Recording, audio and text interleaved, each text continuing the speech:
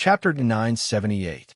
After Song Tonglu became the head eunuch, 2 hours ago was the first time in his life that he brought back a clay box from the imperial astronomer. After that, the emperor rushed to the imperial astronomer expressionlessly.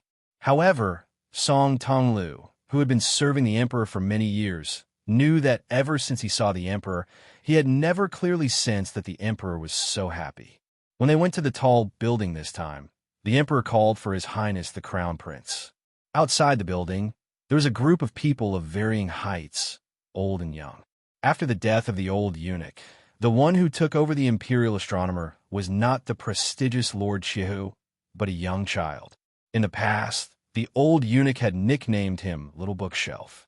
Everyone inside and outside the imperial astronomer had followed suit and called him Little Bookshelf, forgetting the child's original name. Other than the eunuch, who was supposed to be at the age of a private school, and the highly respected Chiu Song Yujing, there was also a new nobleman in the capital, the Prince of Qingsheng, Wu Lingsu, who wore a purple Taoist robe. Now, this prince with a different surname, other than Su Xiao, was the Taoist leader of the northern Taoist sections. Like Zhao Damping, he was also a Taoist minister. No one dared to laugh at him for being a prince with a different surname. Especially when Liang carried out a large-scale extermination of Buddhism, the northern Buddhist sects experienced a catastrophe. Wu Lingsu did not disappoint the emperor. He personally went to the 2 Zen temples and pasted the talisman that sealed off the mountain on the main gate. The survival of the tens of thousands of temples in the north was in Wu Lingsu's hands. Even though the 2 Taoist masters of Mount Longhu had ascended, Wu Lingsu was still aggressive in dealing with the Guangling Taoist and Buddhist temples that bordered the north and south. Mount Longhu could only retreat step by step. Under the gaze of everyone in the world, the nobleman of the Taoist master residence, who shared the same surname as the emperor, was extremely dejected. However, when he saw the emperor and His Highness the Crown Prince, he still respectfully knelt down. The other members of the imperial astronomer originally followed the usual practice of standing and bowing with their hands clasped in front. However, when they saw the emperor and His Highness the Crown Prince, they could only kneel down and kowtow to the emperor. Only the little supervisor did not bend his knees. The emperor of the Zhao family was not angry. Instead, he was very happy. Crown Prince Zhao Zhuan even quickly walked up and pinched the child's cheeks. The supervisor, who was nicknamed the Little Bookcase, was somewhat annoyed. Seeing this, the emperor laughed heartily. After retracting his smile, he entered the building first. When they arrived at the heaven-connecting platform on the top floor, Crown Prince Zhao Zhuan strolled around in front of the bookcase that required a ladder to reach the books above. Wu Lingsu and Song Yujing carefully accompanied him.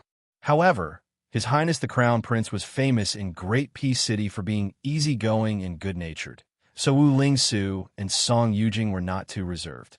When the Crown Prince joked that he liked daughters more, he asked Wu Lingsu, who had once used her bedroom techniques to flatter the officials in the capital, if there was a way for the first child to be a daughter instead of a son. This left the Prince of Qingsheng tongue-tied. He didn't know how to answer. The old-fashioned Song Yujing smiled knowingly. She thought that His Highness the Crown Prince truly had the heart of a child. It was not easy to have such an heir. Outside the building, there was a star-picking path made of 81 pieces of white marble. It abruptly extended 60 feet from the building. The emperor of the Zhao family and the little supervisor were walking in front of each other on the spotlessly white beam of heaven and earth. The spirited child seemed to have no fear of this middle-aged man sitting in the dragon chair. The emperor did not mind this small matter at all. There were too many people in the world who were willing to be his cows, horses, or dogs. Having 1 or 2 people who were not afraid of him and did not pose any threat to him was not a bad thing, but a good thing. There were people in the world who were not afraid of him at all. The nearby ones were the Little Bookcase. As for the distant ones, not to mention the Beimang barbarians, the Liang court, and the common people, they could be counted with one hand. Among the numbers, there was only one person who could make him afraid, and this guy was about to die. How could he not want to laugh? He held his belly and laughed. The emperor of the Zhao family pointed to the northwest of the dynasty and then withdrew his clenched fist.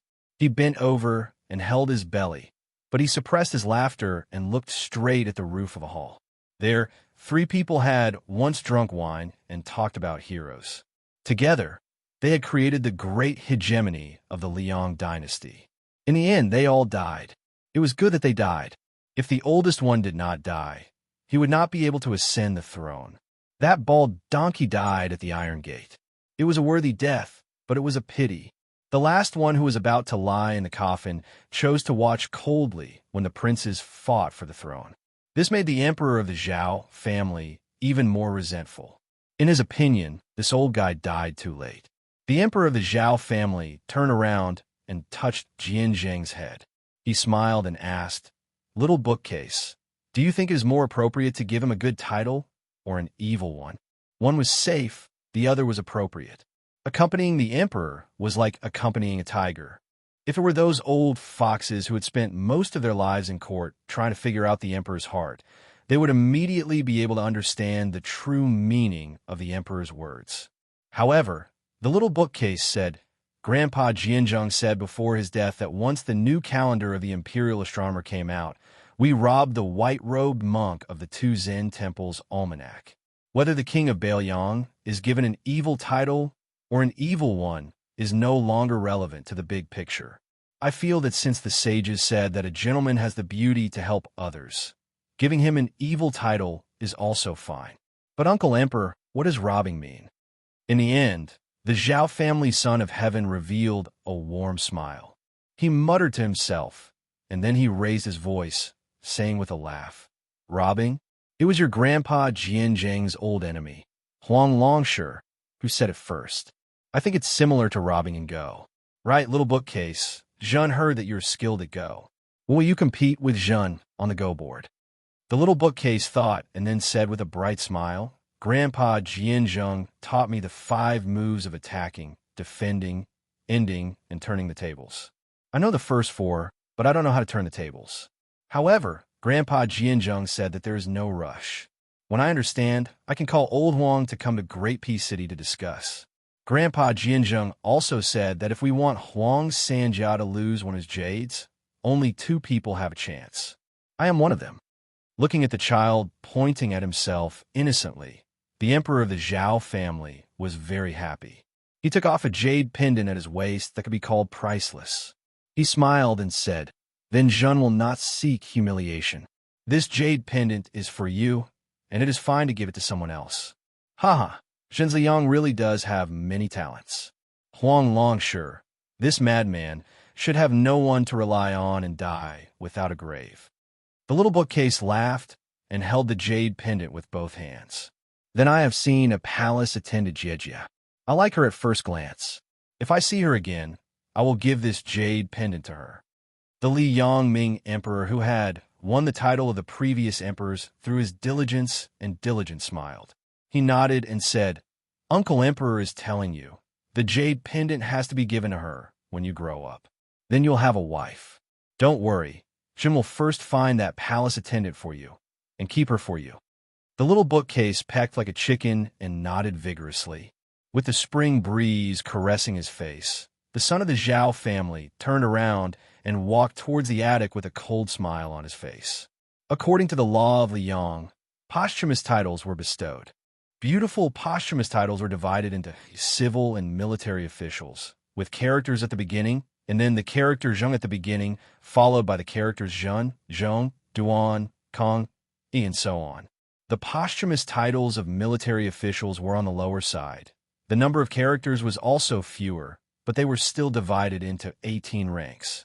Therefore, there were 2 sayings. Scholars should be bestowed 24 titles, and men of character should be bestowed 18 titles. In the past few years, most of the court officials who died were civil officials.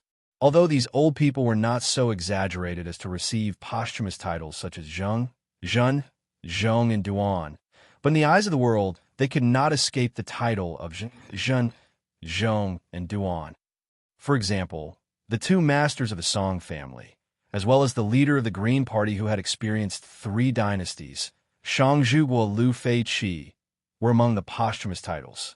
Unfortunately, These fellows' integrity could not be preserved in their later years. Although they were among the 24, their posthumous titles were extremely low. On the contrary, the Liu family, whose family's prestige was far inferior to the Song family's Gangnam-do, Ling Lang, and Man of Jade, had the highest chance of obtaining 2 of these great posthumous titles. Su Xiao, Jin will not give you any evil posthumous titles, but you have long been stripped of your title of de Zhuge. Therefore, as a military official, you can't forget about receiving a civil posthumous title. Moreover, as a military official, Zhen will generously give you the lowest rank of Wu Li. After you die, no matter how timid the fence-sitter is, they will use their mocking laughter to send Su Xiao off for the last time. That night, the prince's mansion of Mount Qing Liang, who was used to the old Prince Liang's tiredness, did not have any abnormalities. They even felt that when they woke up tomorrow, they might be able to see the old man and the young Prince Liang strolling together in the distance. Chapter 979. In the inner room of Su Zhao's small courtyard, Su Weisheng's wheelchair was close to the door. Her hand were placed on her lap, tightly clenched. Su Longxiang, who had hurried back home, stood at the head of the bed with red eyes, her head bowed. Looking from outside the door, she could only see the back of a person sitting by the bed. The old man, lying on the bed, tried his best to suppress his coughs and said slowly, "Dad knows you don't like this Su Xiao who only knows how to prattle and reason. Yes, your dad is very good at using swords and spears. I'm not a person who preaches reason without permission, and I don't like it either. All these years, I've been a rough man who beats whoever scolds me. I'm an old man who stands on the left and right of the throne room with a saber, depending on my mood. But Nyener, if I don't say these things and finish my words, I won't be at ease. Remember, since you're the king of Bailiang, you have to be able to listen to what you don't want to hear. You have to be able to tolerate people you don't like.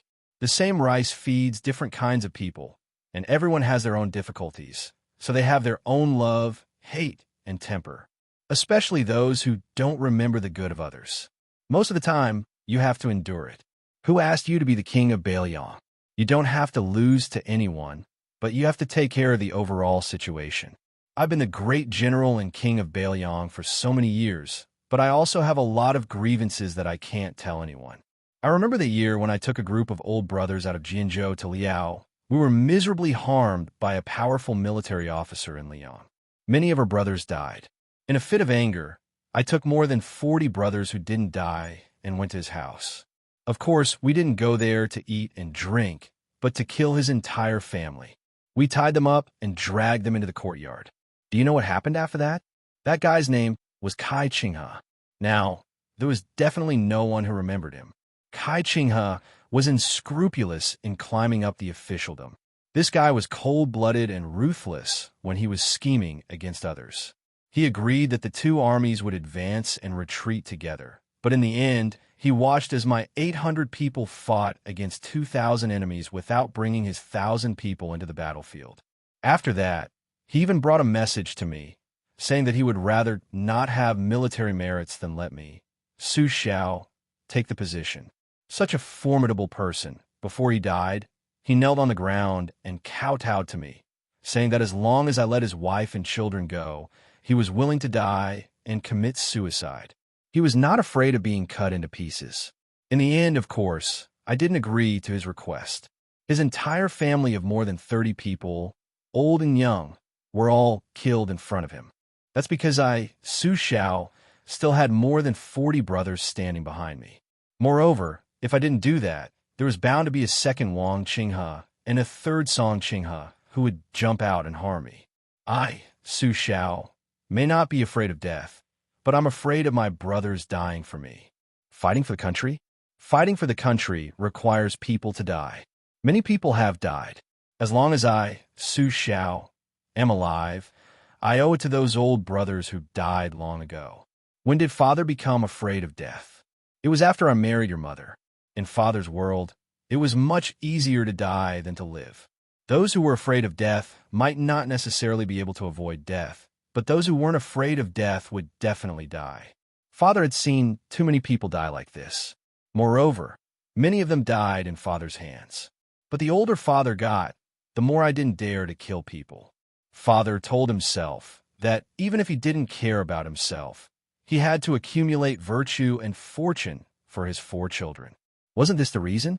No matter how uncouth Father was, he also knew that as a parent under the heavens, there was no reason for him to leave anything good for himself. When Father was young, he wasn't sensible. He was much more sensible than you were when you were young. He only knew how to muddle along, thinking about the outside world all day long. He wished he could leave home thousands of miles away. How would he think about any home? After the 2 elders left, he didn't feel that he had a home. When he left Liao, he told himself that even if he were to die, he would die in glory outside. He would rather die than return to that small place. Later, he met your mother. After tricking your mother into the family, he felt that wherever she was, that was where my home was. Later, when you guys were born and she left, he felt that wherever you guys were, that was where my home was. Our family was different from many other families. In our family, it was the other way around. Your mother always played the role of the good cop and played the role of the bad guy. As for Father, he protected the few of you. Your mother rarely got angry. There was once when Father and Mother weren't by your side. When Father and Mother bullied you, you should fight back. If you couldn't beat them, you should use stones to smash them. If you could pick up a knife, you should use a knife to chop them. Your mother got angry. At first, Father felt that it was reasonable. My son was such a kind-hearted child. Who would dare to bully him? How can I not let him lie in bed? My son let other people's sons lie in bed. As his father, Su Xiao, let his father lie in bed together. This was the principle of the old Su family. After your mother got angry, she calmly told me that it wasn't that she couldn't bear for others to bully Xiaoyan. It was just that Xiaoyan was destined to not be a child of an ordinary family. If he developed a fierce and perverse character, he would never know how to be kind to others. He wouldn't know that suffering losses was a blessing. In the end, the one who would suffer the most would definitely be her own child. She even said that Su Xiao would die of old age one day. At that time, no one would be able to protect Xiaoyan. Your mother passed away early. Father, who was the most unruly person, couldn't teach you anything. However, I firmly remembered your mother's words. Spoiling a child is equivalent to killing a child. Nianer, those few times when I got angry at you, it wasn't because I blamed you. It was because I didn't fulfill my duty as a father well. In the past, you were always unwilling to call me father. I really wasn't angry. Every time you hit me with a broom, every time you hit me, it hurt more and more. I knew then that Father was old and you had grown up. This was a great thing. The old man's words were intermittent. They were always interrupted by heavy breathing and difficult coughs. That young figure didn't say anything. He only held the hands of the old man on the bed with both hands. This old man who had never shed tears in front of any of his children, this old martial artist who had been cursed by all levels of society as a butcher, finally couldn't stop his tears from flowing today. Even if the old man wanted to wipe them away, his essence, energy, and spirit had long dried up like oil in a lamp. He also didn't have the strength to raise his hand. Meanwhile, that young man whose expression couldn't even be seen by his older sister and younger brother didn't even dare to stretch out a hand to help the old man wipe away his tears. He was scared that once he let go, the old man really would leave. Being called a loner after becoming an emperor is because there is a difference between the monarch and his subjects. Moreover, after being an emperor for so long, you really don't see yourself as a human anymore. You really think you're some bullshit son of heaven. Our Su family relied on our own efforts to become this king of Baelyang. He's not much different from an emperor. Nianer, let's not talk about other things. The feeling of being a loner is not good. Father has tasted it before, so I don't want you to walk down this old path even more. That's why back then, when I let Yin Jieshi's family go and let them go to the capital to become relatives of the imperial family, Father has never regretted it. Su Xiao even dared to curse the old grand secretary until he was half angered to death. So how could he place a pedantic scholar in his eyes? Father just doesn't want you and Yin Chiji brothers to become enemies. Even if you two are destined not to be brothers, it's good enough to let you two have some good memories. Father's happiest moments these past few years, one was returning home from the border, seeing all of you well, The other was occasionally dreaming of your mother. Ever since your mother agreed to marry me, I, Su Xiao, have always owed her. The only thing father complains about her is that she left early. Between husband and wife, the one who leaves later is the one who suffers the most. This suffering isn't about working hard for the family business. It's all what we men should do. It's just that many times when something good happens, there's no one by my side to say a few words. Either that, I miss her very much, but I can't see her, right? The world is very big. Father has traveled to many places and met many people.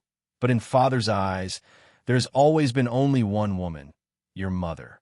At the door, Su Weisheng covered his mouth with a fist, still sobbing uncontrollably. The loquat tree in the courtyard was personally planted by your mother after she came here. In the future, when there are loquats and you miss father and mother, remember to pluck some and put them on the grave.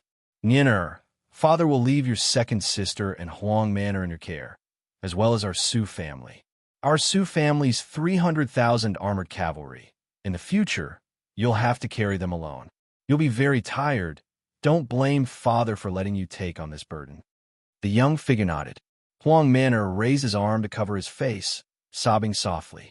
When the old man said the last words of his life, Su Weisheng threw himself out of the wheelchair, wailing loudly. The young figure raised his head. With his back to the siblings, he only opened his mouth wide, crying silently for fear of disturbing the old man who had his eyes closed. In the end, the old man said, "Father, sleep for a while." Chapter 980. During the rainy season of the first year of Xiangfu, Beiliang Palace removed all of its large red lanterns. The festive red couplets were also replaced with white couplets in the wee hours of the morning. Coincidentally, there was a slanting wind and a drizzle. The trees wanted to be quiet, but the wind and rain did not stop. The children wanted to be nurtured, but the parents were no longer there. The raindrops struck the roof tiles of the tens of thousands of clumped-together tiles. From far to near, gently and heavily, they wrapped around fine streams of water that trickled down the roof troughs and eaves. It was like a wine cup hanging from a wine cup, a dense web of knocking and gliding notes. When the couplets outside Mount Qingliang were changed to couplets that everyone could see, all of Liangzhou was dumbfounded. Word spread from 1 to 10, and from 10 to 100. Many old people gathered their courage and came to the outside of the prince's mansion at the foot of the mountain to personally see the ghastly white couplets. Then, 2 hours later, not a single firecracker or drum could be heard in the city. The main road of Liangzhou led directly to Beiliang Palace. The streets were covered in white mourning. Afterwards, Liangzhou's provincial governor, Hu Kuei, dressed in mourning robes made from the coarsest linen, led all of the Liangzhou government officials to the E-gate. Hu Kuei did not step onto the steps. Instead, he stood at the bottom of the stone steps and faced the tens of thousands of Liangzhou commoners on the main road. After a moment of silence, he turned around and shouted with all his might, "Bow!" The wind and rain were dark. A large swath of people knelt on the streets in a vast expanse of whiteness. One bow, 3 kowtows. The sound of the 3 kowtows was as heavy as spring thunder. Bow again. Bow 3 times. 1 bow, 3 kowtows, 3 bows, 9 kowtows. Great Peace City, Jingzha. The officials of the capital all considered the mourning court to be hard work. Many old foxes of the officialdom had long since developed the ability to enter the Forbidden Palace on time. However, 80 to 90% of the officials had gathered early outside the palace gates. A strange, celebratory atmosphere appeared on the Imperial Road. No one wanted to break that layer of window paper. Although everyone in Great Peace City already knew that the old man from Beiliang was finally dead, countless people were clapping and cheering. They formed cliques and groups. For this reason, they floated white after white and were dead drunk. They had to be carried home. According to the laws of the Liang dynasty, the death of a vassal king must be reported by the crown prince to the imperial court and the court of imperial clan within the capital. Lame Su was a king with a different surname, so the court of imperial clan did not mind. Logically speaking, the crown prince should also rush to inform the crown prince. However, the Ministry of Rights in Great Peace City could not wait. The crown prince was magnanimous enough to not fuss over this matter. He only set up a rule that in this morning's imperial court, the crown prince would first present a memorial to the crown prince of Northern Lyon. For this reason, the Ministry of Rights was in chaos. First, the Minister of Rights, Liu Daolin, who was related to Butcher by marriage, said that he was sick and did not care about the affairs of the Ministry of Rights. Without a leader, the two third-rank left and right assistant ministers of the Ministry of Rights had different opinions and could not work together, so they pushed the responsibility to each other. As for Jiang Yongla, who was in charge of the Ministry of Rights, compared to the two cunning assistant ministers of the Ministry of Rights, Jiang Yongla was originally one rank lower. He was also in charge of the memorial to the Crown Prince of Rights. Actually, in the past, when he bestowed posthumous titles, there were traces that could be followed. The Crown Prince's thoughts were not too deep. The Song family's young teachers, Wen Huai and Liu Feiqi's Wen Gong, were both written by him. The two were at the back of the Liang dynasty's posthumous titles.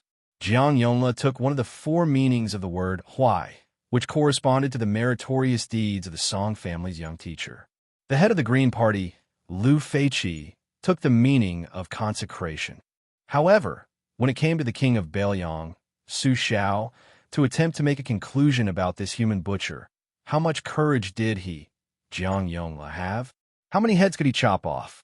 Even if he was lucky enough to guess the emperor's thoughts, as long as it did not conform to the opinions of the world, or did not conform to the tastes of the court officials, or even cause the martial artists of Beiliang to hold a grudge against him, a mere department for purging officials, could casually make things difficult for someone, and he would have no chance in his official career in this lifetime. Jiang Yongla almost wanted to give this fellow a punch, but in the end, he did not have the courage to do so. Pan Chunjian was a true martial artist of the battlefield. If they really fought, even 10 Jiang Yongles would have to lie down. Jiang Yongla was sullen all day, as if his wife had died. In the past 3 days, he had lost countless strands of hair. In particular, Jingjia had spent the last few hours sitting by the light of a lamp before morning court. He had practically flipped through the posthumous solution book, yet he was still unable to write. He truly had the heart to die. Before dawn, Jiang Yongla slapped away the teacup and the posthumous solution book, sending them crashing to the ground. This department for purging officials abruptly stood up, almost crazed. His fingers trembled as he pointed at the foggy and pitch-black scenery outside the window. He angrily cursed, "Old man Su, even if you die, you still won't let this Jiang live in peace?" The maid waiting outside the door was trembling with fear. She summoned her courage and knocked on the door, but was angrily shouted at by the department for purging officials from inside the room. The maid no longer dared to push open the door and disturb the master's important matter. Jiang Yongla sighed, crouched down, and picked up the posthumous solution book. The book had been soaked in tea. Jiang Yongla raised his sleeve to wipe away the tea stains, then carefully tore open the pages that were stuck together and placed them back on the desk. With disheveled hair, Jiang Yongla stretched out his 5 fingers to stroke his silver-white hair. With a silly chuckle, he sat upright and still and began to write at a great speed. He separated the civil and military titles, totaling 42 beautiful titles and 15 evil titles, and casually wrote them on a piece of lanting, familiar proclamation. When he put down the brush, he was already extraordinarily tired. The department for purging officials was gasping for breath. He turned his head and ordered the maid outside to bring in a copper coin. After the confused and beautiful maid entered the room, she saw the master point at a piece of familiar proclamation whose writing could faintly be seen through the back of the paper. He had her place the copper coin on the paper. After the maid did so, she was dismissed by Jiang Yongla with a wave of his hand. Jiang Yongla pressed down on the copper coin with one hand and flipped over the familiar proclamation with the other. As a result, the department for purging officials, who intended to resign himself to fate, saw the words that the copper coin was leaning against. Li, posthumous solution, meritorious service to the country, slaughtering the innocent. Jiang Yongla hesitated for a moment, then muttered to himself, "This is the will of heaven." The eastern sky started to turn white. In the main hall, there were many talents and officials. Most of them were wearing the purple court robes that only third-rank officials could wear. Some of the elders who were conferred the title of Duke and Marquis even had official patches embroidered with pythons. The assistant ministers and officials who wore the red robes were mostly at the back. Now that they had been conferred the title of king and vassal, there was only one crown prince, Zhao Zhuan, left in the main hall. He stood alone in front of the officials to his left and right, closest to the 9 steps. The emperor of the Zhao family sat on the dragon throne. 2 giant incense burners were surrounded by immortal qi. He sat in the north and looked toward the south. When the weather was good, he could even see the imperial road far away. The emperor looked away. Almost no one in the main hall dared to raise their heads. Only Grand Secretary Zhang Jiulu, 2 or 3 officials of the 6 departments, and a few generals dared to look at him. Only Tananan Huanwen raised his head and stared. The emperor didn't know what the old man was looking at. He looked around. The Minister of Rights, Liu Daolin, didn't come to court. The new Minister of War, Chun Zhibao, had his eyes closed. Gu Jiantang guarded the border all year round, and all the military officials in the main hall looked up to him. It was said that Chun Zhibao had received old Minister Gu's instructions. At the beginning, he was well-behaved, and many of the military affairs were handled according to the new Minister of War's wishes. Actually, Chun Zhibao didn't get involved and was rather lazy. He spent his days in the Gu hut reading. Later, Gulu probably felt that this little person was at his wit's end and started to provoke him. In the end, the treasurer of the Ministry of War, Huang Yi, was stripped of his official robes and thrown out of the Gu hut. The assistant ministers in the Gu hut, Shuang Lu, Liu Baijie, and Liu Xingxiang, didn't do anything and didn't even lift their eyelids. Huang Yi, who had a wide network of connections, went everywhere to persuade them. After this, the censorate started to impeach Minister Chun. In the end, the emperor casually revoked Manager Huang Yi's official 4th-rank title. Under the emperor's feet, Huang Yi didn't dare to be angry or say anything.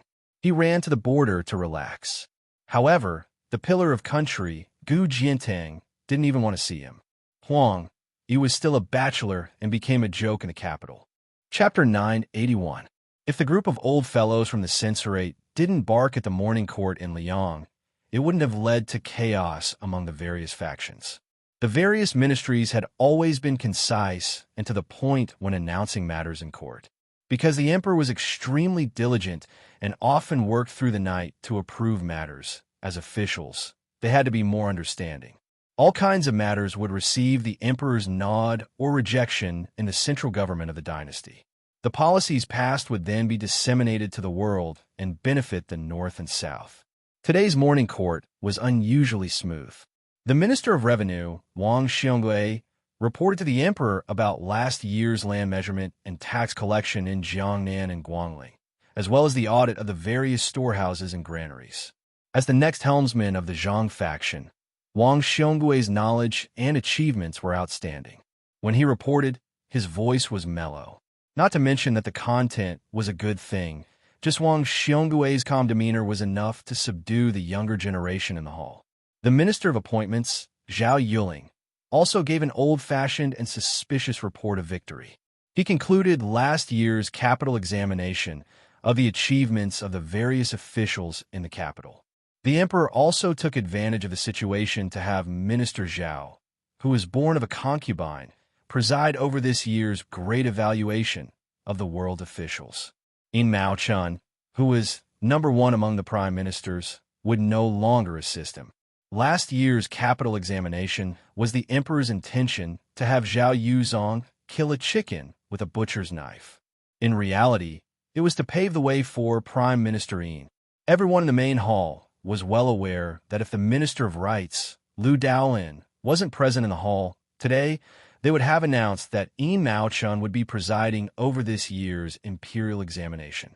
The so-called disciples spread all over the world, but the number of pillars of the imperial court who could be said to be the mainstay of the imperial court could actually be counted on one's fingers. Old Master Song, Grand Secretary Zhang. It was very simple. Soon after, Chun Bao, who rarely spoke in court, opened his eyes. When he took a step to the side and entered the field of vision of all the civil and military officials, a purple-robed official who had been secretly moistening his throat immediately shrank back. Chun Bao's words were cold. He spoke about the 2 Liao guard stations and the disbanding of the military towns in Ji province. He also spoke about the rebellion of the 16 clans in Nanzhao and Huai province over the imperial wood. This immediately cooled the festive atmosphere in the palace. However, the important officials in the front row quickly glanced at the emperor's face and still maintained their smiles. They were not in a hurry to speak. They only smiled and warmly asked Minister Chan to go with them to the ceremonial pavilion to discuss slowly with the scholars. Naturally, there would be a few clerks recording and archiving things on the side. Afterwards, the Assistant Minister of the Ministry of Justice, Han Lin, who had a conflict with Minister Wang of the Ministry of Revenue last year, reported on the matter. There were also 2 Grand Secretaries of the Ministry of Justice who filled in the gaps and said some irrelevant things. Then, when the left servant Huan finally slowly withdrew his gaze and coughed, everyone immediately became alert. A good show was about to begin. The blue-eyed, purple-bearded Zhang Jiulu was standing right next to Tan Nan, but he turned a deaf ear to this. He only looked towards an empty space not far from Crown Prince Zhao Zhuan. 2 years ago, there was still a chair set up for West Chu's Grand Preceptor son Shiji. Only, ever since the old man entered the Ministry of Justice and resigned from his position as the left servant, he was demoted to a mere second-rank Guangling Dao Scripture envoy. Now there was no one left. Grand Secretary Zhang then turned around to look behind him. His student Wang, Xiongui, and many other ministers were all looking towards Jiang Yongla. Meanwhile, the Ministry of Personnel Zhao Yuling, who was standing next to him, just happened to be looking behind Grand Secretary Zhang. Caught red-handed, Zhao Yuling, who emerged from Eternal Hui's spring, immediately turned his head. From Eternal Hui first year to Eternal Hui fourth year, it was precisely the beginning of the current emperor's ascension to the throne. Zhang Jiulu also became the current Grand Secretary at that time, continuously ruling the imperial examinations for 4 years. He, Zhao Yuling, his fellow countryman Yuan Gua, as well as Yin Mao Chun, Wang Xiongui, and Han Lin, these 3 were all carps that jumped over the Dragon's Gate, could be considered fellow disciples of the same master, all of them Grand Secretary Zhang's disciples. However, in the end, it was first Ministry of Works Yuan Gua who left Zhongdang in dismay, then Yin Mao Chun who entered Hanlin Academy, establishing his own school. Immediately afterwards, Han Lin was also expelled from Zhongdang by Grand Secretary Zhang, never stepping foot into that Zhongdang again. The Ministry of Personnel, which had great authority among the 6 ministries, had always been viewed as Grand Secretary Zhang's own residence. Unfortunately, during these years, they also seemed to be united on the outside, but actually broke apart. Zhao Yuling felt a bit of guilt towards this, but couldn't be said to be regretful. He, Zhao Yuling, wasn't willing to submit to others. Being under Grand Secretary Zhang was still fine, but who did that Wang Xiongui think he was? Back then, in the imperial examinations, he only obtained 3rd place. Why was it that Wang Xiongui was the one who was able to enter the eyes of Grand Secretary Zhang and the Imperial Academy's left Chancellor Huanwen, and not him, Zhao Yuling? Now that General Gu had left the Ministry of War, the 6 ministries had returned to normal, and the Ministry of Personnel in his hands was in charge. Zhao Yuling really wanted to know if the Grand Secretary regretted choosing Wang Xiongui as the future leader of the Zhang faction. A trembling voice in the Great Hall interrupted the Minister of Personnel's reverie. Jiang Yongla of the Department for Purging Officials of the Ministry of Rights braced himself and walked out of the ranks. He slowly knelt down and said, "Minister Jiang Yongla has something to report." When Jiang Yongla gritted his teeth and proposed the posthumous title of the King of Baoyang, the imperial court was in an uproar.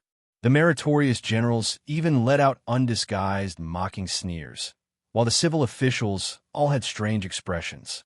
Zhang Jiulu frowned, and Tantanon began to stare blankly at the beam of the great hall again. Yang Shenxing, who wore a second-rank line official robe, was a famous general of the current era who had made a name for himself in the spring and autumn period. He had been granted the title of General of a Kingdom. He was already in his 80s, but several generals who were 7 or 8 years younger than him had lived longer than him. After those old fellows died and were granted posthumous titles, there were few descendants in their families who could hold up the position. As for those who inherited the titles of General of a Kingdom, there was a gap in age between them. Moreover, because their military achievements and reputation were insufficient, it was very difficult for them to be mentioned in the same breath as Yang Shenxing. It could be said that among the military officials of Liang, other than Gu Jiantang and 2 other old generals, no one dared to not listen to Yang Shenxing, who was in charge of the military defense of Jingji. The old but sturdy Yang Shenxing saw that no one in the Great Hall was responding, so he casually walked out. When old people entered the Great Hall, they had to kneel, but there was no need for them to do so. Yang Shenxing first cupped his fists and saluted toward the dragon throne. He then looked at Jiang Yongla and sneered, "Su Xiao has committed grave sins. When he was alive, he was the king of Bailiang and even received the title of Pillar of the State. He was already immensely benevolent. Now that he's dead, how can he be worthy of Wushiba? Casually pick one of the first few posthumous titles, and the imperial court will already be treating Su Xiao well." When the old general said this, Jiang Yongla didn't even dare to breathe loudly. His head was so low that it almost touched the ground. The 4th-rank Skylark official patch on his back was clearly soaked with sweat. The Zhao family's son leaned back against the dragon throne with a faint smile. The assistant minister of the Ministry of War, Lu Xingxiang, stepped out and said calmly, "I think Su Xiao should be posthumous." The imperial court was in an uproar. This posthumous title was one of the last few in the list of posthumous titles. Betraying one's superiors and rebelling against one's superiors was almost the same as defining Su Xiao as a traitor of the Liang dynasty. Many people looked toward the Minister of War, Chun Jibao, who was in front of Lu Xingxiang.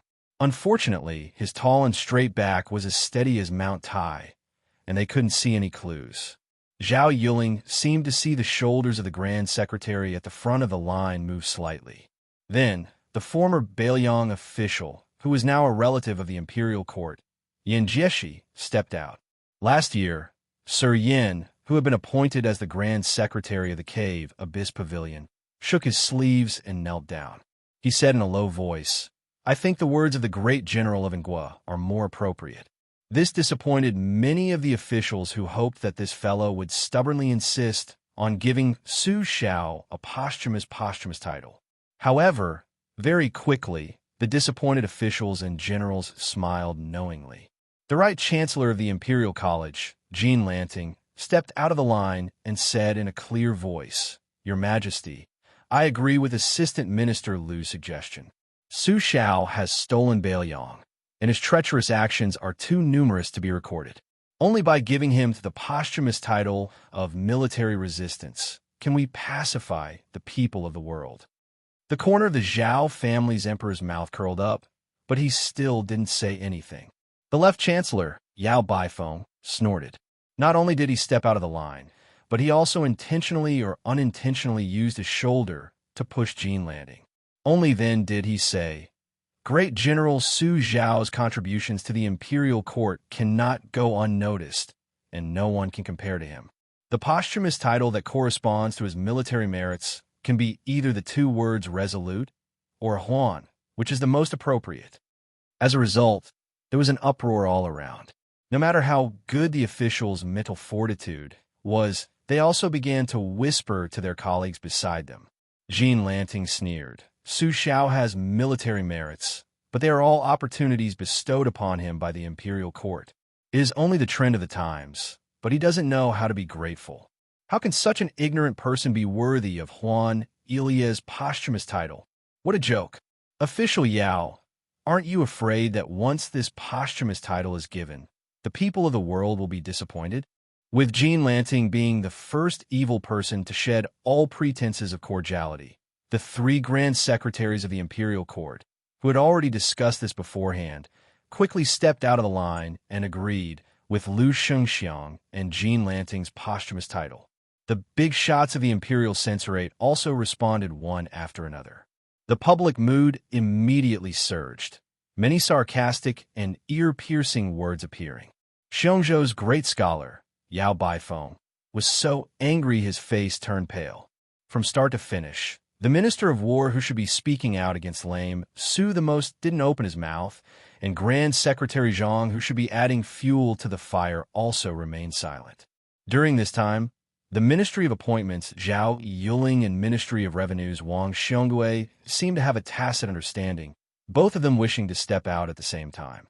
In the end, Tananon turned around and glared at them, both of them pulling back their steps with bitter smiles. In the end, after the emperor stood up, he expressionlessly looked down on the civil and military officials of the imperial court, lightly saying this before withdrawing from the court. Merits and demerits offset. Su Zhao's posthumous title is Wu Li. The civil and military officials, each harboring their own thoughts, filed out of the hall. Many of the important officials' gazes towards the Ministry of Rights Department for purging officials Jiang Yongla became a bit warmer. This brat was clearly going to run into dogshit luck. Who would have thought that such a great disaster would actually forcefully turn into an enormous blessing for him? Huanwen surprisingly didn't leave the hall together with his good friend Zhang Julu, instead quickening his steps, crossing over the threshold early on, walking with all smiles behind Jean Sabin, who was just about to walk down the white jade steps. He patted his shoulder, telling this refined right chancellor that he had something to discuss. Soon after, a robust young man walked to the corner of the corridor outside the hall. Jean Lanting thought that this was his suggestion from the morning court, and that it was accepted by the Zhang faction behind Tannan. He was a bit secretly delighted, feeling that he was most likely going to become Zhang Lu's new noble. In the end, the result was that old man Huan smashed a fist into Jean Lanting's face with all his strength, cursing, "How many knives did I take from you in the past? Later, I'll pay you back according to the amount of silver, you dog thing." The right chancellor covered his face, staring blankly at the old man's departing figure, as if the sky had collapsed. On the steps, the left chancellor, Yao Baifeng, and Zhang Julu, who had rarely interacted with each other, were unexpectedly standing side by side today. Huan walked over, and the three elders looked at the imperial road outside the palace gate together. Among the majestic figures of the officials, Chun Jibao was the most eye-catching. The civil and military officials of the pillars of the dynasty were all discussing spiritedly. Without exception, they were all waiting to see the new king of Bailiang make a fool of himself. When they thought of the comical scene of the young man receiving the imperial edict, they couldn't stop laughing. Before Chun Jibao walked out of the palace gate, he turned his head to look at the roof of the main hall. On this side of the steps, Huanwen was still angry, saying, "What a wonderful season of hibernation." Zhang Julu sneered softly. "All living things are shaken when they come out, and hibernating insects are startled away." Chapter 982. In Liang's officialdom, there were three similarities. That was the Minister of Appointments, Zhao Yuling, and the Assistant Minister of Works, Yuan Gua, coincidentally had the same teacher as Zhang Julu. They were both children of humble concubines from the old northern Hans, Jinmen Commandery. During the reign of Yonghui, they both participated in the imperial examinations. One was the Zhuangyan, the other was the second, causing Jinmen Commandery, which had very few grand scholars, to become famous overnight. The two manors were only 200 to 300 paces apart. They frequently visited each other, and the neighbors were already used to it. Today, not only had Yuanghua come to the Zhao Manor, but Minister Zhao's in-law, Yin Mao Chun, also came. The two important officials of the court had brought their children. The juniors were all about the same age, and the children of the three surnames were also good friends. At that time, Wang Yuanran, the youngest son of the Minister of Revenue, Wang Xiongui, had drunk and molested Zhao Yuling's second daughter. Of course, he had stirred up a hornet's nest. Moreover, he had beaten up the only son of the Assistant Minister of Justice, Han Xingyan, who had come out to mediate the fight.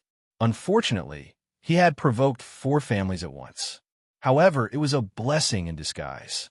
As a result, Wang Yuanran's title as the #1 young master in the capital was confirmed. Although he had been dragged to the Zhao Manor by his father, the Minister of Revenue, to kneel for an hour in front of the Zhao Manor, this did not prevent young Master Wang from being in the limelight in Great City. Yuan Gua had no wife or children, but he had the best relationship with children among the younger generation. While Zhao Yuling and Yin Mao Chun, these two in-laws, were using the winter snow in the cellar to make tea, Yuan Guo was still drinking with a large group of young men and women. He personally heated up the wine and handed it over, not feeling that it was beneath him. The dozen or so juniors were used to it, and actually felt that it was right and proper. For example, Yin Maochuan's eldest son, Yin Chang'an, when he was young, he would sit on Uncle Yuan's neck every day and pee. The uncle and nephew even jokingly agreed that in the future, Yin Chang'an would take care of Assistant Minister Yuan in his old age and send him off when he died. Just like when Han Xingyin went to drink with prostitutes for the first time when he was young, he was tricked by the old Yuan Gua. This made the old scholar Han Lin furious, so angry that he ran to the Yuan mansion's tightly shut main door without wearing shoes and cursing for a long time. As for Yuan Gua, he didn't feel the slightest bit guilty. When he opened the door, he would pick his ear wax with one hand and hold the wine pot he had casually stolen from the brothel with the other. With a mischievous smile, he asked Assistant Minister Han if he wanted a drink, angering Han Lin to the point that he broke off all relations with Yuan Gua. However, after this, Han Xingyin would often sneakily ask Yuan Gua for wine. Han Lin couldn't control him even if he wanted to, so he might as well not be troubled by it. Yin Chang'an and Han Xingyin, as proper officials of the capital, had both participated in that morning court session. However, their ranks weren't high enough to enter the hall, so they naturally couldn't hear the storm raging in the hall clearly. At this time, Yuan Guo was sitting on the couch, holding Yin Maochuan's eldest grandson in his arms. He dipped his chopsticks in wine for the child to open his mouth and taste while vividly describing the 8 immortals crossing the sea in the imperial court. After Assistant Minister Yuan's embellishment, everyone who heard it was shocked. Just then, Grand Secretary Zhang's unbetrothed daughter and Prime Minister Yin's youngest daughter also entered the room. Yuan Gua, like an old urchin, shamelessly asked the two girls to be his uncle and massage his shoulders. Zhang Gaoxia, who was notorious among the children of Great and City Yamen, glared at him. She, who was wearing a sword, pulled it out 2 inches and then fiercely returned it to its scabbard. Assistant Minister Yuan, who was familiar with this heroine's temperament, could only smile awkwardly. Fortunately, Yin Heyun was much more obedient. She sat diagonally by the couch and massaged this uncle's shoulders. Yin Chang'an shot a glance at the tall Zhang Gaoxia, and then quickly retracted his gaze. He chatted idly with his wife, who had returned to her maternal home today, about trivial household chores. Han Xingyin's expression didn't change. He only sighed inwardly. How could he not know Brother Yin's feelings for Zhang Gaoxia? Before he became the groom, all of his friends of the same age were congratulating Brother Yin on becoming Minister Zhao's son-in-law. They all said that the Yin and Zhao families were well matched in terms of social status, and that they were a perfect match. But that night, Yin Chang'an had only dragged him and Han Xingyin to a small restaurant to drink to drown their sorrows. Han Xingyin exhaled. Why else would it be said that threads of love were easy to tie and hard to untie? Speaking of which, it was strange. In terms of beauty, Zhang Gaoxiao wasn't even as good as his sister-in-law. She had the same pair of blue eyes as her father, the Grand Secretary. Also, if a woman's lack of talent was a virtue, then Zhang Gaoxiao really deserved to be unable to get married. She could compete with the crown prince consort, who was nicknamed Female Scholar, and no man could beat her. Her swordsmanship was also extraordinary. She had studied under the Dongyue sword pool great Grandmaster Song Yinqing and the #1 swordsman of the capital, Qi Jiajia. Naturally, she was nothing but an embroidered pillow. Even the Tangxi sword immortal, Liu Baijia, praised her talent in the way of the sword. The first prince, Zhao Wu, had suffered at Zhang Gaoxiao's hands. This woman was truly a heroine who could do as she pleased in Great Peace City. In any case, if she was alone, no one could beat her. Competing in family background? Sorry, her biological father was Zhang Julu, and her adoptive father was Huan Wen. There's also a large group of court officials like Yuan Gua, who had left the Zhang faction but still cared about their relationship, supporting her. Who would dare? Yuan Gua still wanted to take a pair of chopsticks for Prime Minister Yin's young grandson to dip in wine, but Zhang Gaoxia, who couldn't stand it anymore, snatched the child away. Yuan Gua could only change the topic and ask, "Were we just now?" Minister Zhao's youngest son, Zhao Wenwei, was still a youth. He said excitedly, "Uncle Yuan was just talking about how that Imperial College's third young Master Jean had a bloody nose and a swollen face for some reason." Yuan Gua chuckled and said, "That's right, this old punch was given by our Tannenon's old Master Huan. It was truly crafty and ruthless. Poor Chancellor Jean first angered Master Yao, and now he was beaten by old Master Huan, who was once half his official guide. Blessings never come in pairs. Misfortunes never come singly. Therefore, you melon children, in the future, you must remember to tuck your tail between your legs when you become an official. Don't get too carried away. There's always a higher mountain. Whether it's Uncle Yuan or your father, their hats aren't small, right? Heh, you still can't avoid convention." The three families knew each other well, and with Yuan Gua around, there wasn't any taboo at all. Han Xingyan frowned and said in a low voice, "Uncle Yuan, although Chancellor Jin's hobby is to strike at Beiliang's betrayal and rely on this to gain a good name and reputation in the court, and his table manners are somewhat despicable, in the end, it's beneficial to the imperial court and the country. Furthermore, he does have a lot of brilliant ideas from a strategically advantageous position, making people can't help but slap the table in praise. He and Master Yao are at odds with each other inside and outside the Imperial College. This is a good thing for left servant Shi. So why did he have to fight? Aren't you afraid that this will enter His Majesty's ears?" Yuan Gua slurped down a mouthful of wine and subconsciously rubbed his ears. He laughed and said, "Why would old Master Huan care about such a trivial matter? You guys are too young. Back then, when your father and I entered the Imperial Court as officials, the Grand Secretary's temper was exceptionally good. The one who was worse was old Master Huan. Uncle Yuan was pulled by the ear and scolded quite a bit back then. That's right, the matter of old Master Huan beating up Jean Lanting. Forget it if you've heard about it, but don't talk about it in this room. It won't be good if word of it gets out. Otherwise, I'll have a headache from your father's nagging." Yuan Gua saw that enchanting wanted to say something, but stopped, so he drank all the wine in his cup in one gulp. He cried out in satisfaction and extended his cup to let Han Xingyan fill it to the brim. He grabbed a peanut and threw it into the wine cup. The wine was excellent and could hang in the cup, so even if the wine had already reached the top of the cup, it still didn't overflow at all. The assistant minister lowered his head to look at the ripples and was somewhat absent-minded. When he raised his head, he regained his composure and gently swirled the wine cup with a smile. "I know what you guys want to ask the most. It's not that I can't talk about this matter, but..." The heroine, who was teasing Yi Maochuan's grandson, said unhappily, "I'll just pretend I didn't hear it."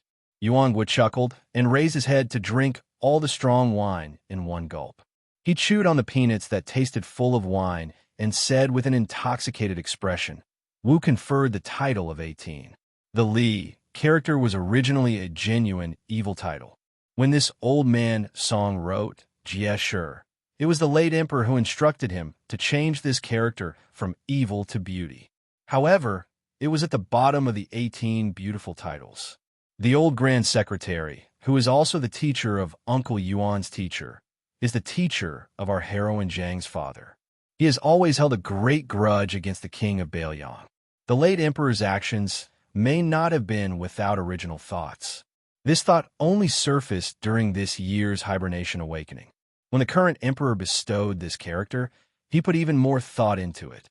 Given His Majesty's bearing, he naturally wouldn't give Great General Su any evil titles. If he were to generously give the other 17 beautiful titles, the Great Hall would be thrown into chaos that day. After talking about the imperial court, let's talk about Beiliang. From His Royal Highness, the young man who became the king of Bailiang from hereditary succession, should he accept this title that's neither high nor low? If he doesn't accept the imperial edict, Han Xingyin smiled and said, "Does this guy want to tell the world that the Su family is going to rebel?" Yuan Guo put down his wine cup and dismissed Han Xingyin's judgment with a smile. He continued, "If Bailiang swallows his anger and accepts this imperial edict, given Bailiang's loyalty to the old vassal king, the new vassal king will undoubtedly lose the confidence of the army and the people. It's no different from tearing down his own house." With Uncle Yuan's words, do you think the young king of Bailiang should accept the imperial edict or not? Xingyin, I'm asking you. Han Xingyin thought about it and smiled. I bet that guy still doesn't dare to not accept it. He'll just try his best to minimize the big matter and pretend to be calm and do his best to suppress the matter of the posthumous title. Enchanting furrowed his brows and said, "It's difficult. The scholars are all watching.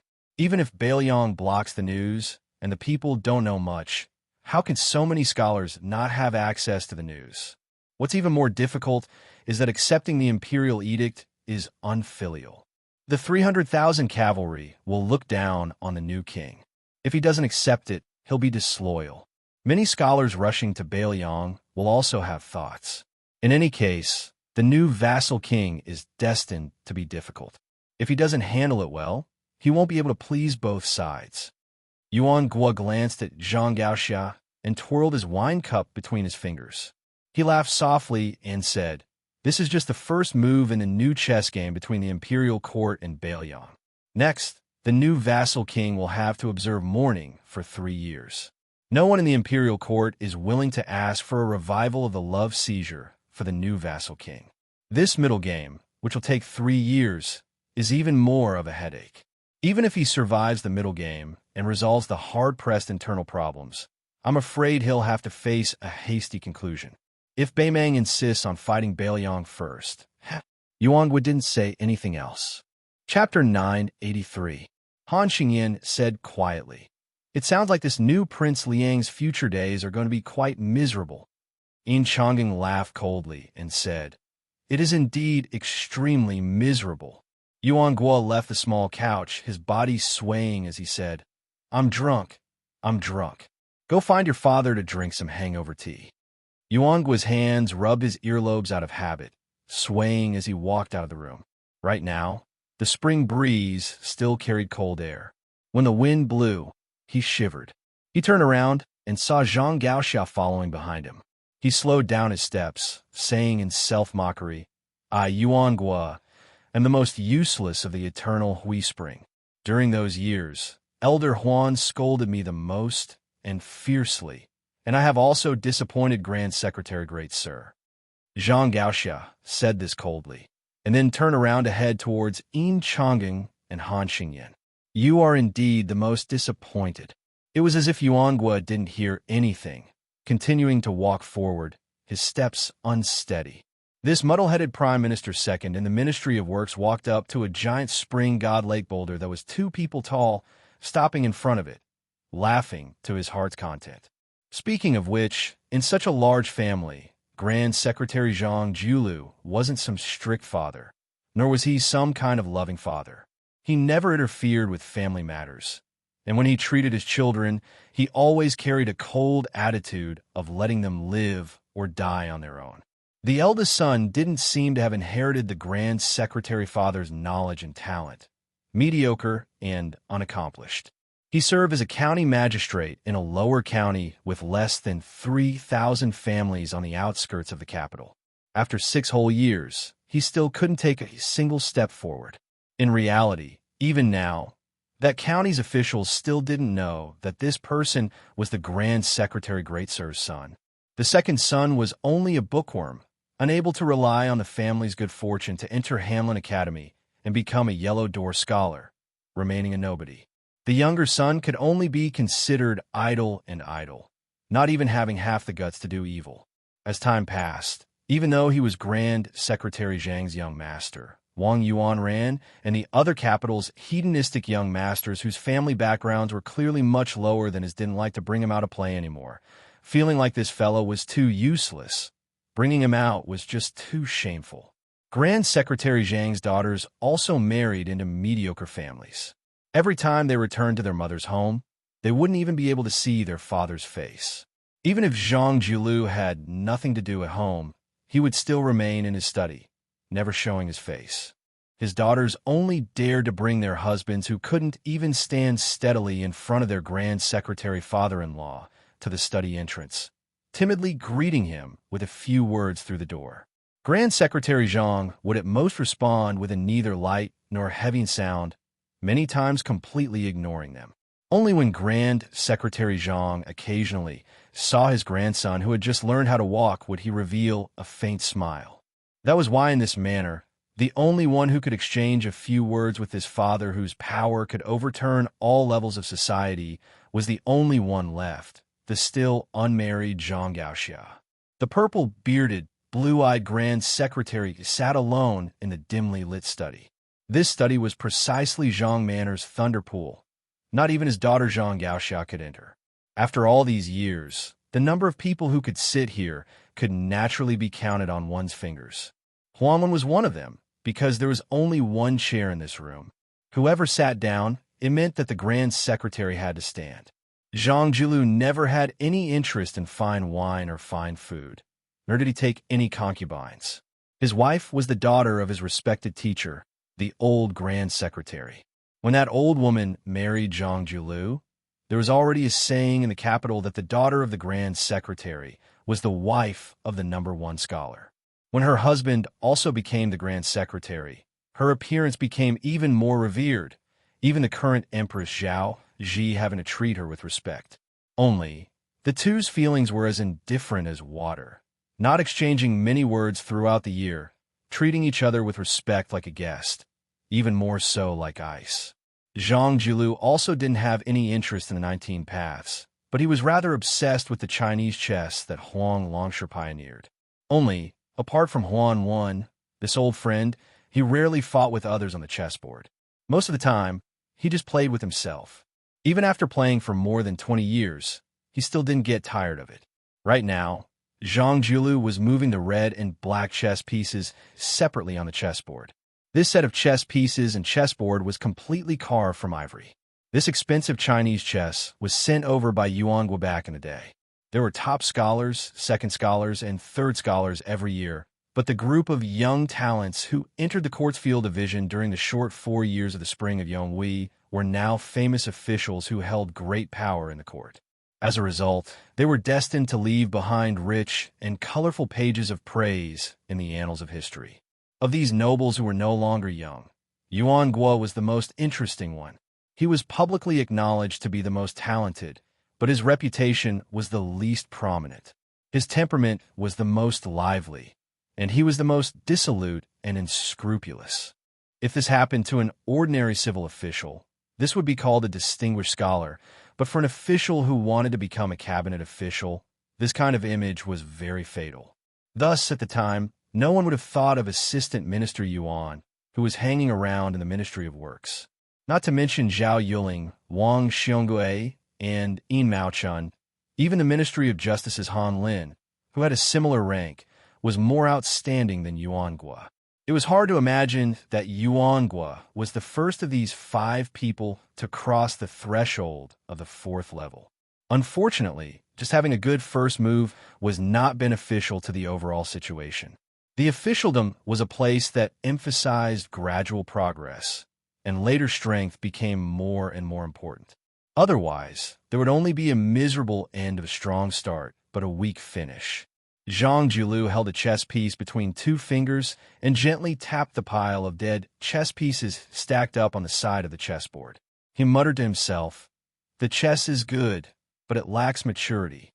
It can't be called a wonderful chess piece that can be used freely. At this time, it is too close together. Next, I can only either not use it or use it too much. But this is also human nature. After losing for so many years, if I don't make a comeback, I won't even have a chance to win against him in the future." This Grand Secretary glanced at the disorderly chessboard and lost interest. He stood up and walked to the window. The green willows in the courtyard were only half yellow and half unevenly distributed. It was indeed spring. Zhang Jiulu sank into deep thought. He turned around and picked up a red chess piece from the chessboard, engraved with the character Xiang. Zhang Julu smiled. Take advantage of the fact that Yuan Bunxi's scheme has not succeeded. One item for one item. It's time to hand it over to you. Just as the imperial edict was about to reach the border of Beiyang, a rider quietly left the city early in the morning. This white-clothed man, carrying a flagon of plum wine, followed the imperial road and left the capital directly. That day, in the morning court session, amidst the muffled sound of spring thunder outside the hall, the head eunuch of the ceremony directorate, Song Tonglu, read out 3 imperial edicts. The Minister of Rights, Lu Daolin, resigned from his official position and retired to his hometown. He will be replaced by Assistant Minister Yuan Gua of the Ministry of Works. Chun Jibao will resign from his official position and will be infeft as the vassal state of Shishu. The Minister of War will be Assistant Minister Liu Baijia. The capital was shaken. Rumor had it that numerous old officials stumbled out of the ranks and knelt on the ground, sobbing.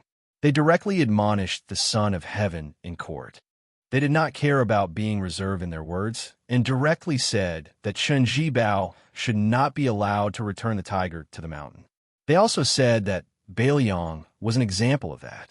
It was fine to let a tiger live once, but how could they allow Chun Jibao to gain power again? The emperor replied with court is dismissed if there is nothing to do. Due to this, the 2 new ministers, Yuan Gua and Liu Baijia, who had both been promoted, did not have many words of congratulations. In the twilight, a middle-aged monk in white robes very absurdly entered the city with a woman by his side. Everyone knew that the court was wantonly destroying Buddhas. The armored soldiers at the city gates all stare at this man and woman in disbelief. Did this monk come to Great Peace City to seek death?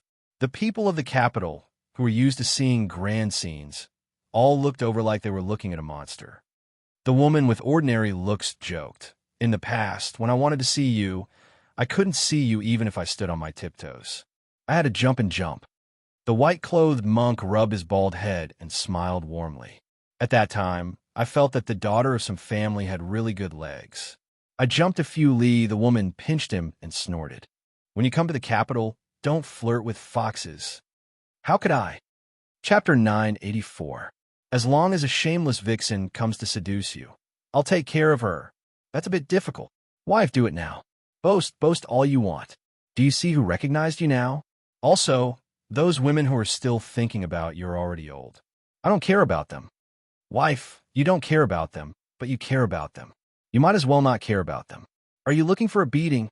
There are really people in this world who believe that eating your flesh can make them immortal. If one's heart is not sincere, what is the use of fasting for 60 years? If one's heart is not good, what is the use of becoming a monk for 100 years? In my opinion, rather than burning incense and praying to the gods and Buddhas, it is better to accumulate fortune and become a bodhisattva. Wife, you also want to listen to Abba Huixian's sermon? Don't you like to listen to that? At the time, I went to borrow money from the old abbot. The old monk clearly has money, but he said he doesn't have money. He just nagged me about this. It's not right for a monk to not talk nonsense. Wife, Abbot Huixian was not lying when he said he doesn't have money. Those silvers in his eyes are the bricks of the temple, the pages of the Buddhist scriptures. Oh, didn't you have that stupid Nanbei secretly hide those silvers with the old abbot? Haha, wife, look, there's so many people in Great Peace City. I miss our families Lizi and Nanbei. I miss them too. Hey, the 2 men looking at you, who are they? Other than that guy Huang Longshire, is there another man who wants to steal my man? Be careful. Go and find me a brick. Are you looking for a beating? One is His Majesty the Emperor, the other is called Yuan Bunshi. Then I'm going to buy rouge. I'm going to borrow some silver from them. I'm not stupid. I cannot return the money I borrowed from the old abbot, but if I borrow from them, can I not return it? That's right. The 2 people in front put their hands together. While they did not believe in Buddhism, they still bowed to this white-robed monk who had once traveled thousands of miles to the west. But this white-robed monk turned and smiled at his wife's leaving figure. Nanzhao's Hua province was not peaceful. Along the way, One's eyes were filled with fleeing commoners, collapsed wooden beams, and piles of black gravel that looked like grave mounds. The ancient wooden merchant road on the river where the 5 streams intersected was not as bustling as it used to be. Not a single boat could be seen at the dock. A young monk and a young girl were standing by the river at the ferry. The young girl was lying on her stomach on the ground. She stuck her head out of the water and used the clear water as a mirror. She was carefully smoothing out the messy black hair on her forehead and temples. The exhausted girl sat up and patted the dust in front of her. She said helplessly, "Stupid Nambe, those refugees don't even have enough to eat. What's the use of preaching to them? You won't be able to fill your stomach." Master said that the will arose from fate. "Stop, stop. Listening to you preach makes me hungry. If you keep nagging, I'll really starve to death. Oh, I'll go find food for you." Strange words suddenly came from behind the young monk and the girl. The girl turned her head and frowned.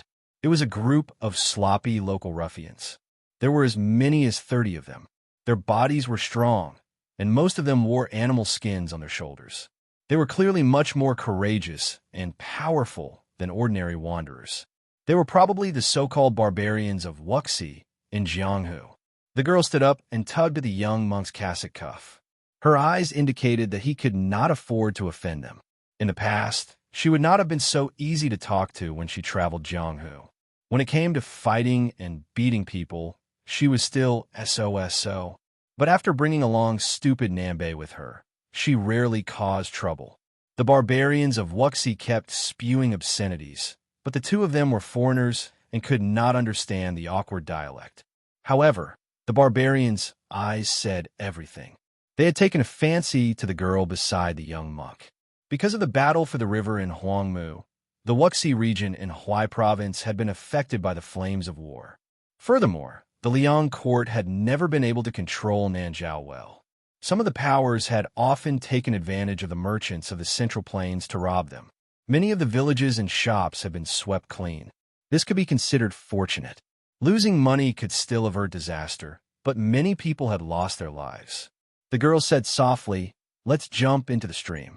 The young monk shook his head and said, "Aren't you hungry? How can you have the strength to swim?" The girl was so angry that she wanted to knock this idiot's head, but the young monk had already walked forward alone. He put his palms together and blocked the way. A barbarian from the 5 Streams tribe strode forward and gave this little bald donkey who was courting death a punch on the head. After that, he took a few steps back and shook his wrist, only to feel a sharp pain. Then he turned his head and babbled on and on. The next barbarian of Wuxi laughed nastily and jogged. He jumped high and kicked the strange young monk in the chest. The young monk's body swayed slightly, but his expression was still calm. The barbarians of Wuxi were clearly shocked. A few of them began to draw their sharp and shiny scimitars. The girl was about to pull the young monk into the stream when the young monk turned his head and grinned. He shook his bald head, his eyes firm. The young monk turned around again. He chanted silently and stretched his palms apart by a foot. Then he suddenly put his palms together. The barbarians of Wuxi were stunned. They mistakenly thought that they had hit an iron plate. However, after waiting for a while and seeing that there was no movement around them, they laughed loudly. One of the swordsmen tapped his shoulder with the back of his scimitar and walked over with a sinister smile. The young monk's kasaya fluttered unsteadily. "My Buddha, Tathagata." In the tranquil stream, a violent wave suddenly rose without warning. A ferocious azure dragon, formed by the stream, took the shape of a heavenly king spreading his whiskers. It lowered its head and roared at the barbarians of Wuxi like thunder. Everyone was scared out of their wits. The girl, who had not bought a box of rouge since leaving home, sat on the edge of the ferry. She was not surprised. Instead, she looked gloomy. The young monk scratched his head and squatted beside the girl. After mumbling for a long time, he finally spoke. "Lizzie, I'm just a monk.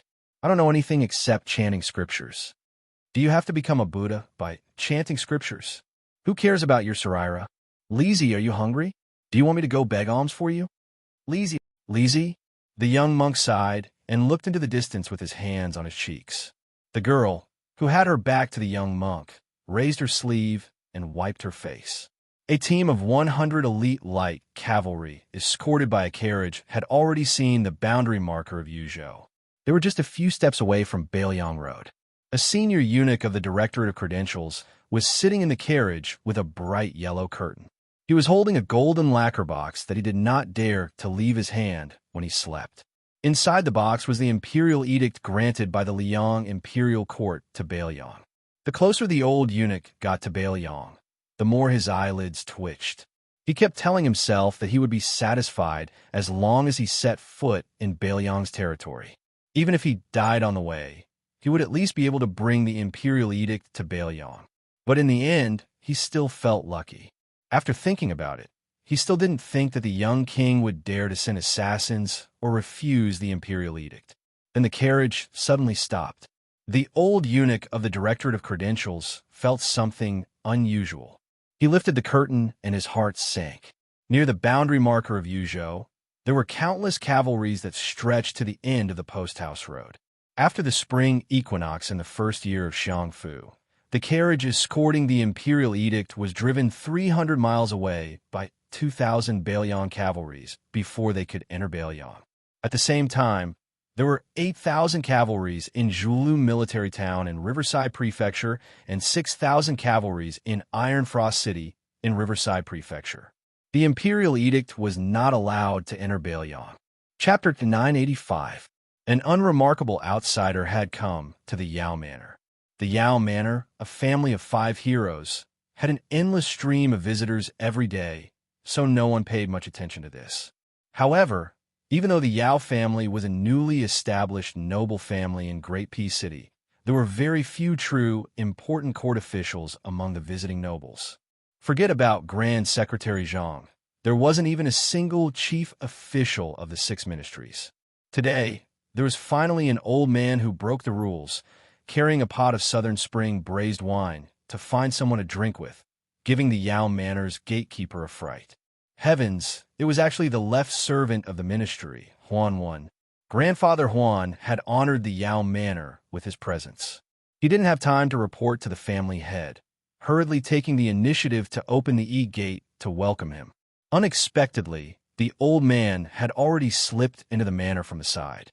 The current court's great scholar of Confucianism, Yao Baifeng, hurriedly brought people to search for that Tannon. Unexpectedly, he finally found the old man in a pavilion. Inside the pavilion, there was a young scholar from the capital who was currently discussing heroes on the chessboard with Yao Baifeng's eldest grandson. Bystanders of similar age who had come to the manor not to freeload food or drink, but to rub off on their reputation, formed a circle, very particular about the rules of watching chess without speaking. There was only one old man who couldn't squeeze into the crowd, so he simply stood on a chair in the pavilion, looking down at the stalemate of the chess game from above. He always liked to give out blind pointers. If it was priceless advice, then it would be tolerated, but each time he gave out a move, his level of terrible chess skills could be seen at a glance. It was very annoying. As a result, every time he spoke carelessly, countless people would roll their eyes. Yao Baifeng didn't know whether to laugh or cry. He silently leaned against a pillar, not going to disturb Tannenon's leisure and elegance. Beside Grandmaster Yao was a young face that was also very unfamiliar to the Yao Manor. This young man also stood on a chair in the corridor, watching the chess game. Grandfather Huan only shot him a glance before continuing to give pointers, teaching Yao Dengfeng where to place his pieces. The Yao family's eldest grandson, who had been nagged for half a game, smiled helplessly. He naturally wouldn't follow the drunk old man's words. After he placed a piece on the chessboard, he heard the old man coldly snort and say the words "stupid move." It wasn't known who was the first to notice the Imperial College's left chancellor sitting in the pavilion and hurriedly greeted him in a clear voice.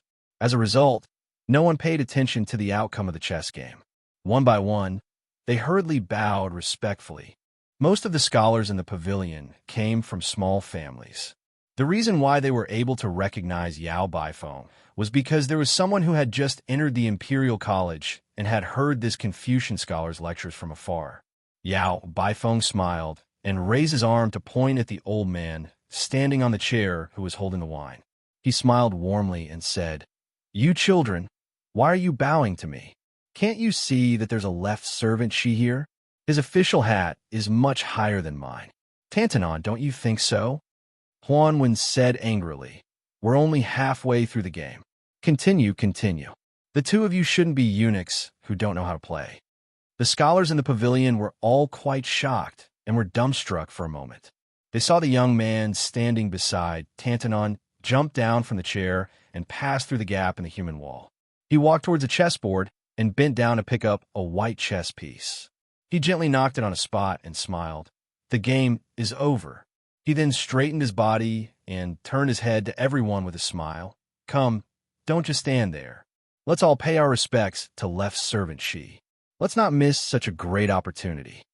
Huanwen walked down from the long bench and waved his hand. Forget it. This old man is only a guest today. I don't dare to bear the infamy of a guest bullying the host. If all of you know what's good for you, don't push this old man into the fire pit. Otherwise, if one day I fall into this old man's hands, I don't think he'll order all of you to walk 7 to 8 miles to buy wine. You'll even have to pay for the wine. Yao Baifeng let his direct eldest grandson send the group of scholars who felt extremely honored out of the pavilion. There were only 3 people left, Huanwen and Yao Baifeng. These 2 old fellows of the Imperial College's left chancellor were sitting opposite each other in the chessboard. The young man who ended the game stood behind Yao Baifeng. Huanwen stared at the chessboard and laughed. It really ended the game for you. That group of children just now didn't have such chess skills. Yao Baifeng nodded his head and said, Sir Huan, this is the son that I mentioned to you before. This year's literary champion of the imperial examinations will definitely be him. Huanwen smiled calmly and said, Oh, Left Chancellor, you've been thinking about it for so long, and you've really gotten what you wanted? You're always dozing off, and Bailiang sighed, handed you a pillow? Do you have any secret? Tell me about it. How could Yao Baifeng not hear the murderous intent in Tananon's words? It was obvious that he didn't trust Sun Yin, who was born in Bailiang. He frowned. Sun Yin smiled calmly and said, A long journey tests a horse's strength, and a long time reveals a person's heart. Huanwen raised his head and asked calmly, Oh, what do you mean? Sun Yin answered, I haven't made a name for myself for 3 years. After I amazed the world with a single brilliant feat, I hope that the province under old Master Huan will take me in. Huanwen continued to talk to himself. Not taking part in the imperial examinations for 3 years is nothing for an ordinary person. After all, even if you take the examinations, you won't be able to make a name for yourself. I heard that you're proficient in the art of making and that you're aiming for the 3 consecutive titles. This is somewhat rare. Not going to the Imperial College, which is close to the Water Pavilion, not go to the blue-eyed 6 ministries to fish for oil and water, not going to the Noble Hamlin Academy to earn reputation, but coming to the low-ranking yamen to sit on the cold bench? A bit interesting. Taking advantage of the fact that there were no outsiders in the pavilion, this old man took advantage of the fact that he was drunk to make things clear. Bailiang had Yin Jieshi and the white-eyed wolf Jean Lanting. As the old saying goes, one shouldn't do things more than 3 times. This old man always felt that this old man should be an ambitious and ruthless person. Therefore, no matter what you said, he still didn't believe you. As for that old man Yao Baifeng, Huan was very familiar with him. This old man had only interacted with sages and old books all his life. He didn't understand the sinister nature of people's hearts and couldn't recognize a few human skin ghosts. This old man was different. He spent most of his life rolling around in Taishang Laojuan's alchemy furnace. You little brat, this old man doesn't like you very much. Therefore, as long as this old man is alive, he won't allow you to take the imperial examinations. You can only come to the province under his tutelage and start as a small official. How about it? Sun Yin calmly said, No harm done. Yao Baifeng was extremely angry. He no longer called Tannon or left servant Shi Darren and directly called him by his name. Huan, don't go too far. Grandfather Huan drank a mouthful of wine and squinted his eyes. What? You want to beat me up? A gentleman uses his mouth and not his fists. Besides, I've already beaten up the right Chancellor Jean Lanting. If I were to fight with you, the left Chancellor, where would the Imperial College's face go? Yao Baifeng stood up and angrily said, Sun Yin, don't pay any attention to this scoundrel old man. Let's go and let this guy have his fun. Huanwen smiled and said, all right, old Yao, stop acting. Look at you, the emperor who isn't worried. The eunuch is. Sun Yin is still as calm as ever. Don't go too far. If it wasn't for our decades of friendship, I wouldn't have come out to be the bad guy. In the end, even if this kid really did get all the members and top scorer in one go, do you think the Imperial Court would dare to use him, and Bai Yin would use him? It's not a good thing to become famous too early. Zhao Yuling and the others were able to achieve what they had today, not because they had great ability, but because Bai Yin had a big heart. In terms of knowledge, you are naturally good, the Wang Xianji of the literary world. But as an official, you can't even compare to the junior Sun Yin. Even though I don't like you, my favorite student who wanted to pass on his legacy, but at least I took the risk of losing my integrity in my later years and became his protective talisman. Once he entered the province, there would be less trouble, and he would be able to establish a foothold in Great Peace City. The Imperial Court already has third brother Jean. It would be hard for them to make an exception and promote the young people of Bailiang. Also, Sun Yin dared to run into Bai Yan's blade in these few years. Even if he doesn't die, he will at least lose a few layers of skin. If you yell at me again, I'll take back my words and let you kill Sun Yin. How about that? Yao Baifeng couldn't say anything.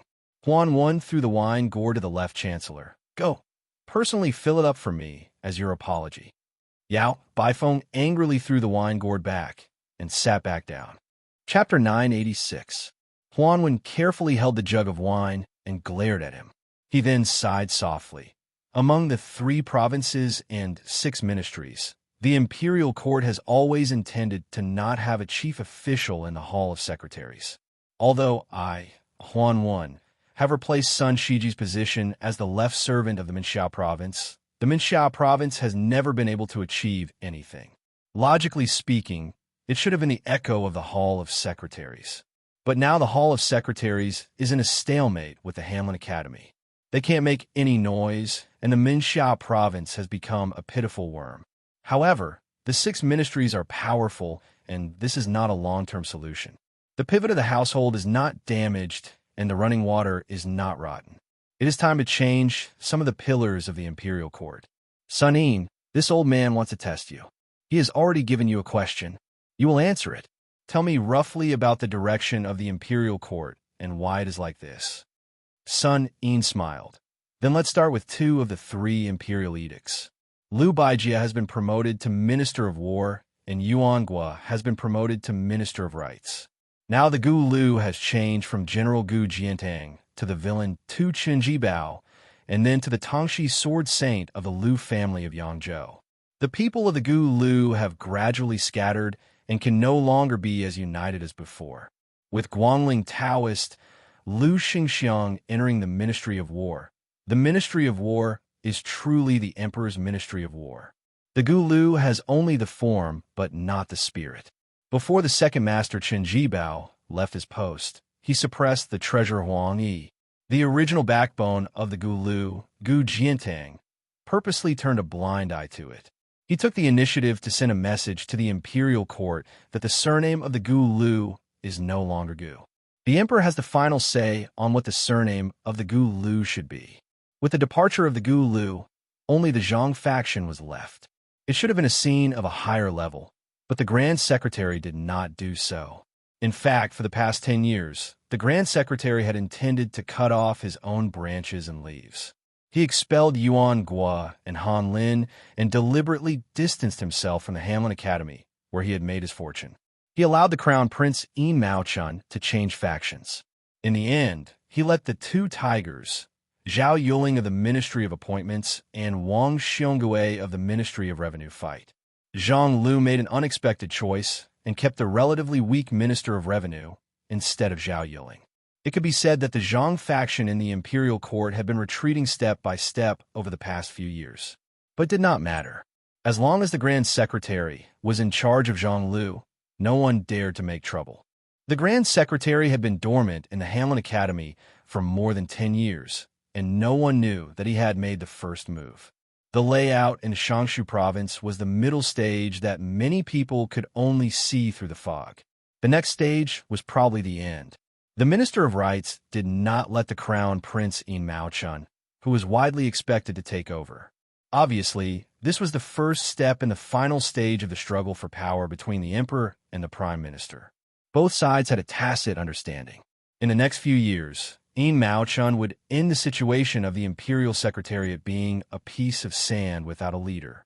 He would become the grand secretary in name and the second in power, sharing the limelight with the current minister Zhang Jiulu. The Minister of Rights, Yuan Gua, would take over the Grand Secretary's position. He would not be the rightful next master of Zhang Lu, Wang Xiongui from the Ministry of Revenue. In addition, with Old Master Huan overseeing the Shangshu province, he would be a peacemaker. The three provinces would be harmonious and would not consume too much of the national power for the struggle between the factions. As for Zhao Yuling from the Ministry of Appointments, he would at most be given the title of Grand Secretary before his death. After his death, he would be given an extremely high-ranking posthumous title. Although he would lose his position first, he would still be able to gain face. Generally speaking, it would be acceptable. Moreover, with his in-law, In Maochun, taking over the position first, Zhao Yuling would also have to avoid arousing suspicion. Huan nodded repeatedly and said with a smile, "Then after I, Old Man Huan, die, who would be in charge of the Shangshu province? You, Sun In, should not have any extravagant hopes. Before I die, I will definitely send a secret memorial to His Majesty to not let you gain too much power." Sun Yin's expression was calm and tranquil. With a smile, he said, "It's not like Grand Secretary Zhang is the only one with the ability to play this game of chess. Since the Prime Minister In Maochun has already surfaced, there will naturally be another Prime Minister. Right now, he is acting as a hidden dragon in the abyss. However, as to who this person is and where he is located, I, Sun In, cannot guess. I will probably have to wait for quite a few years. However, this person will definitely not be the Grand Secretary or left servant Shi Daren's disciple." Huanwen laughed aloud and said, "Kid, you're not bad. In the next 20, 30 years, it will probably be like this. Later on, this old man will bring you to Green Eye's residence. You can play a few games of chess with him. Green Eyes will most likely bear a grudge against you after you lose, so you will be able to play your part in the Shangshu province even more peacefully. You won't have to be a lackey." Yao Baifeng's expression was displeased. He released a heavy cold snort. Sun In hesitated for a moment. He then asked curiously, "Old man, why did you give Subarang Jean a punch?" The corners of Wen's lips curled. Jean Lanting, that kid, being a parental official for the common people of Liang shouldn't be bad. Being a subject of His Majesty is even more loyal. However, when it comes to being a person, he is a bit too dishonest. I gave him a punch for his own good, so that he won't become too complacent and think that just because Green Eyes and I are backing him up, he can put everyone in his eyes. That's right, old Yao, this kid formed a clique in the Imperial College. I help you vent your resentment and spread the word that I will return the money he was familiar with. Can you help me return the money?" Yao Baifeng said with a cold laugh. "Do you think I will help you pay this money?" Huanwen shook the empty wine pot. With a helpless expression, he said, "No money, no wine. There is no way to continue living like this." Sun In continued to ask, "I heard that the new king of Bailiang sent troops to the border of Yuzhou and refused to accept the imperial edict?" Huanwen said with a smile, "He chose the lesser of two evils. In this way, the imperial court should know that the new king of Liang is not a pushover. In the future, if they want to control Bailiang, they will have to think twice. There won't be too many moves on the surface, such as bestowing posthumous titles. However, there will be more moves in the dark, such as transporting grain from the south into Liang. Speaking of which, when discussing posthumous titles during the Jellyfish Awakening season, Yin Jieshi only counted as half of the people who spoke with a conscience. The other half was just putting on an act. Only you, Yao Baifeng, foolishly made a big mistake. In the future, the Imperial College will definitely be Jean Lanting's. That's good. I don't want you to have an official position anyway. If you want to study, You should go into seclusion. Studying is better than anything else. After Liang unified the spring and autumn period, His Majesty has been very tolerant of the scholars of the world. There has never been a literary prison. I don't want it to happen to your Yao family. Yao Baifeng said with emotion. Since he can tolerate the world, why can't he tolerate a dead person's posthumous title? Huanwen rolled his eyes. Yao Baifeng, oh Yao Baifeng, have you become stupid from studying? Is the ruler not human? Can't he have 7 emotions and 6 desires? You should be content. Being able to have such a wise ruler is already the greatest fortune of a subject. Yao Baifeng sighed. Huanwen handed over the wine pot. Old Yao, I beg you, give me a good pot of wine. My stomach is full of old wine worms that are rebelling against me. Yao Baifeng could do nothing about it. He took the wine gourd and left the pavilion. Huanwen chuckled and said, sit down. The pedantic old scholar has finally left. You, and I can say some rebellious words. After Sun Yin sat down, he said softly, between the previous emperor and the current emperor, there is a king of Bailiang. Between His Majesty and the Crown Prince Zhao Zhuan, it is our Grand Secretary. The great general is high and the emperor is far away. He has 300,000 elite soldiers. With Beimang watching, the court does not dare to kill the Su family. They can only wait for Su Shao to die and use his posthumous title to disgust people. But Grand Secretary Zhang, Huanwen glanced at this young scholar and slowly asked, you are so smart. Does Bailiang know? Sun Yin replied with a question. I came to Great Peace City not for the emperor, but for the common people. Does old Master Huan believe me? Huanwen stared at Sun Yin and then said with a sigh, there was once a scholar called Sun Ping who also had such ambitions. In the end, he died very miserably. In the courtyard outside the pavilion, a group of spring orioles chirped, fighting over the warm branches of the trees under the warm sunlight. Huanwen suddenly said, Beimang marched south. The king of Bailiang defended the northwest gate for the Central Plains. The court did not help. Su Fengyan died in battle at the border. If this is really the case, Huanwen hopes that he was already dead at that time and could not see this scene. Sun Yin said calmly, if there really is a day when the court celebrates, when I go to the grave to toast, I will definitely tell old master. Huanwen laughed and scolded, you bastard. Sun Yin scolded back expressionlessly, old bastard. Chapter 987. In the desert beyond the Great Wall, there was a rider riding west. He had a pair of sabers at his waist. The man wore coarse hem clothes. Further west of Liangzhou, there were 3 military towns in ancient times, Fengxiang, Linyao, and Qingcang. They controlled the upper reaches of the Central Plains. At the same time, they formed a triangle with the Iron Gate Pass. Together, they controlled the vast western regions. However, the 3 towns had long been abandoned. They had become the perfect shelter for hundreds of thousands of refugees. These criminals were particularly brave and good at fighting. Not to mention young men. Even women and children of 7 or 8 years old would fight to the death against Bailiang soldiers as long as they were given a wooden spear. The border army of Liangzhou had always had the habit of using refugees to practice martial arts. Most of the sinners' bravery was forced out by the Bailiang cavalry.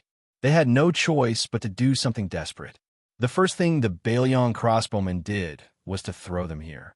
They were only given a horse, a crossbow, and a cold saber. Then, they had to pray for their own good. If they could survive for a month, they would have crossed the first threshold. If they died, even collecting their corpses would be an extravagant hope. They would have long been whipped to pieces by the sinners who hated Bailiang to the bone. The people of Lingzhou, which was far from the border, all said that the children who grew up there loved to kick and play with the skulls of the dead Bailiang soldiers. Therefore, the people there were neither human nor ghost. They were extremely terrifying. When the rider traveled 200 li to the west, he encountered a group of future crossbowmen who had just entered the area. The 2 sides were on the verge of fighting. There was no need for words. The coarse hemp man casually blocked the barrage of short crossbows and 2 waves of charges without injuring anyone. The elite soldiers returned without accomplishing anything, so they gave up on trying to chew this tough bone. Although the number of heads they beheaded after returning to Liangzhou was related to the amount of money they would be rewarded, their original intention was still to survive. Since it was clear that they could not chop off this fellow's head, they quietly took a detour after picking up the crossbow bolts one by one. This place where the refugees gathered was full of hidden dragons and crouching tigers. There is no lack of Jianghu people who fled beyond the Great Wall after committing crimes in Liang. Those who were able to gain a foothold here were either in a high state of martial arts or proficient in unorthodox ways. Therefore, the group of armored soldiers did not find it strange that they encountered this knight in white hemp garments with a saber. What they found strange was that this young fellow had blocked all of their attacks without even drawing his saber, which made them fearful. The hundreds of thousands of refugees, a mixture of good and bad people, did not disperse. They were mainly concentrated in the 3 abandoned cities from the east to the west, Qingtsang, Linyao, and Fengxiang, which had been removed from the map of Liang. This was because if they were to disperse, they would definitely become ghosts under the sabers of Beiliang's armored soldiers. The refugees rarely carried weapons with them. If these stragglers ran into groups of armored soldiers who had the potential to become Beiliang's elite scouts, even if they were not afraid of death, they would still die. As for why Beiliang did not take down the 3 cities in one go, the refugees were already extremely lucky to be alive. They were too lazy to care about this. They wanted nothing more than for the old king of Beiliang to treat them like a fart and let them go. However, when they heard that this butcher was already dead, they were skeptical. At first, they were more or less relieved. Then, there was a rumor that a new king had ascended to the throne in the 3 cities and was going to use them as an example to establish his might. Soon, a large army would be coming to the border. This immediately put them on edge. These refugees actually hated the poison warrior Li Yishan the most. When the Su family took over Beiliang, those local wealthy families who showed even the slightest hint of disloyalty were all killed off. Not a single one was left alive. The children who were not taller than a horse's back were driven here. After that, the armored soldiers of Beiliang came here to hunt for military exploits and did not allow even a caddy of salt or a piece of iron from Liangzhou to enter this place. It was all under the instructions of Li Yishan. In the early years, there were some who were greedy for glory and wealth and hoped to use the secret military intelligence of the 3 cities as proof of their allegiance to Beiliang in exchange for a stable life. In the end, Li Yishan ordered all of them to be killed and their corpses thrown out of Qingtsang City. Only then did all of the refugees completely give up. This Beiliang person was determined to make them a lonely soul for the rest of their lives. As for the old king of Beiliang, Su Xiao, in the past, the refugees did not hate him very much, but they feared him even more. Now that Ren Tu was dead, their hatred turned to hatred. This was because someone said that before Ren Tu died, Ren Tu's last words were that he wanted the new king to bury 200,000 refugees with him. Only if the new king of Beiliang managed to gather 1,000,000 soldiers in the netherworld would they be able to wrestle with the king of hell. At first glance, this kind of ridiculous nonsense was actually believed by everyone in this precarious land of refugees.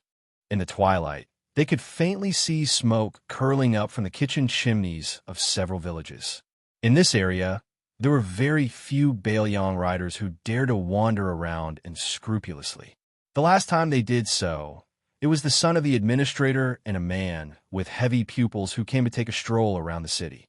The man with the saber led his horse forward and asked for a ladle of water from a family living in a mud hut at the entrance of the village.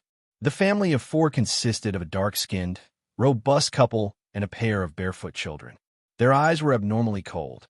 Probably because they were intimidated by the 2 sabers at the visitor's waist, they suppressed their impulse to kill him and steal his horse. The man in charge of the family endured the heartache and scooped up a ladle of muddy water from the bottom of the water tank with difficulty and handed it over. The man was not drinking the water to quench his thirst, but was recklessly using it to clean the horse's nose. The 2 children of the family looked at the man and the horse from afar with blazing eyes. In this place, it was easier to survive with an iron saber. As for having a good horse to ride, it was purely a luxury. It was better to have a backer. Otherwise, it was tantamount to having the words kneeling and begging for death written on your face.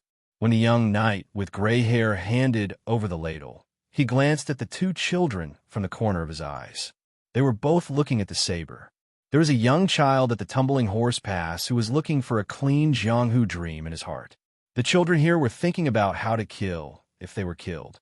The two were worlds apart, but there was no right or wrong. Before leaving with the horse, he took out a large piece of silver from his bulging money bag and threw it over. The man caught the silver and took a big bite out of it. He grinned at him, but there was no gratitude in his eyes. Not long after, the man called over more than 20 young and robust men in the village. They carried wooden spears that every family could not live without. There were also some robust women and slightly older children who were unwilling to be left behind. They aggressively intercepted the wanderer who accidentally revealed his yellow and white substance.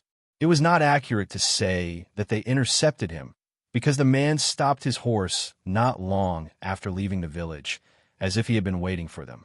The man with the saber gently threw the money bag in the open space in front of him and said in an authentic Baoyang accent, "If you are not afraid of death, take it if you have the ability." Chapter 988. As a result, no one dared to act rashly. Of course, the bag of silver was tempting, but this young ranger with a sword and a horse didn't look like someone who would be easily killed. Seeing that they weren't moving, the ranger squeezed his horse's belly, and the horse's hooves gently stepped on the ground, heading towards the bag of silver. At that moment, a wooden spear flew out at high speed, and the sharpened spear was aimed at the ranger's chest. The person who threw the spear was a tall and sturdy young man. The young man's spearmanship was trained by killing countless cunning gerbils. Naturally, he stabbed wherever he pointed, and his accuracy was impeccable. Unfortunately, the ranger didn't know how to move the wooden spear. He turned the tip of the spear around and grasped it lightly. Other than the vicious young man who didn't know what to do, the rest of the men and women retreated with their spears, drawing a clear line between them and the young man. The ranger with a sword pierced the money bag with the tip of his spear and urged his horse slowly towards the young man. The money bag was tightly knitted, and it slid to the middle of the wooden spear before stopping. The horse's hooves weren't heavy, but they hit the hearts of the refugees. The young man who was tempted by the money didn't wait for death. Instead of retreating, he charged forward, facing the man and the horse.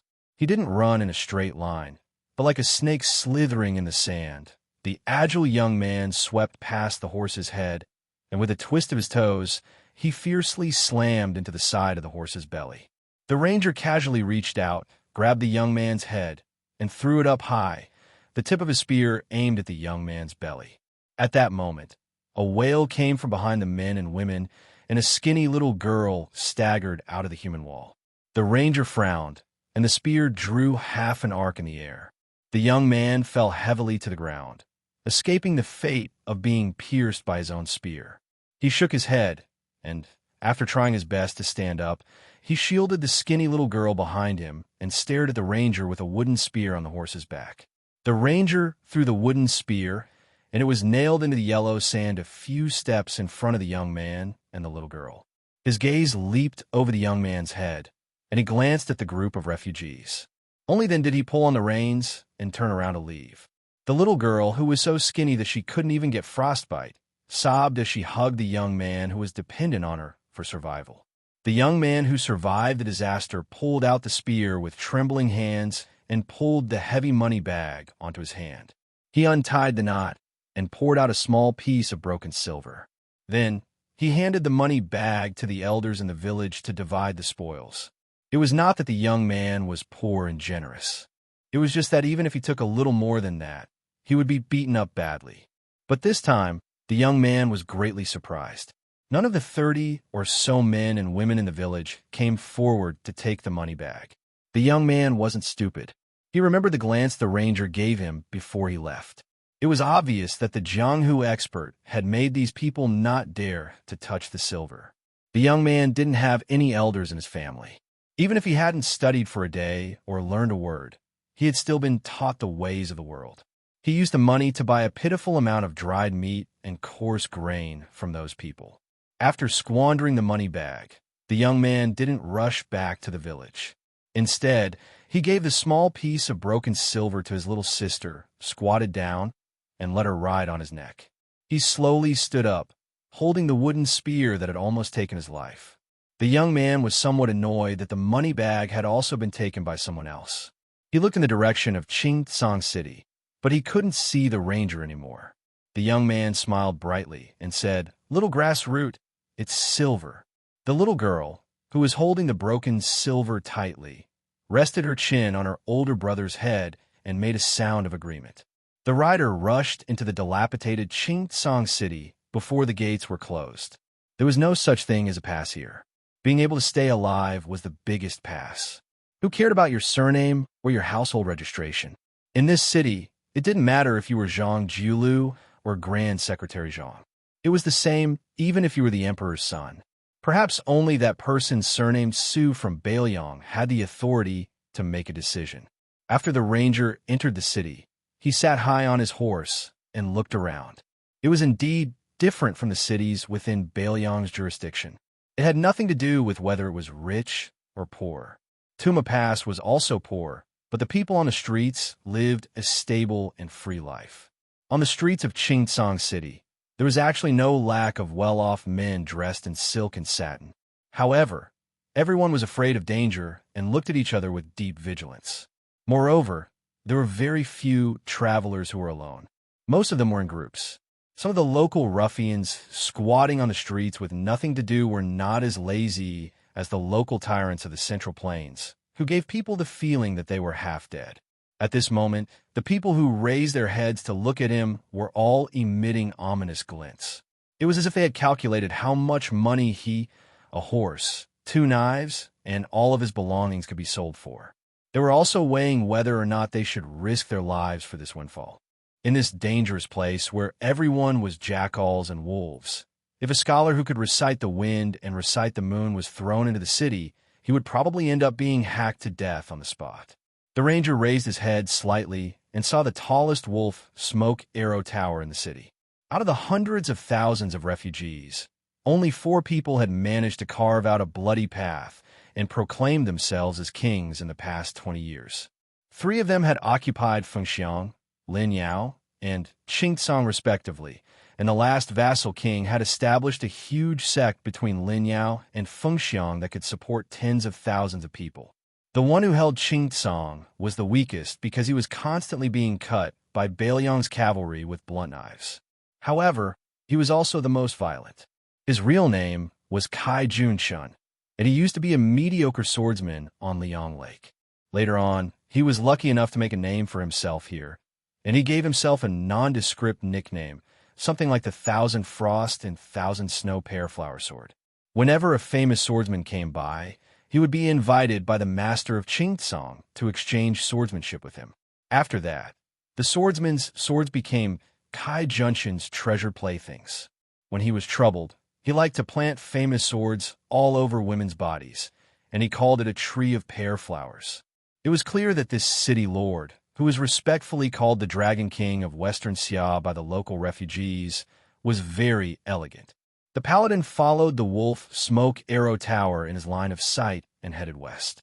Kai Junshun's, residence of the Dragon King, was in the westernmost part of the city. There was no other way. Qingcang was the closest to Bailiang in the east.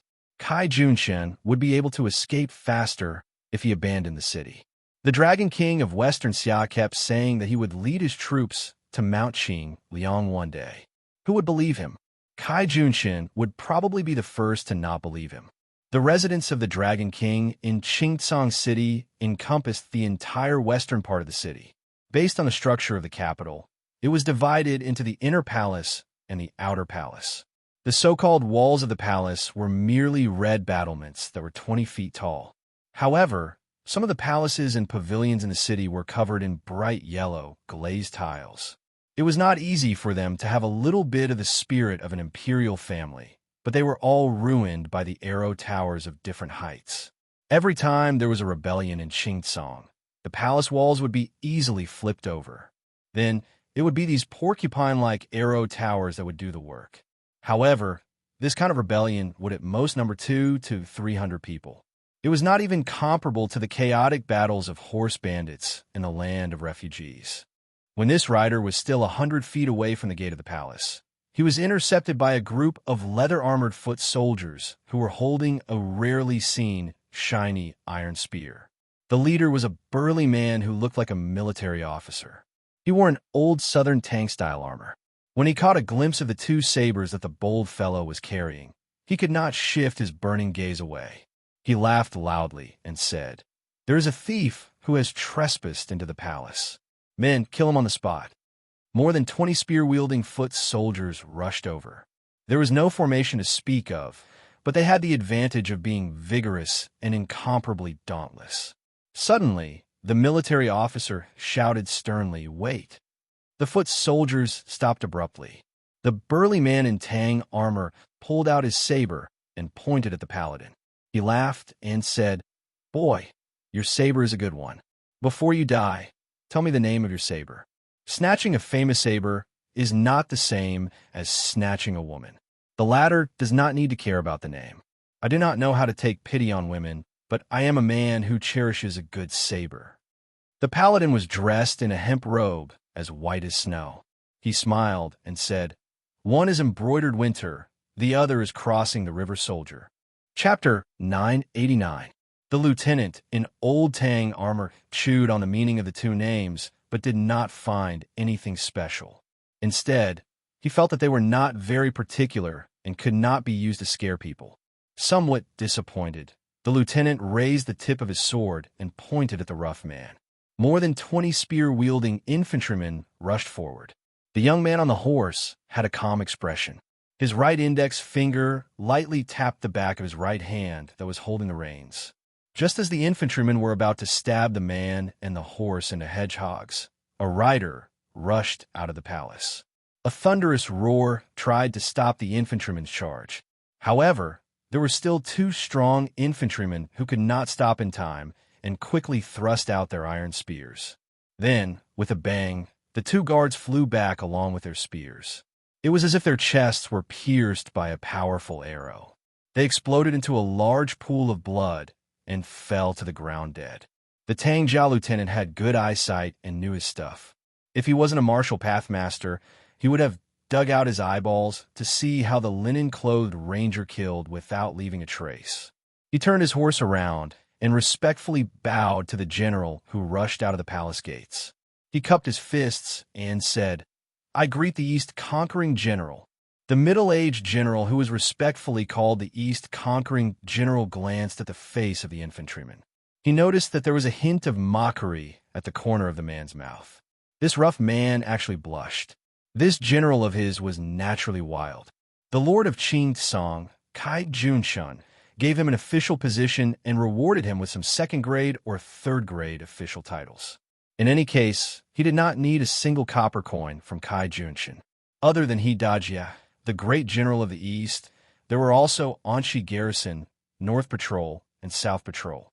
In any case, they had gathered the East, West, North, and South. East of Qing was Northern Liang. Thus, great general of the East, He Dajia, had often been teased by his political opponents. They all said that they were waiting for him to go to Northern Liang and achieve a great victory. In name, He Dajia was a general, but in reality, he only had 1,500 soldiers and horses under him. The armored soldiers did not make up half of them. He Dajia did not pay attention to the lieutenant, who touched the pot that did not boil. His expression was serious as he cupped his fists and said calmly, "My king would like to invite you into the palace for a chat. What do you think?" The infantryman nodded. He still did not realize that he had stepped into a tiger's den.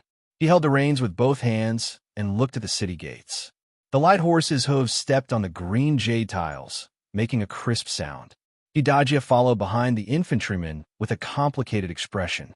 His heart was in turmoil. When the infantryman approached the city, a secret letter was sent to the residence of the Dragon King. The Qing king, who did not attend court every night, was frightened. He hurriedly kicked away a few naked bodies beside him and rolled off the bed.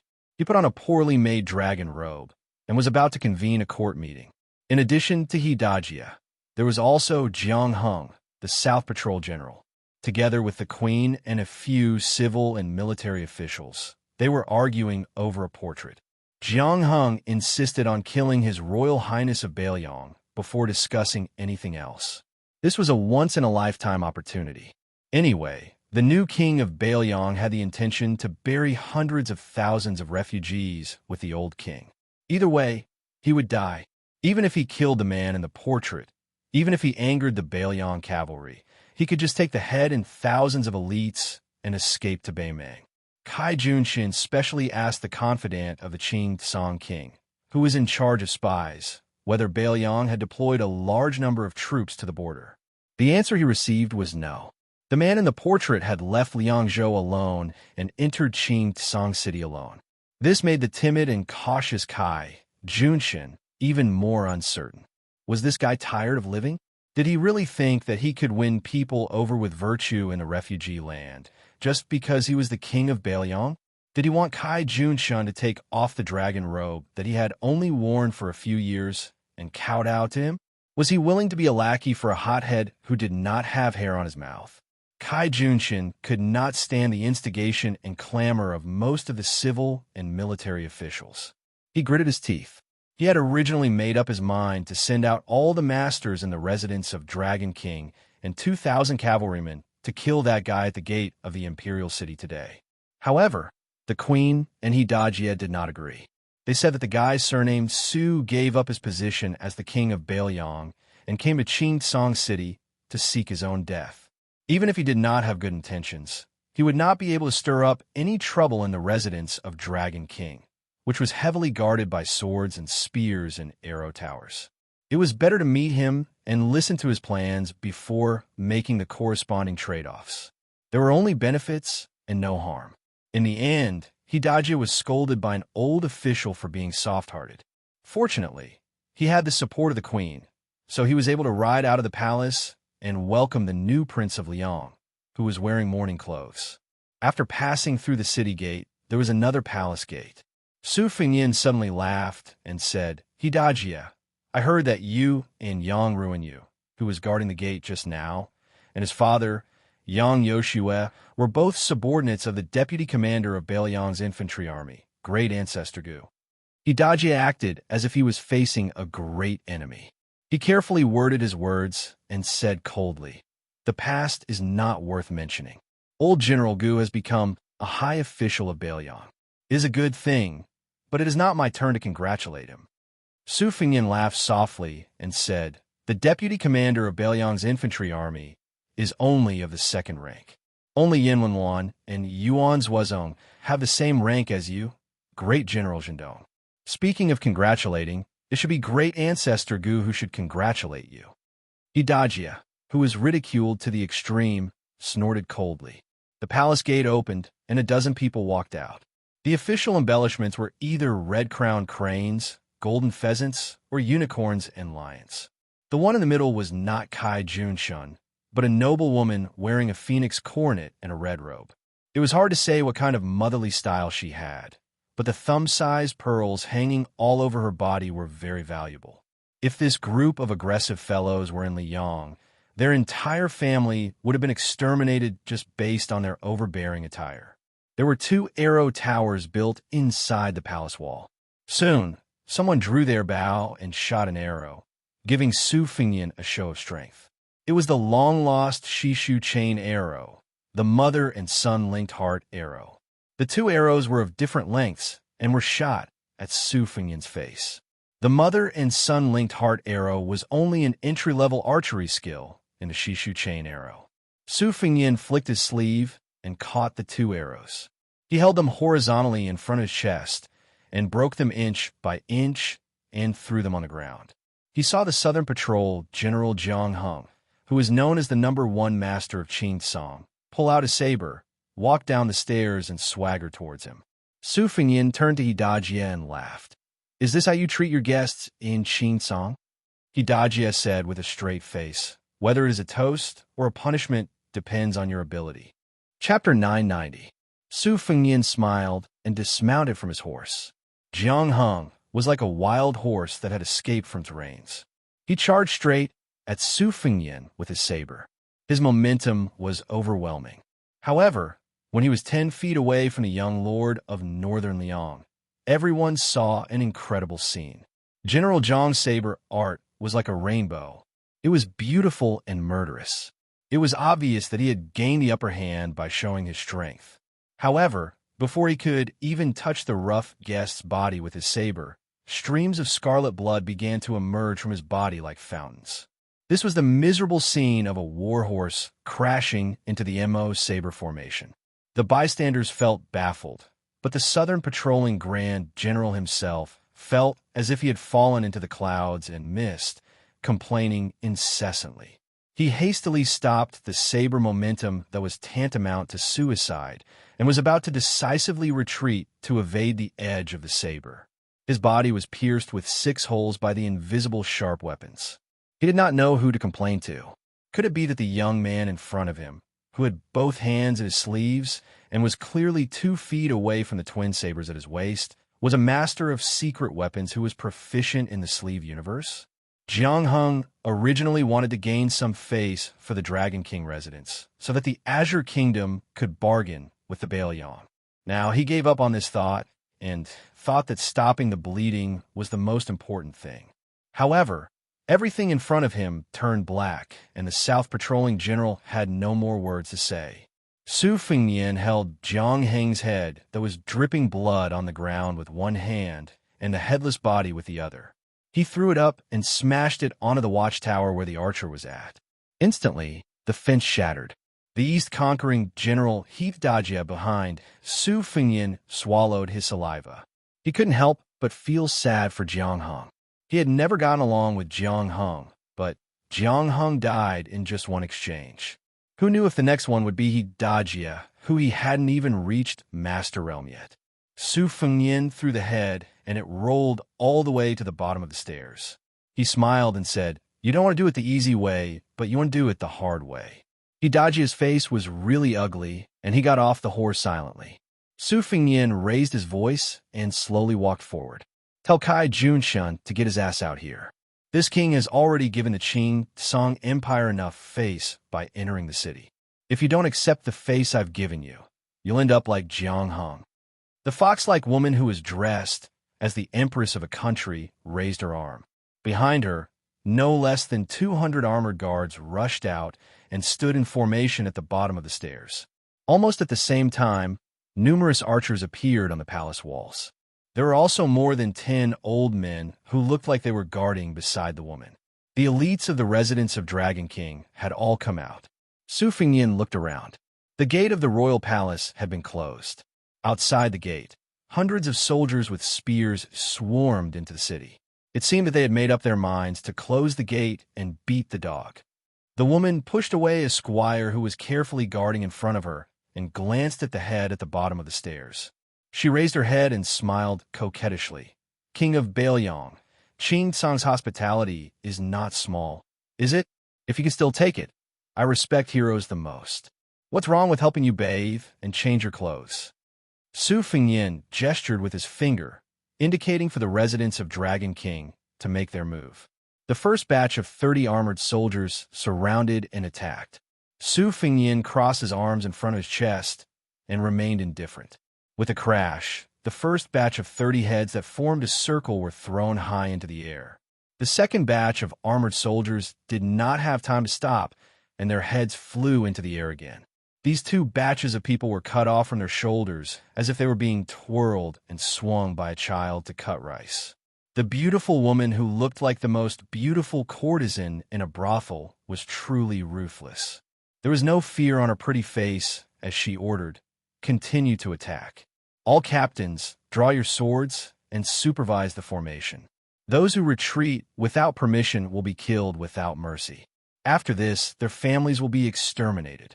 The person who obtains the greatest merit today will be given half of the property of the Southern Patrol General, Jiang Hung." Su Fengnian closed his eyes and concentrated. After the 3 batches of armored soldiers were all decapitated, they learned to be smarter. The encirclement became thinner and thinner, but they still could not escape the fate of losing their heads. Fortunately, the number of casualties was quickly replenished by the armored soldiers within the palace. The square between the palace and the imperial city was still increasing in number. An old swordsman with a goatee approached the woman and reported softly, "Queen, it should be an extremely rare flying sword technique in the Jianghu. If I am not wrong, it is somewhat similar to the Wu family sword tomb." The woman frowned. "I don't care if it is a flying sword or not. I just want to know when this kind of suicidal behavior will end." The goateed swordsman glanced out of the corner of his eye at the woman's chest. His Adam's apple moved slightly, but his words were still respectful and reverent. Compared to his superior flying sword technique, this child's internal energy cultivation isn't that shocking. This old man guesses that after 200 or 300 people die in battle, this fellow will be an arrow at the end of its flight. At that time, Her Majesty the Queen will have external experts charge and recklessly, and they should be able to accomplish something. The Queen sneered, "Just external experts may not be enough. I feel that I need the help of a sword expert like you to hold the line." The short and thin old swordsman smiled embarrassedly. "The Queen is right. In order to solve the Queen's problems, Malbishan will not hesitate to go through water and tread on fire." A tall and sturdy man with a long sword on his back crossed the threshold of the palace and walked to the side of the woman. He stood on the left and right of Malbishan, who was also valued by the residents of Dragon King, and said in a low voice, "Your Majesty, after the flying sword technique of the Wu family's sword tomb enters the mysterious realm, there is no need for too much internal energy to support it. With a thought, the flying sword will arrive. It is not wise to die like this." Malbishan clicked his tongue. "Oh, Gu Feiqing, when did you become so familiar with the Wu family's flying sword technique that is not taught to outsiders? Could it be that you have been hiding all these years, and your surname is not Gu, but Wu? You have the same background as the Peach Blossom Sword God, and are the illegitimate son of a sword immortal in the sword tomb?" Gu Feiqing did not even look at this old man who had been expelled from a famous Taoist sect.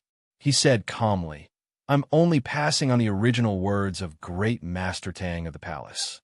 Upon hearing the title of Great Master Tang, Malbishan immediately kept quiet out of fear. Those who were in power at the moment in Qingtsong knew that Kai Junshan's success was due to the queen, Yuru, who was good at recommending herself.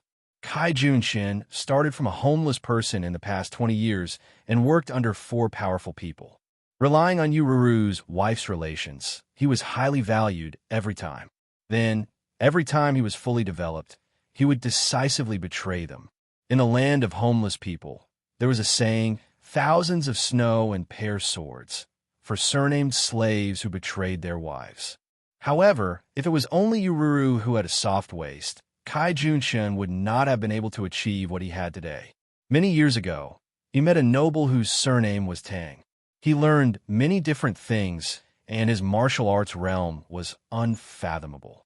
The original Qingtsong city lord, Ruan Shandong, if it wasn't for the Tang guy who captured him at the last moment, Kai Junshan would have been killed. This great bodhisattva was respected by the couple as the old master, and he had not fought in recent years. Apart from that, the Dragon King residents had 2 other masters whose cultivation was unfathomable. For example, Malbishan was close to Grade 2 master. Every time he saw the 3 of them, who were of different ages, he would feel fear. Su Fengyin opened his eyes and reached out. He used his qi to grab an iron spear. He had lost his patience and wanted to break into the palace. In the land of homeless people, only knowing how to kill people could not accomplish anything. However, if one did not know how to kill people, then one could not do anything. Chapter 991. When Su Fengyin walked towards the palace gates with his spear, the soldiers below the steps breathed faster. Fortunately, the mistress of the residence of Dragon King, Queen Yuru, did not let them die. She smiled gently and said, "Since the king of Bailiang wants to enter the palace, then I will make way for the king of Bailiang." Malbishan and the other Jianghu lackeys all carefully protected the queen and made way for him to enter the palace. Su Fingyin walked up the steps and crossed the threshold. Yururu looked at the back of the handsome man and smiled. The square inside the palace was paved with dark green stones. 2 rows of short peach trees were planted at the foot of the wall. It was unknown what species they were, but they bloomed much earlier than in Jiangnan. The trees were short, but had large flowers. The color of the flowers was not the common pink of the Central Plains. The flowers were gold and purple, and the branches were red. It was a sharp contrast to the dark green stones. One could vaguely see many scabbards hanging from the peach trees. When Su Fingyin walked into the square, the Mother of Heaven Queen was sitting on the threshold. She leaned against a pillar, her long skirt dragging on the ground. She turned her head and smiled at the new Prince Liang, who could be called a hothead. Mao Bishan and Gu Feiqing looked at the queen's posture and were surprised. They did not believe that the residents of Dragon King would bow to Bailiang like this. Although the 2 of them were guests of high status in the residence of Dragon King, they rarely came into contact with confidential matters. However, this was not strange. Even Mao and Gu Feiqing felt that it was natural. The head of a family spent money to buy a dog to guard the house, not to involve it in the housework. Su Fingyin walked to a large stone in the center of the square and used the bottom of his spear to knock on the stone. The sound was sonorous and powerful. Only a tall old man in a goat fur hat walked out of the throne room. Su Fingyin still did not see Kai Junchen's figure. He looked up at the empty-handed old man and said, "Tanghua Embassy, Liang Zhaogo, a top spy, proficient in qi training and sword formation. I heard that Ruan Shandong died at your hands."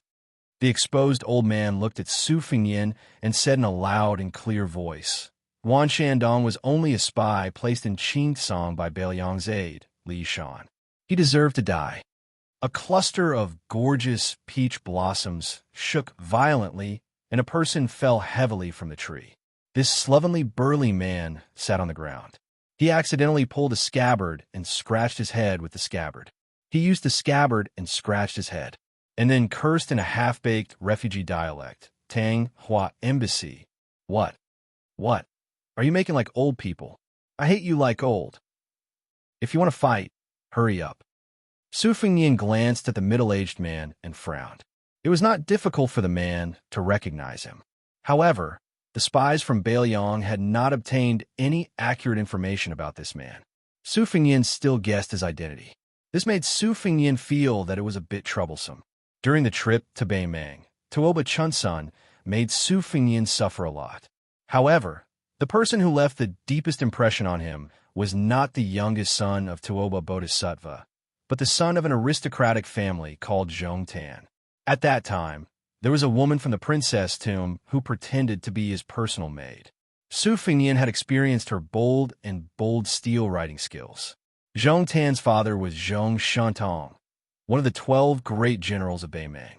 His uncle was Zhong Liang, one of the 10 great devils of Beimang, whose true strength was second only to Luo Yang.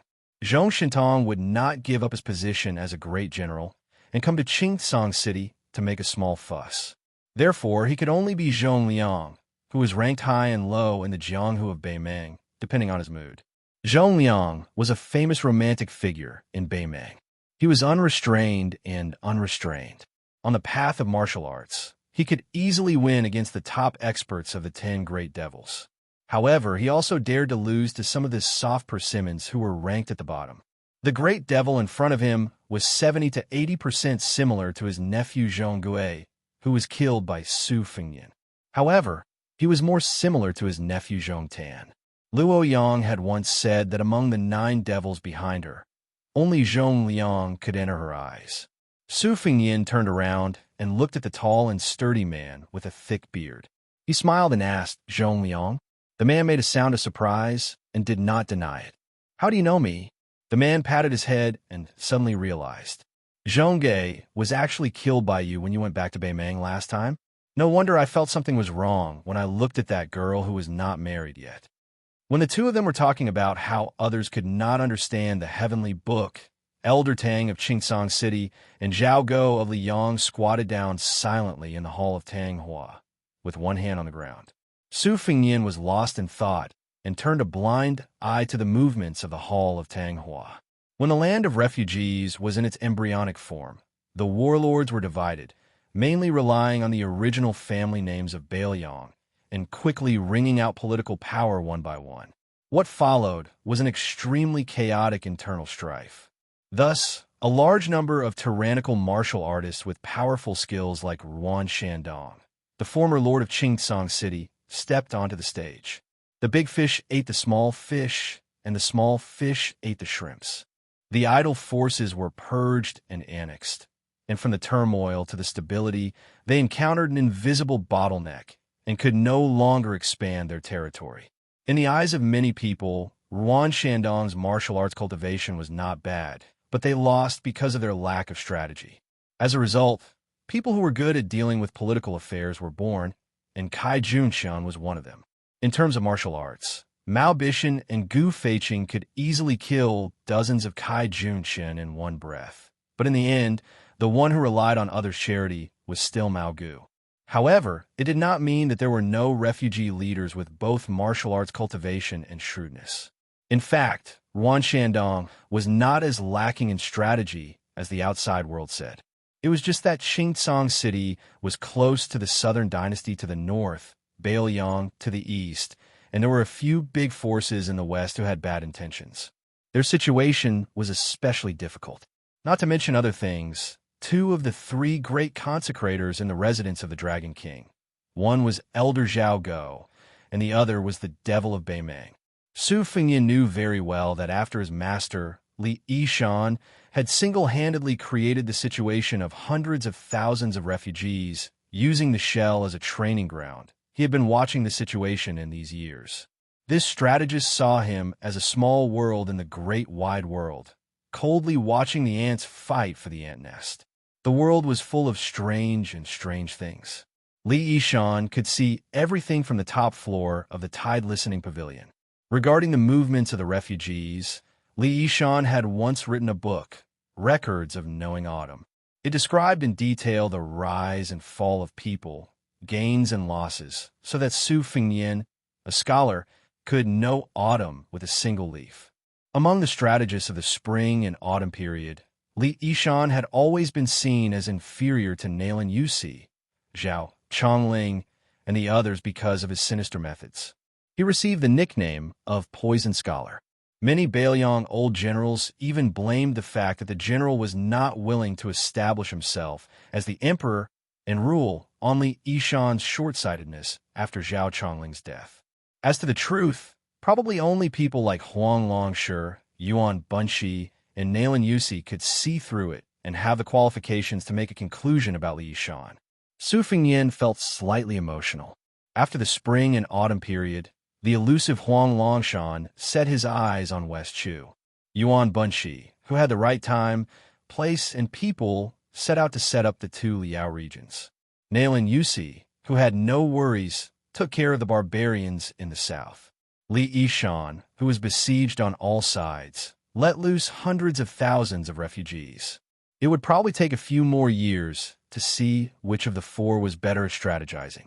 This was a true fight between immortals. Zhong Liang's voice interrupted Su Fengyin's thoughts. Su, be careful. Old Tang is trash in close combat. However, if you're 100 feet away from him and he uses the falling flower sword technique, even I would find it difficult to deal with him, much less a finger-profound realm expert. Zhong Liang quickly smiled and said, "The reason I am telling you is because I am afraid you will accidentally die early. I do not have the face to take your head back and ask for a reward from Her Majesty the Empress." In the Battle of the Reed Marshes outside Xiangfan City, Wei Shuyang of the Way of the Nine Pecks of Rice had once used a Daoist sword formation to break through the red armor of the Talisman Generals. Even Ancestor Liu had called this an interesting matter for those who wanted to not open a cave. Naturally, it could not be underestimated. Su Fengyin exhaled softly, waiting to see what would happen. Chapter 992. It was easy for Zhong Liang to pretend to be a good person without spending a penny. However, Su Fengyin did not dare to take it lightly. If the sandpiper and the clam fought, the fisherman would benefit. As long as the big devil of the Zhong family could kill him in Qingsong City, It would be a great contribution to Beimeng, no matter what method it used. Therefore, Su Fengyan not only had to pay attention to the qi-controlling sword formation of Tang Huaguan, but he also had to pay attention to Zhong Liang, who might take advantage of the situation. Moreover, there was still a consecrator of the residence of Dragon King who was unwilling to show up. Tang Huaguan pressed one hand on the ground and slowly pulled it up. Then, the sword hanging on the peach tree began to shake. Without exception, the tips of the more than 40 unsheathed swords hanging on the branches all pointed at the uninvited guest in the center of the square. Tang Huaguan's free hand began to make sword gestures. The gestures were so fast that it was dazzling.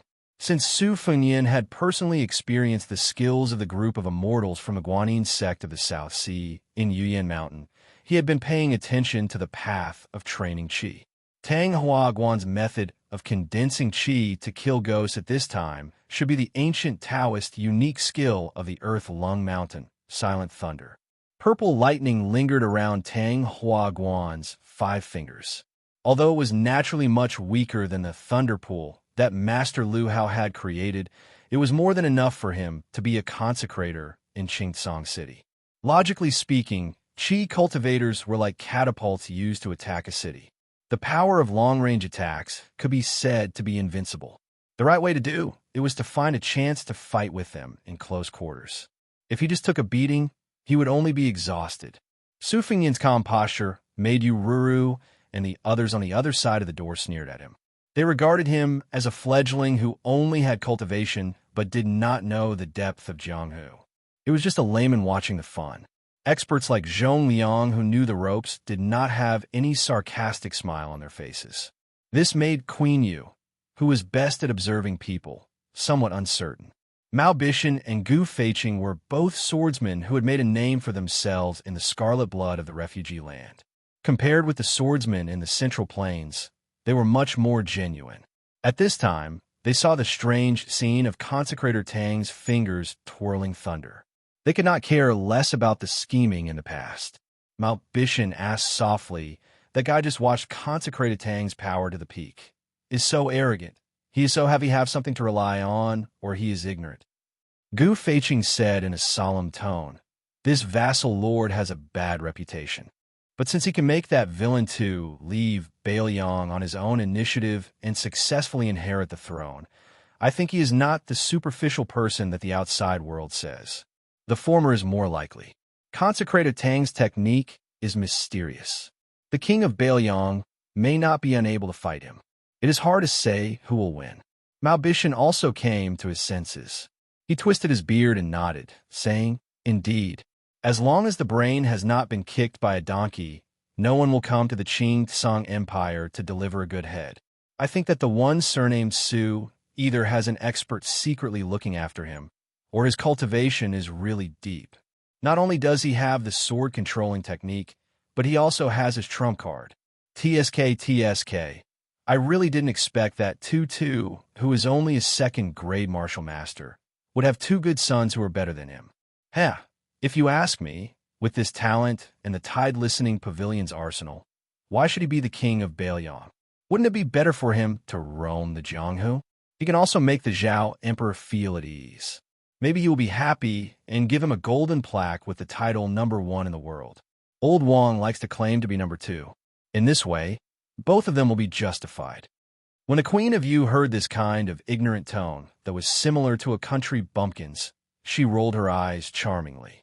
Women were blessed by the heavens and could throw a seductive charm when they rolled their eyes. When Mao Bishan caught a glimpse of the Queen's coquettish eyes, he was almost scared out of his wits. He moved a few steps closer to the door. The woman was sitting on the doorstep. Looking down from a high vantage point, honored guest Mao could clearly see the 2 creases on the woman's chest. Although Mao Bishan's addiction to women in this lifetime was even more difficult to part with in practicing the sword, he had not reached the point where he would forget his life in the face of beauty. He only dared to look at the green-skinned queen right in front of his eyes. Even if Yu Ruru had stripped naked and stood in front of him, no matter how much Mao Bishan lusted after her, he would not dare to touch her. This was the power that was more powerful than any swordsmanship in the world. Mao Bishan learned of this very late and realized it. That was why he would rather be the head of a chicken than the tail of a phoenix.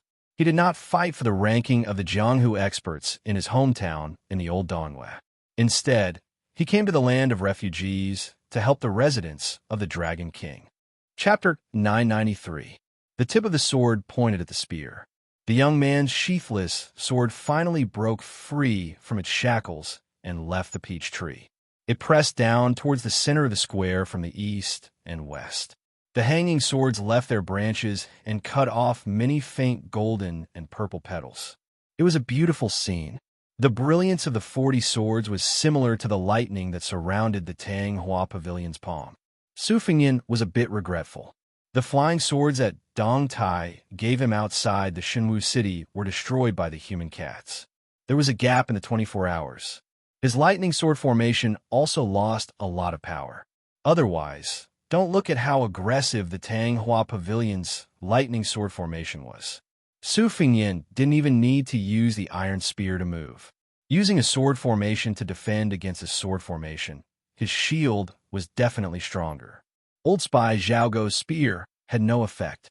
In fact, the essence of the 12 Lingxi sword tomb flying swords was not in the flying swords themselves, but in the sword intent and secret technique that each sword contained. This was an epiphany he had gained when he observed the alternation between day and night on the top of the Dunhuang City Tower. Later on, he obtained the Great Qin sword behind the Yellow River Dragon Wall. The 12 Lingxi swords were divine Rui, so he could just destroy a few of the flying swords and rebuild them. Although he had an agreement with the Guanyin sect's Qi refining grandmaster, Dripping Water, and the charcoal girl that sold charcoal, he needed to use the ancient sword that was made of the same material as the wooden horse to forge the 81 talisman swords in Yuyan Villa. Logically speaking, even if he did not use the ancient sword buried in the mausoleum, he could still cut off some of the talisman generals in red armor from the Reed Marsh and Iron Gate Pass and use them to forge the 12. However, Su Fengyan had other plans. In Liangzhou, he had entered the extremely hidden Bailiang machine, making bureau, several times. Using his identity as His Royal Highness and the new king of Bailiang, he ordered the machine-making bureau to put down all the work at hand and start a huge project under the leadership of the Master of Moism. However, Second Sister and Chu Lushan had no right to ask about this secret. After Su Weisheng, who had some master-disciple relationship with the Master of Moism, entered Wutongan, he completely left the machine-making bureau and handed it over to Su Fengyan, who liked to play at the machine-making bureau since childhood. Naturally, no one knew about the young king's plan. Even though Su Fengyan had only been practicing his saber, cultivating his will, and secretly practicing his swordsmanship for the past few years, other than the daughter of the spear immortal Wang Xiu, the instant spear, Su Yambing, and Han Laozhan, the two spear experts who could be ranked in the top 3 in the world, he had been influenced by them. Even with an iron spear in his hand, he was still able to make a whistling sound like the wind with the momentum of a thunderbolt. Every time the spear struck out, he would directly smash a sharp sword that was close to him. More than 40 Thunder Sword talisman swords were as weak as paper under the strike of the iron spear. Not only was Tang Huawan's expression solemn, but the two guests, Queen Yuru and Mao Gu, also had their eyes opened. Zhong Liang was still calm and composed. The peach blossoms around him were torn apart by the sword aura and danced all over the sky. He casually picked up a few petals in front of him and threw them into his mouth to chew. Then, the great demon saw a sword being pierced towards his head by the iron spear. The Beimang expert, whose mouth was full of peach blossoms, sneered vaguely and allowed the flying sword, which was tainted with the aura of the talisman, to stab straight towards his head. He did not expect that when the tip of the sword was about to touch Zhong Liang's glabella, not only did Zhong Liang not move at all, but there was also not even the slightest flow of qi. The flying sword actually spun around cheerfully like a swallow returning to its nest. It kept circling around Zhong Liang's shoulders until the spiritual qi on the sword dissipated and it fell to the ground. On this point, not to mention Yuru, Mao Bishan, and Gu Feiqing, the two sword experts, even the qi cultivator Tang Huawan, could not understand the mystery. Only Su Fengyan knew. There was once a rumor in the Jianghu that there was a dragon girl in the South Sea whose swordsmanship was godly. The wind was strong and the waves were fast, and her sword could travel 10,000 miles. The barefoot young woman, nicknamed the Charcoal Girl, had once shown such a skill that was similar to Zhong Liang's in Yuyan Mountain Villa. At that time, even Su Fengyan's flying sword, which had a complete sword embryo, was unusually docile and almost changed sides. It was all thanks to the Charcoal Girl's sword embryo, which was a once-in-a-century sword embryo. She was born to make famous swords feel close to her, as if they were meeting an old friend. Su Fengyan's original intention was to test the situation slightly and roughly confirm the strength of the demon. He did not expect Zhong Liang to be so honest and openly reveal his sword embryo talent. Tang Huaguan's lips moved slightly as he silently chanted a spell. He pressed down with both hands, and the second wave of flying swords flew out from the depths of the residence of Dragon King. There were only 50 or so swords. However, Su Fengyan really had the capital to underestimate the scale of this sword formation. He once had a magnificent feat of borrowing swords from Yuyan Mountain Villa and used thousands of snowflakes as swords. Tang Huaguan's sword formation was originally based on talismans and spells. In the eyes of today's famous swordsmen, this was naturally an insignificant skill. Su Fengyan's underestimation was one thing, but he did not forget to secretly learn the falling banner loathing and impeachment technique from the demon-slaying platform of Mount Longhu. However, at that time, the great immortal Qi Xianzhu had used the Sky Thunder as a banner to suppress several sky demons in Mount Jilu. Tang Huaguan's loathing and impeachment technique was just a copy. It was probably not even 1,000th of the majesty of the demon-slaying platform on the Lotus platform. When Zhong Liang saw Su Fengyan's curved spear technique, he was surprised. Back then, one of the four grandmasters, Wang Xiu, went deep into Beimang's hinterland as if there was no one there. Countless heroes of Beimang died under Wang Xiu's four-words formula. The two-words formula of Beng Tuo and drag were already a complete mess. The third-word formula of curved spear technique was even more frightening. Zhong Liang had wandered the Jianghu for many years, and his martial arts were especially diverse. He was also a rare martial arts genius, and was the only person in Beimang whose aptitude was better than his own. Unfortunately, Zhong Liang was born unrestrained and did not have a fixed nature. He rarely took a fancy to things that people valued. Not only did he have no love for power, he also followed his interest in martial arts. This was why he could not be ranked among the top 10 masters in the world. Zhong Liang rubbed his eyelids with both hands and said with a smile, "It really is Wang Xiu's curved word formula. Good boy, you can learn whatever you want. You have my style." Zhong Liang stared at it for a while, and then turned his head to the queen on the other side of the door and made a gesture to ask for an iron spear. 3 arcs formed a force. 3 forces formed a small circle. 3 small circles formed a large circle, growing and multiplying endlessly. Back then, Wang Xiu had used the curved word formula to fight with one of the 4 grandmasters, the talisman General Jiarun, for 3 days and 3 nights.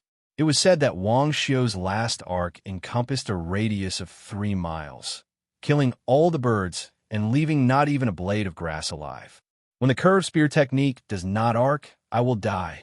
For the first time, Zhong Liang, who had been hiding his identity in the land of refugees, felt an itch to fight. Su Fengyan's curved spear technique contained the collapsing thunder technique and the dragging spear technique. The horizontal and vertical sword formations of the Tang Hua Pavilion could not withstand it. Su Fengyan's curved spear technique had already covered the entire square.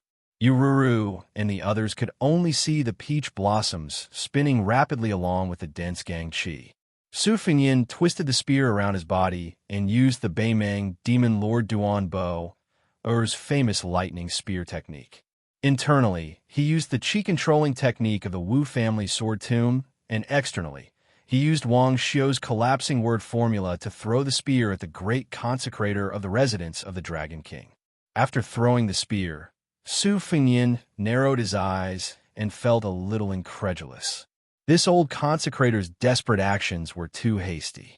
Other people would be desperate to escape, but this old spy Zhao Go actually held his sword without any regard for his life and allowed the spear to pierce through his abdomen.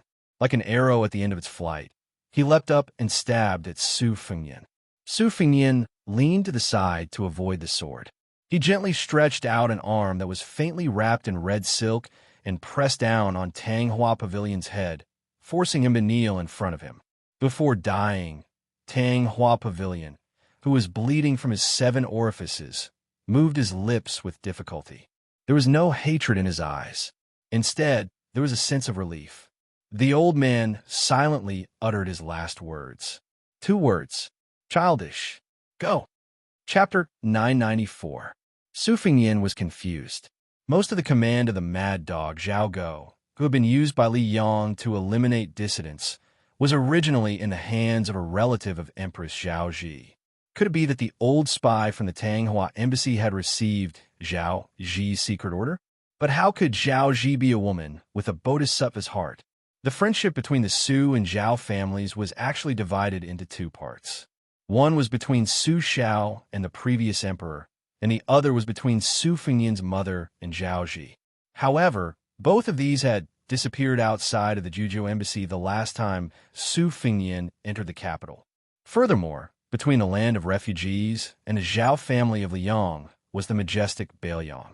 How could it be Zhao Ji's turn to give orders? Su Fengnian was suddenly shocked. He even dared to refuse the emperor's imperial edict. Although he didn't care about Zhao Ji's scheming, perhaps he had miscalculated one thing. This made Su Fengnian feel a trace of unease. However, at this time, he couldn't change his plan at the last minute. At most, he would use the stupidest method: counter soldiers with arms, water with an earth weir. Let's see who is the mantis and who is the oriole at the end. At the door, Gu Feiqing threw an iron spear to Zhong Liang, who was inside the door. The breeding demon waited for a moment before skillfully brandishing the spear. The body of the spear trembled in a subtle arc that was pleasing to the eye. With the spear in his hand, Zhong Liang's aura suddenly changed. He was no longer the carefree wild crane that did not care about anything. He dragged the spear and walked forward.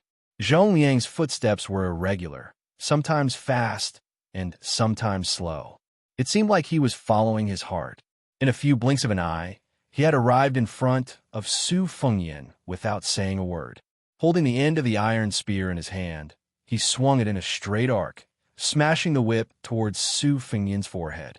Su Fengnian was not stupid enough to use both hands to block the attack.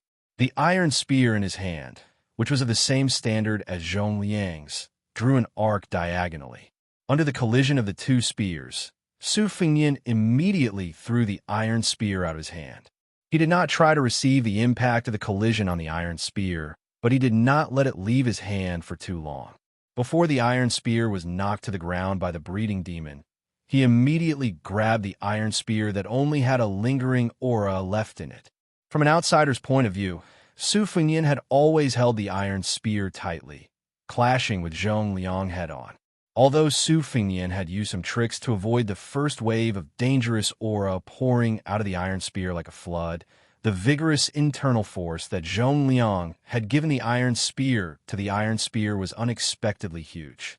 After holding the iron spear, Su Fengnian had no choice but to shake his wrist to use the burst formula to disperse the lingering aura on the spear. However, in a fight between masters, it was rare to see spear immortal Wang Xiu and talisman General Jia entangled with each other day and night like this. Usually, one wrong step after another would determine the outcome of the battle. It was only after Su Fengnian used the collapse formula that he managed to dispel the force from his iron spear.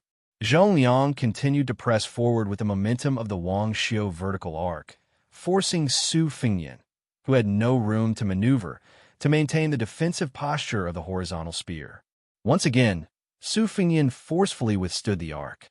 Last time, Su Fengnian used a trick, but this time, it was Zhong Liang's turn. The arc formula was true, but because of the collapse formula, a large cloud of Gang Qi exploded from the tip of the spear. The hard iron spear in Zhong Liang's hand was curved into an unimaginably soft semicircle, and the tip of the spear was pointed at Su Fengyan's face. The distance between them was 1 foot, and the Gang Chi was 1 foot long. Su Fengyan could either take the full force of the Iron Spear arc word formula, or take the risk and try to break the Gang Chi of the collapse word formula with a flying sword in his sleeve.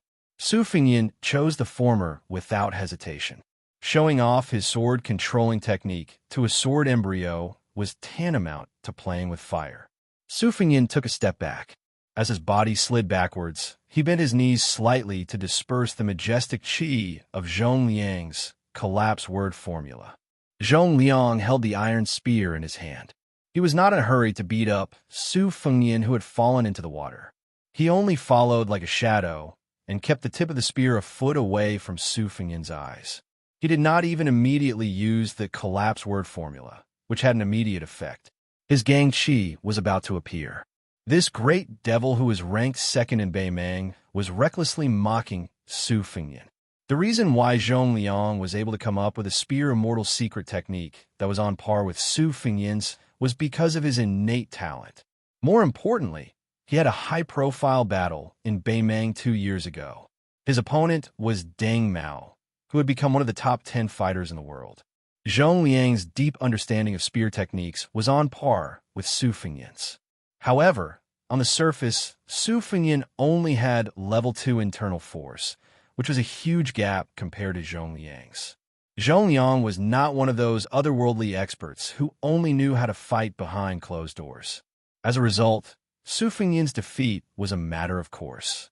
In terms of innate talent, Su Fengyan was not as good as the old man wearing the sheepskin fur coat who thought he was #1 in the world from the moment he held sword. He was not as good as Xianyuan Jingcheng, who only knew how to read and became a Confucian sage. He was not as good as the woman who inexplicably cultivated the sword, controlling Jade Mystic while practicing calligraphy. He was not as good as the Coal girl who was born with the sword immortal embryo. There were many more. Su Fengyan would lose to Zhong Liang and these Jianghu playboys.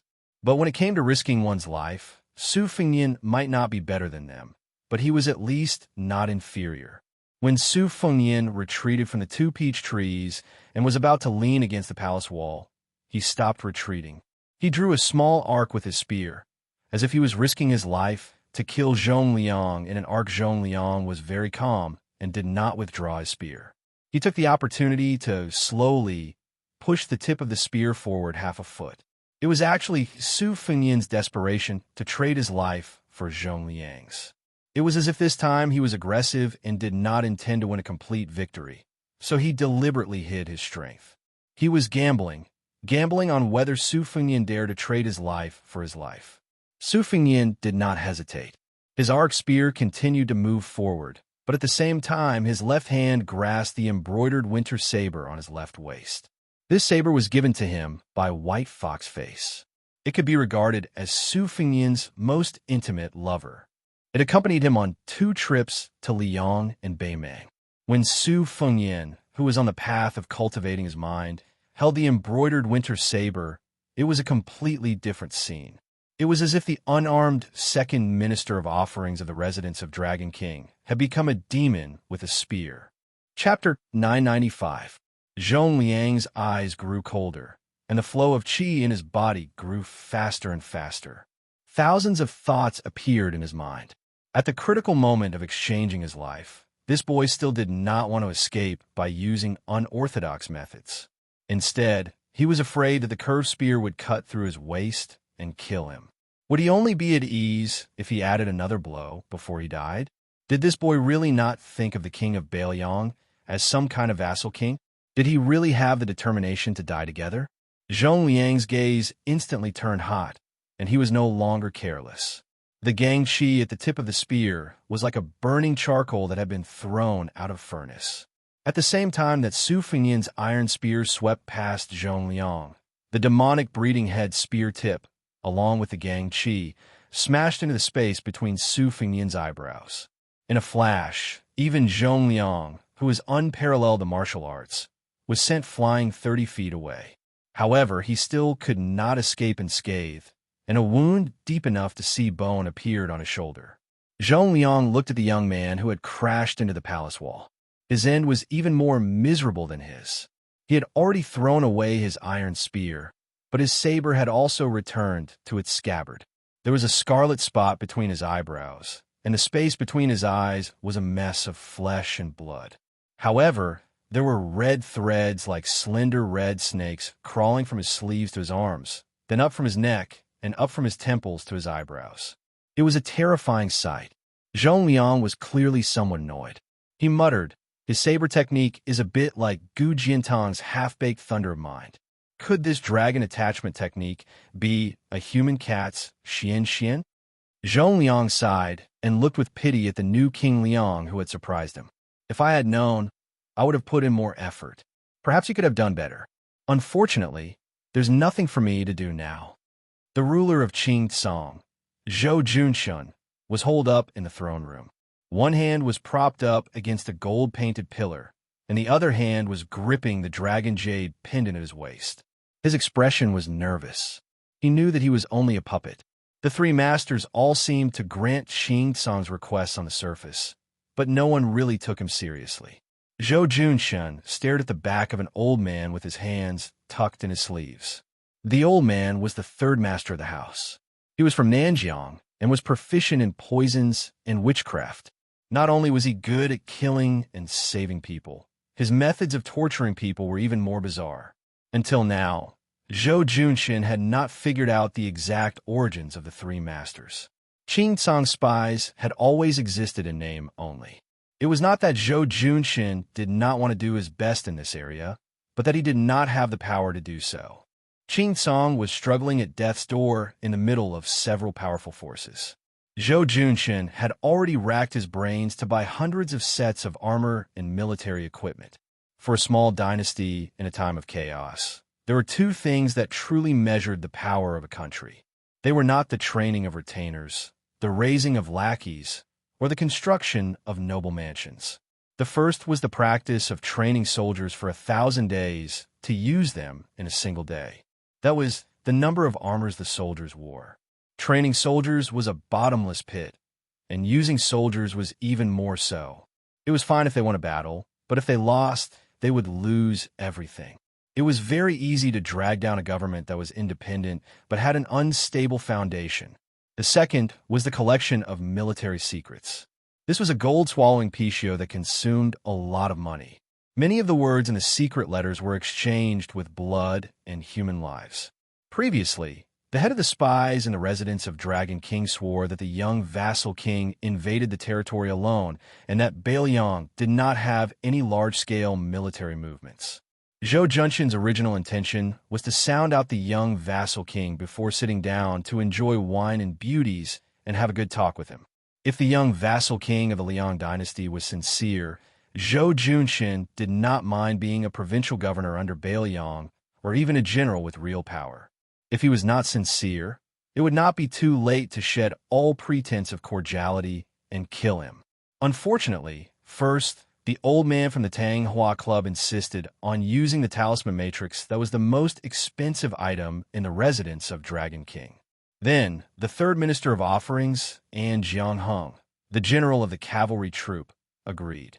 The second minister of offerings, Liang Zhong, who claimed to be a remnant of the spring and autumn period but spoke with a Beimang accent, chose to stand by and do nothing. This completely ruined Zhou Junshun's wishful thinking. He could only hope that the Su Fengyan outside the palace was dead. It would be best if the Bailiang was in turmoil and collapse. Otherwise, he could only flee to the more barren and desolate western region with a group of bodyguards. Zhou Junshun sighed and turned back to look at the golden dragon throne. He then turned his head and stood on tiptoe to look at the scenery outside the hall. He was lost in thought. Then, Zhou Junshun felt his scalp tingle. He turned around with difficulty and saw 3 men and a woman he had never seen before. 2 of them were adult men and a pair of young boy and girl. The young boy was a little fat and was rolling around on the spacious dragon throne. He seemed to be enjoying the feeling of rolling on the dragon throne. The young girl was not a beauty either. Her appearance was average. Fortunately, a fair complexion covered all her ugliness. If she was placed in the crowd of beauties and palace maids in the residence of Dragon King, Zhou Junshun who was not happy without meat, would not even look at her. The young girl was squatting beside the dragon throne. She opened her mouth and took a big bite, as if to verify whether the dragon throne was made of gold. Zhou Junshan could ignore this pair of naughty children, but the two men who were about 10 years apart in age were intimidating. The slightly younger man had a majestic figure and was born with a vision of having eyes but no pupils. It was not accurate to say that he was blind. A short man dressed in the attire of the Northern Ming, Northern Dynasty, stood beside the majestic man, leaving Zhou Junshan with a rough side profile. He extended a hand and stroked the dragon throne. His stroke was extremely slow, as if he was yearning and ridiculing. Zhou Junshan, who was dressed in a yellow dragon robe, swallowed his saliva. He did not even dare to breathe loudly, let alone scold him. The short man smiled and did not look at Zhou Junshan. He asked softly, "Is this dragon throne bigger or smaller than the one in the throne room of Liang?" Zhou Junshan knew a little about the Beimang language and replied cautiously, "It's much smaller." The man nodded and withdrew his hand that was stroking the dragon throne. He turned to face Zhou Junshan. Half of his face was covered with scars. He rubbed the scars on his face with his thumb. Seeing this scene, Zhou Junshan remembered a rumor and was shocked. He staggered back a few steps. When the Northern Liang cavalry went the furthest north, there was a young military genius from the Northern Ming who was born in the Northern Dynasty's imperial family. He pushed the roaming cavalry's invasion and plundering to the extreme, and with a small number of troops, he beat the two great generals of Liang who were still alive on the Eastern Front until their faces were covered in grime. In the end, he dared to rush to the Western Front to provide assistance, and had several direct confrontations with the Northern Liang cavalry that were like a hot knife through butter. Not only did he not fall into a disadvantage, he even had a slight advantage. This continued until he was at a place called Pure Gold, where he was set up by Li Yishan to the point of death. He was entangled by a fatty, surnamed Chu, who was also adept at lone troops and Roman cavalry. Both sides had 3,000 cavalry each. They circled around each other and attacked each other, slaughtering each other for an entire 800 li. In the end, this Northern Mang sect general did not have a single soldier left, and the one surnamed Chu was not much better off, only having 80 or so cavalry left. That battle to the death that shook the millions of troops on both the Eastern and Western fronts was not enough to make the final decision, but it was enough to make all the generals sigh in admiration. At the same time, this ordinary-looking man was the most proper descendant of Beimang. He was the younger brother of Murong Empress from a different mother, Murong Baoding. Murong half-faced Buddha was all thanks to the current Beiliang Protector General Chu Lushan. This person was not only a great genius in the art of war, he was also fully deserving of the title of martial prodigy. He was not at the Great Vajra realm, but he was better than the Great Vajra realm. He had an invincible golden body and was a white-clothed monk comparable to the two Zen temples. Murong Baoding, the head of the Beimang Orange Prefecture, saw Zhou Junshan's cowardice and laughed. "You recognize him?" Then the short man pointed at the handsome man with no pupils beside him. "You should be afraid of him. He is the leader of the Ruran Three Towns Cavalry, Hong Jingyan." Hong Jingyan, although he had been demoted from the fourth world to the sixth world by the greatest demon in the world, wasn't the sixth world still an expert? Murong Baoding, who was also one of the top 10 experts in the world, was also here. What did it mean for the two of them to stand together in the Azure Continent? Zhou Junshan, who was very afraid of death, already understood that life and death were up to fate. There was only one thought in his mind. The king of Beiliang outside the hall is dead for sure. Chapter 996. Zhou Junshan was not surprised that Zhou Junshan had such thoughts. In his opinion, one of the best soldiers in the army of Beiliang, the villain too, had already betrayed Beiliang and became the free and happy king of Shu. Yuan Baixiong was now the commander of the cavalry, with a high position and heavy responsibility. He would not come to the refugee land to kill a chicken with a knife. Even Han Laozhan, the personal retainer of old King Liang's junior fellow apprentice immortal of spear, had become the general of Lingzhou, or the deputy general. Thinking of this, Zhou Junshun felt a little sad.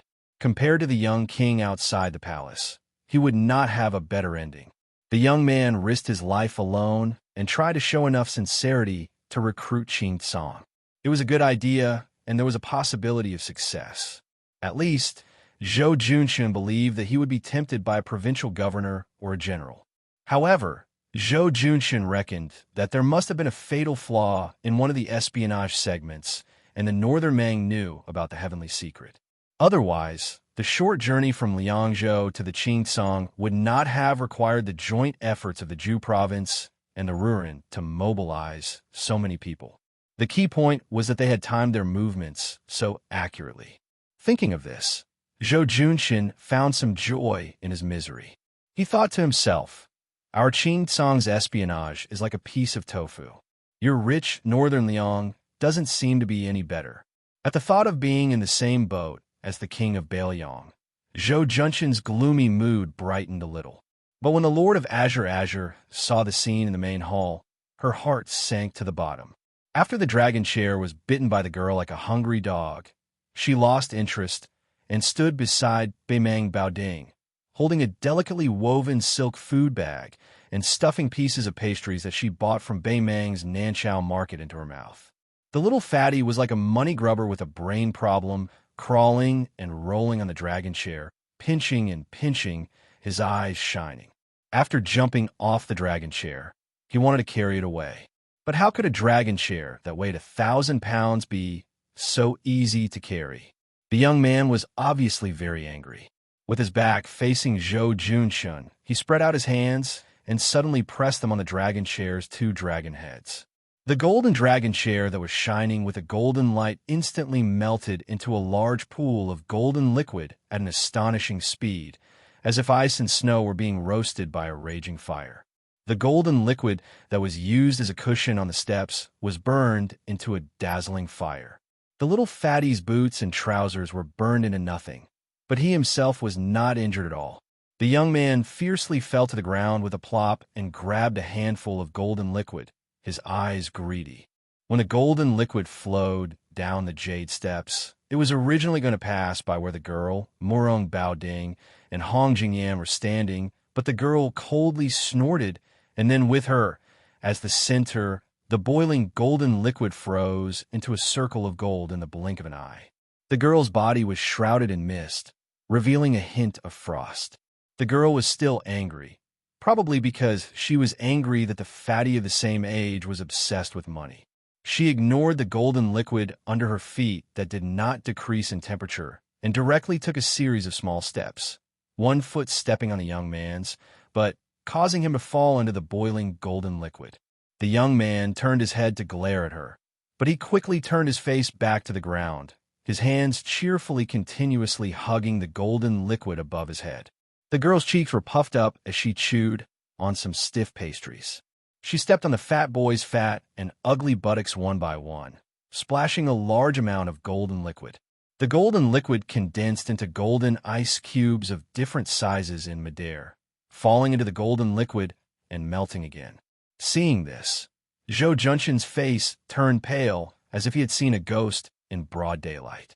Where did Beimang find such a pair of water and fire freaks?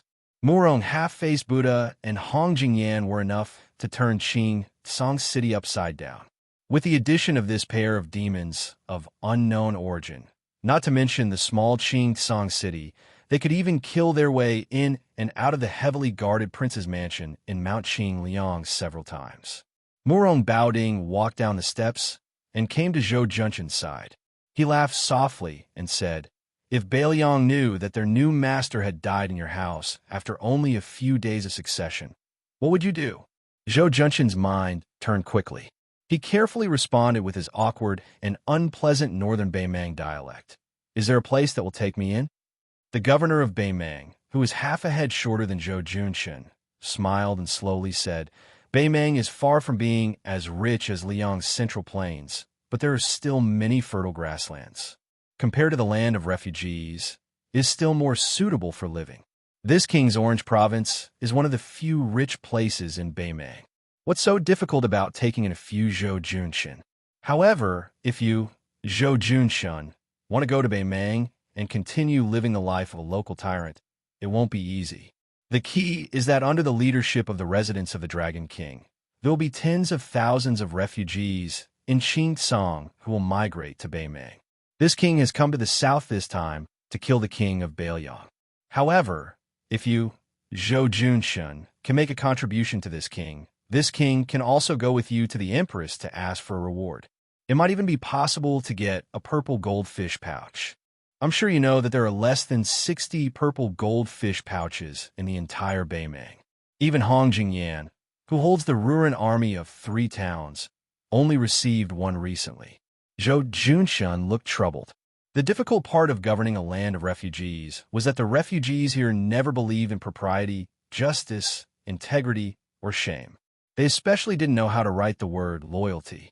Here, brothers turning against each other was common. Even father and son turning against each other and killing each other wasn't rare. In order to control the refugees, one could only use force to subdue them. There is no such thing as using virtue to subdue them. Whoever had more soldiers and horses and brighter armor would be able to defecate and piss on the heads of others. Zhou Junshun's jurisdiction was centered around the ancient military town of Song, which had a population of 20,000.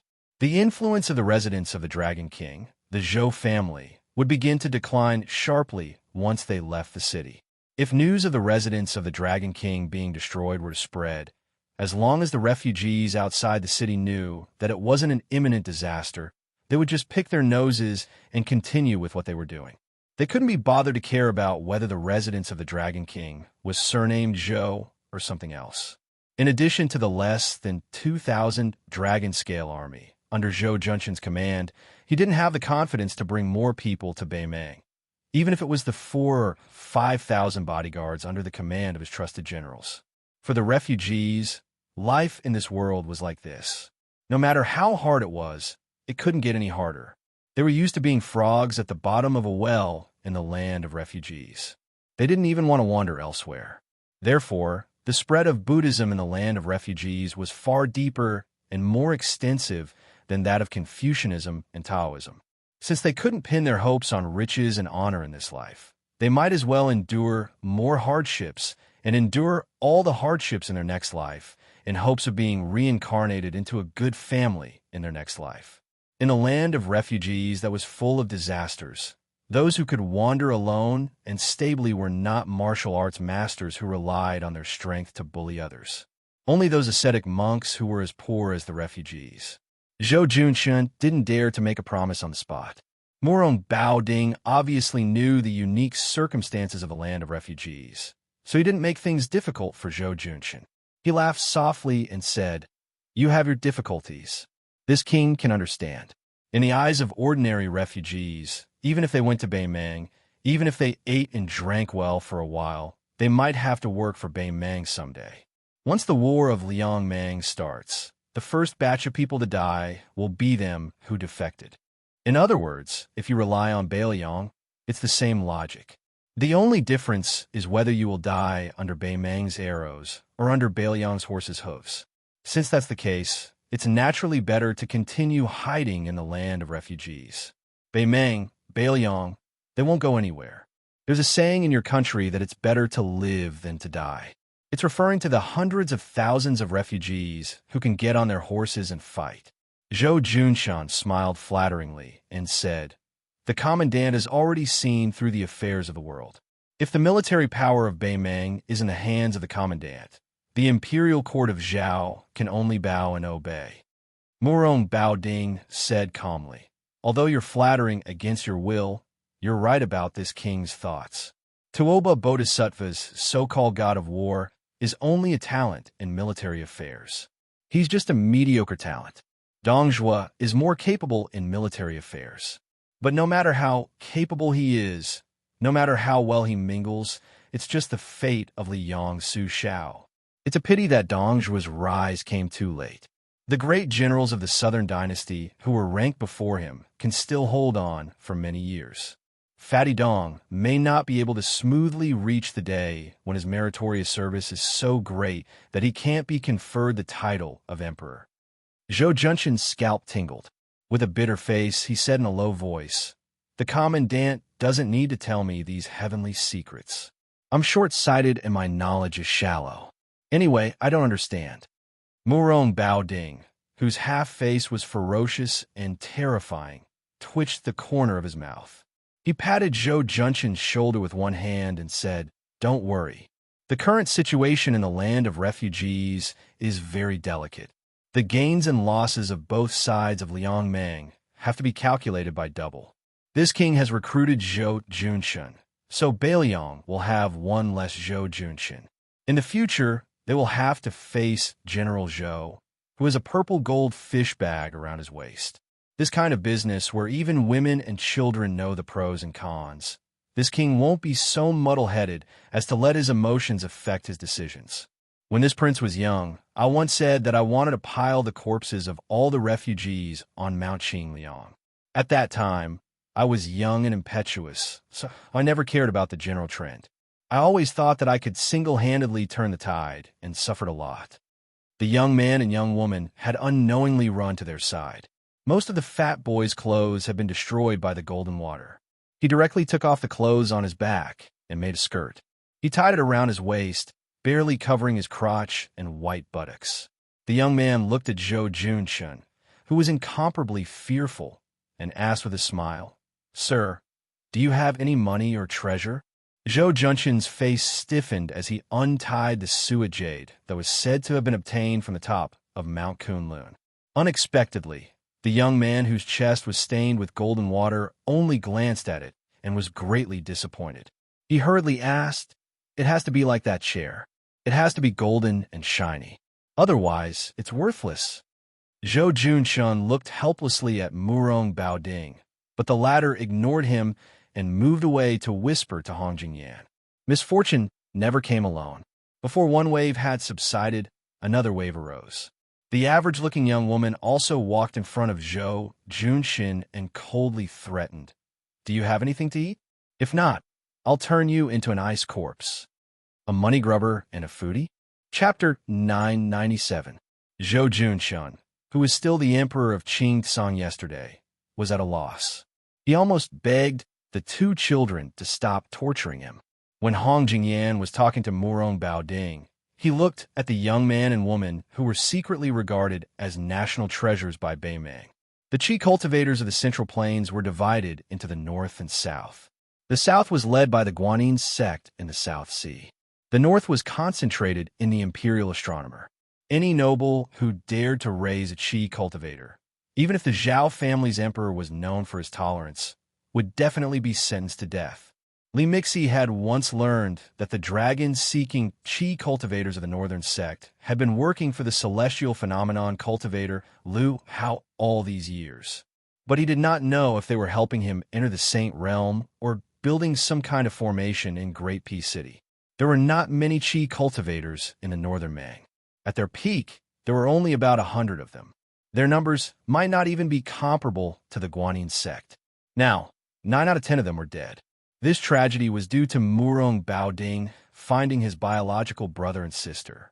The two of them were given the surnames of Yelu and Murong respectively. One was called Yelu Kain, while the other was called Murong Kaiyang. They were the living knife Gui Bait, recorded in the secret manual of the Qi cultivators.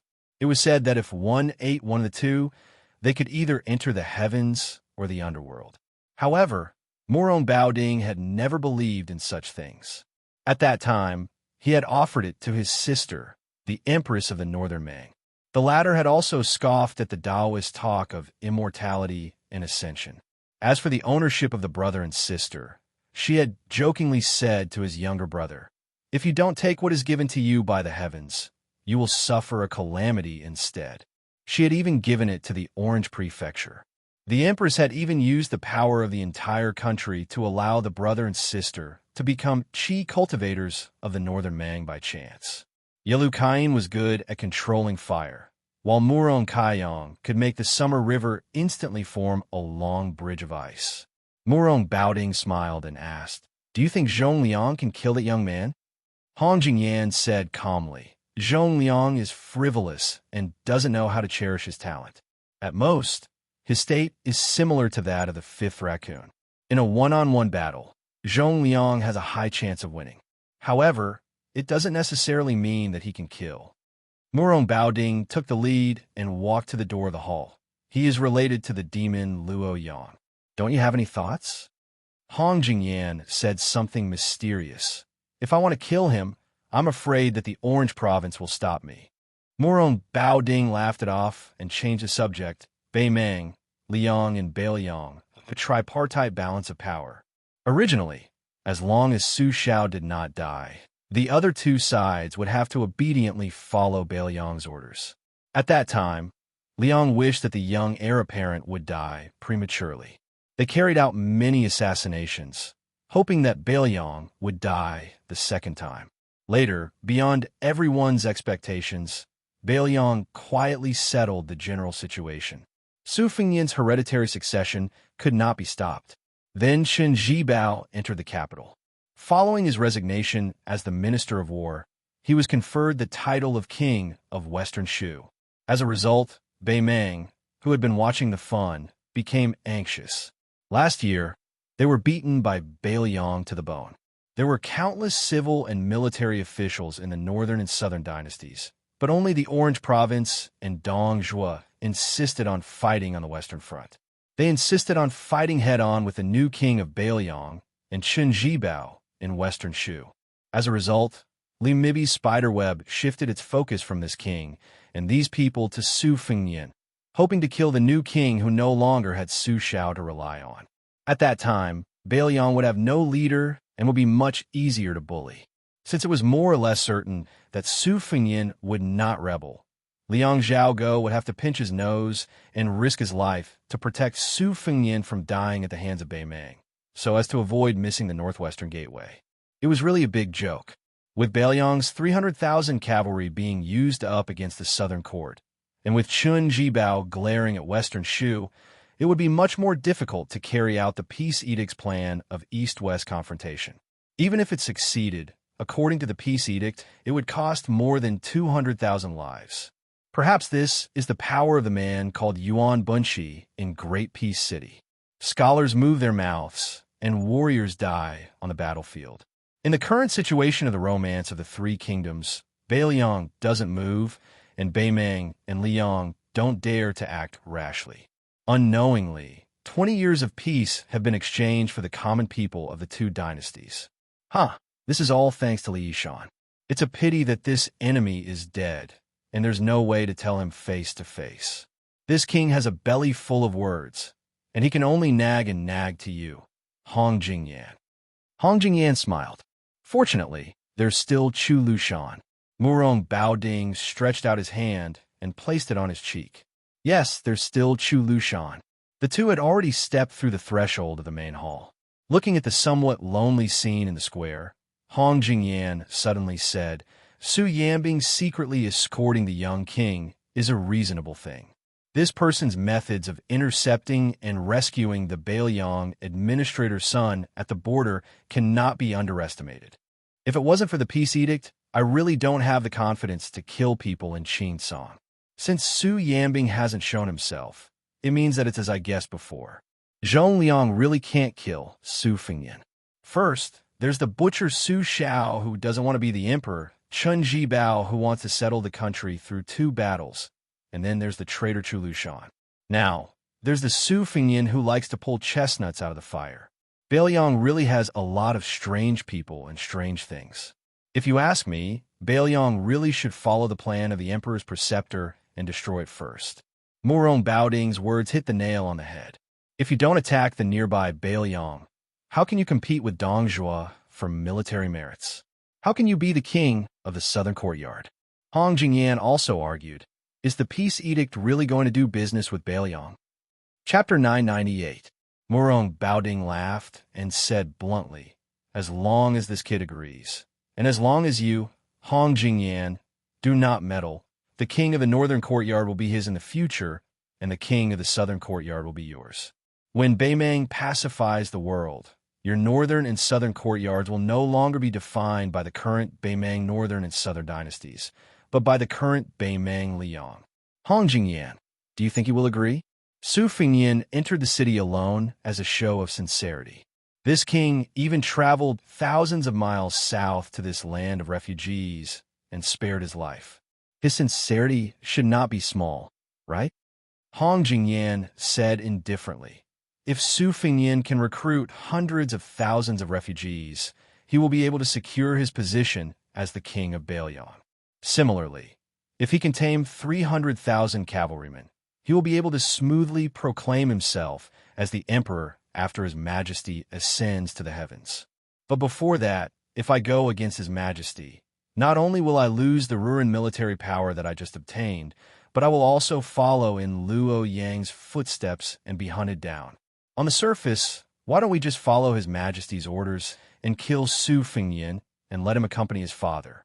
Then, we will rely on our own abilities to fight for people, food, and territory in Bailion. When the time comes, whoever can destroy Western Shu will be crowned as the king." Murong Baoding interrupted Hong Jingyan's words and sneered, "That old woman won't be able to live for much longer. You know very well just how much the Yelu clan, the previous ruler of the Northern Meng, hates her. If you don't let me take over, the Murong clan will have to take the risk of the Yelu clan digging up my ancestral graves. The old woman is very wary of this younger brother of Ben Wang. So, of course, she will have a plan after her death. But when a person dies, politics dies, just like a lamp that goes out. Without her protection, and with Ben Wang's illegitimate son, Li Mibi is destined to die miserably. If Tuoba Bodhisattva wants to kill this king, unless this king fights him one-on-one. Otherwise, with his ability to lead troops, this king will definitely lose in a battle of 100,000 against 100,000. But above 200,000, he will definitely die. This king and Zhong Shintong are in secret collusion. Almost everyone in Beimeng knows about this fact. As the ruler of a country, what can that old woman do to the Zhong family? The Zhong family was not like the Su family. They were ruffians who rebelled whenever they wanted.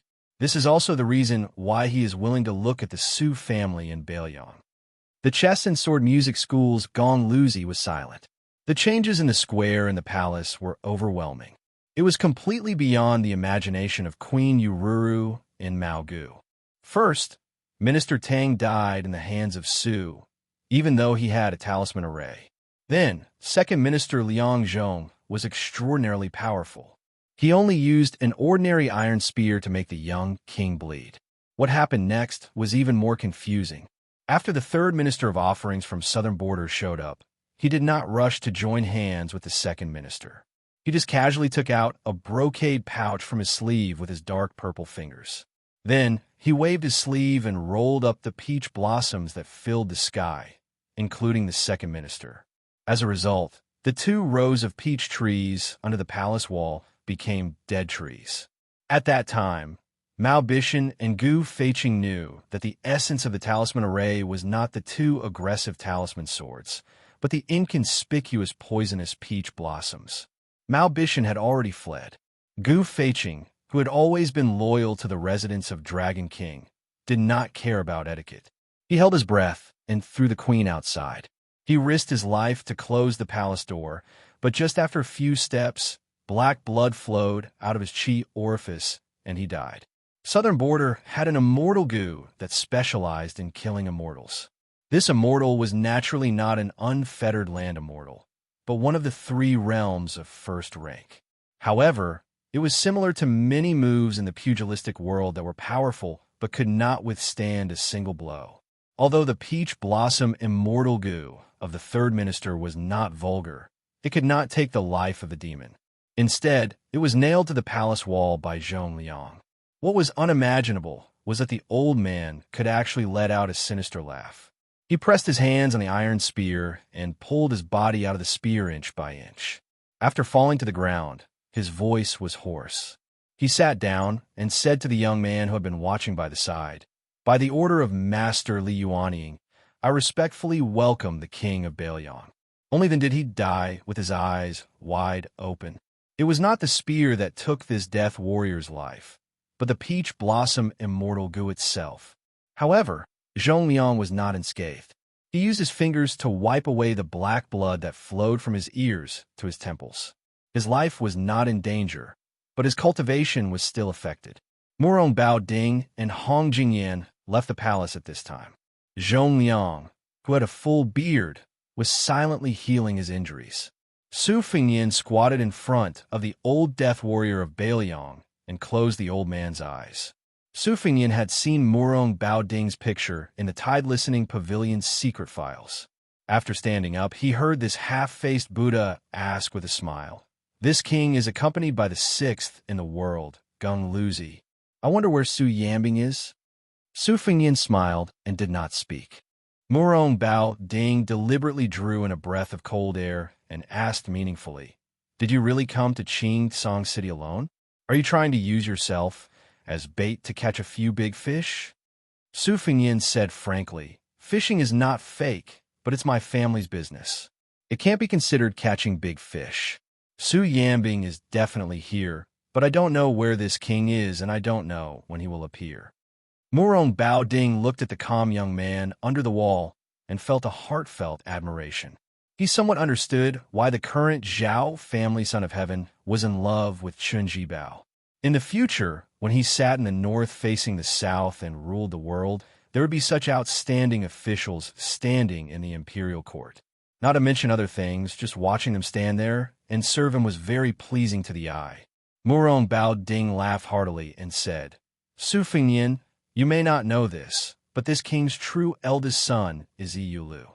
This king can let bygones be bygones for your grievances with him." Su Fingyan took the crossing the river pawn from his waist and placed it in front of his eyes. He gently exhaled and purple thunderbolts rolled onto the scabbard, bouncing gently. There were 9 thunderbolts pearls on the blade. These were the treasures that he had obtained from his battle with Lu Haoshi. They could be considered priceless treasures. Su Fingyan looked at Murong Bao Ding and Hong Jingyan, who were standing side by side, and said something that even these 2 top experts could not understand. "I have had Wang Xinji's mentality since 800 years ago.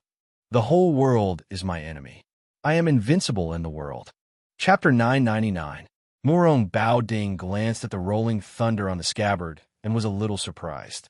Although martial arts were vast and there were countless unorthodox methods, as long as it was related to Qi cultivators, it was considered top-notch. The young brother and sister behind him were more than familiar with this.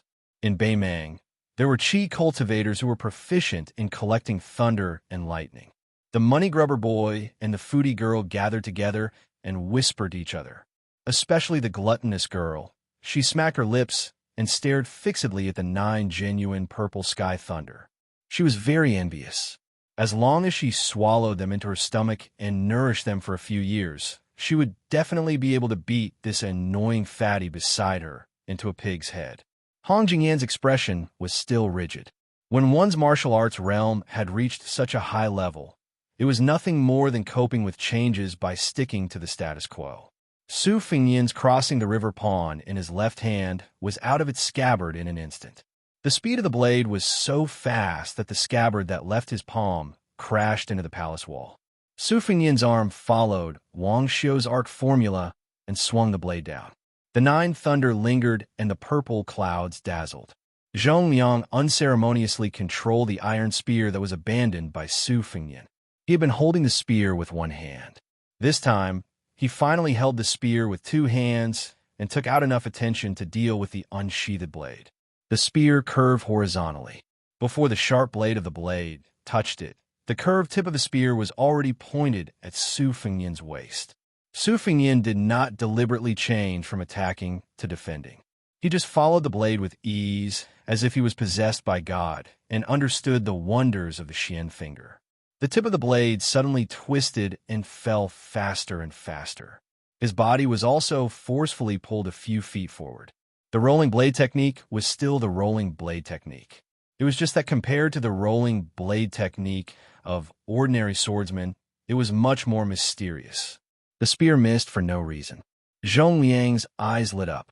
Borrowing the force of the curved spear, the curved body of the spear also curved. In the eyes of others, one person was following the blade and the other person was unwilling to fall behind. Therefore, the person followed the spear. At first, Morong Baoding had a smile in his eyes. He did not think highly of the kid's rolling blade technique. However, when he saw that Su Fengnian's bladesmanship seemed to be disorderly, but it was just right. Every blade was chopped 4 feet away from Zhong Liang's face. This somewhat surprised half-faced Buddha. Zhong Liang, who kept dodging, frowned. He was not angry that this kid was taking revenge on him for pointing the tip of the spear at his glabella. It was because he had never heard of such a ridiculous rolling blade technique. Of course, Zhong Liang did not know that there was an old swordsman from East Yu named Song Yinqing. When he went out in Jianghu for the last time, he had 14 swords and 14 moves. The only sword with a sword tassel was called Zhao Dan, which meant that he was carrying a lamp to illuminate the mountains and rivers. It was such a walking sword that he walked all the way to the side of the white-robed Luo Yang. Every time Su Fengnian's rolling blade finger, a purple thunder was suspended. After 9 times, he suddenly clenched his right hand. There were 9 flying swords hidden in the 9 thunder, which condensed into a formation and trapped Zhong Liang. Su Fengnian did not look at how the breeding demon was going to deal with it. He randomly patted the void with one hand, which was the 18 strokes of the hujia played by the blind female zither player in the battle in the Rainy Alley. His finger tapped on the soldiers crossing the river, which was the finger sword secret skill of the young female chi trainer on the lake of Yuyin Mountain Villa. Many of the abandoned talisman swords that were left behind in the square jumped up from the ground and stabbed fiercely at Zhong Liang with distorted trajectories. Together with the domineering thunder pool flying sword and the unpredictable hujia paddle, it created a magnificent scene. The 3 arcs of the arc formula formed momentum. At this time, Su Fengnian's 3 arcs were secretly learned from Song Yinqing, Xue Songwan, and the Qi trainer from the South Sea. They seemed to be unrelated, but they were fused together and vaguely appeared to be in the great Grandmaster realm. Morong Baoding chuckled softly. It looks good and is quite practical, but it's a bit too messy. There's still a long way to go before returning to the original state of celestial phenomenon. Zhong Liang was exhausted dealing with the 3 arcs in the formation. It was easy to deal with the barbarian clapper that came out of nowhere. With his Vajra physique, even if he was hit by it, it would be nothing more than a flesh wound. It was just a small matter of losing face. He didn't know how the boy controlled the dozens of talisman swords, but it didn't matter. With Zhong Liang's Xian finger comprehension, he could deal with it easily. In the past, with his rare talent, he didn't even need to dodge. However, he was afraid that if he didn't dodge, he would fall into a trap. Moreover, the flying swords of the sword tomb, which were wrapped in purple thunder as clothes, were no longer close to him, a natural sword embryo. Each of the 9 kinds of sword chi had its own killing intent, which was the real trump card. The iron spear that Zhong Liang held with both hands had its spearhead cut off by the purple thunder. From the moment the guy unsheathed the saber in his left hand until now, Zhong Liang hadn't been able to fight back even once. This made the second young master of the Bei Mang family, who ranked relatively low among the top 10 devils but had outstanding strength, really angry. Bei Mang was at the top of the martial arts world, and the number of times they fought each other was far more than Liang. They never liked the martial arts fights that didn't hurt each other's feelings. If old Monster Wong from the Martial Emperor City didn't go to Liang Jianghu to be a whetstone, the number of people in the martial arts ranking list might not even be equal to the number of people in Bei Mang. In Bei Mang, heroes didn't matter where they came from. Many people were nameless one day, and the next day, they became the distinguished guests of the general. Zhong Liang didn't rely on his identity as Zhong Shintong's younger brother to stand out in Bei Mang's Jianghu. He relied on being hunted and being hunted again and again. When he was young, he provoked the Dragon King, who was also one of the top 10 devils and was hunted for nearly a month. It was because of that escape that made Zhong Liang finally become a level 1 master. The reason why Zhong Liang deliberately showed mercy before was not only because he wanted to humiliate the young king, but also because he couldn't stand the kid's attitude of not taking out his saber when he practiced. How dare he put on airs in front of Zhong Liang? Only now did he know that the young king of Baelyong had learned a variety of skills and was not inferior to him at all. After he took out his saber, his momentum was even more imposing. Zhongliang had to restrain his contempt and treat him as an opponent that he could fight with all his strength. Zhongliang certainly knew that the young man, standing 5 feet away from him, had many tricks up his sleeves. Other than the thunder-wrapped flying sword, he must have a more powerful trump card. Zhongliang guessed that it must be the second saber on the right side of his waist. Zhongliang had heard that Su Fengnian, who was once a disciple of Li Chungang, used the mind cultivation technique to cultivate his saber. On the grassland, he used his saber to kill the colorful python demon beside Tuoba Chunsun. Zhongliang dealt with the talisman swords that were undulating with the rhythm of Su Fengnian's rhythm. Of course, there was the more troublesome purple thunder sword formation. When Su Fengnian made a move, Zhongliang countered it. It seemed complicated and long, but in fact, it only took a few blinks of an eye for the talisman swords to be broken and fell to the ground. Zhongliang's iron spear had also been cut by more than half, and the spear had become a long saber. Fortunately, Zhongliang's talent was so high that no matter what he learned, he could easily go further than many famous experts who studied for their entire lives. The broken spear in his hand knocked against the purple thunder flying sword. The sound was loud and clear, like the sound of a 1,000-pound bell. It could be heard clearly outside the residence of Dragon King. Every time the spear knocked against the sword, Zhongliang's perception of each thunder flying sword increased. When the expressionless young man holding the saber finally moved his right hand, Zhongliang's pupils shrank. He knew that the saber in his right hand was about to be unsheathed. The outsiders, Murong Baoding and Hong Jingyan, sighed softly almost at the same time. Su Fengnian was indeed holding the hilt of Xiudong's saber in his right hand. However, the one who made the move was not Xiudong, but the scabbard crossing the river pond. Su Fengnian's palm was split open, and blood splattered everywhere. It was obvious that the crossing the river pond was so fast that even Su Fengnian, who was holding the saber, could not control it. Outside the Shenwu city, a person who was far away in the martial emperor's city borrowed a sword. Su Fengnian decisively gave him the sword. At the last moment of life and death, he killed Han Shengxian, the cat that was known as the land immortal, Han Wudi. Chapter 1000. This time, Su Fengnian returned the sword to the old man, surnamed Sui.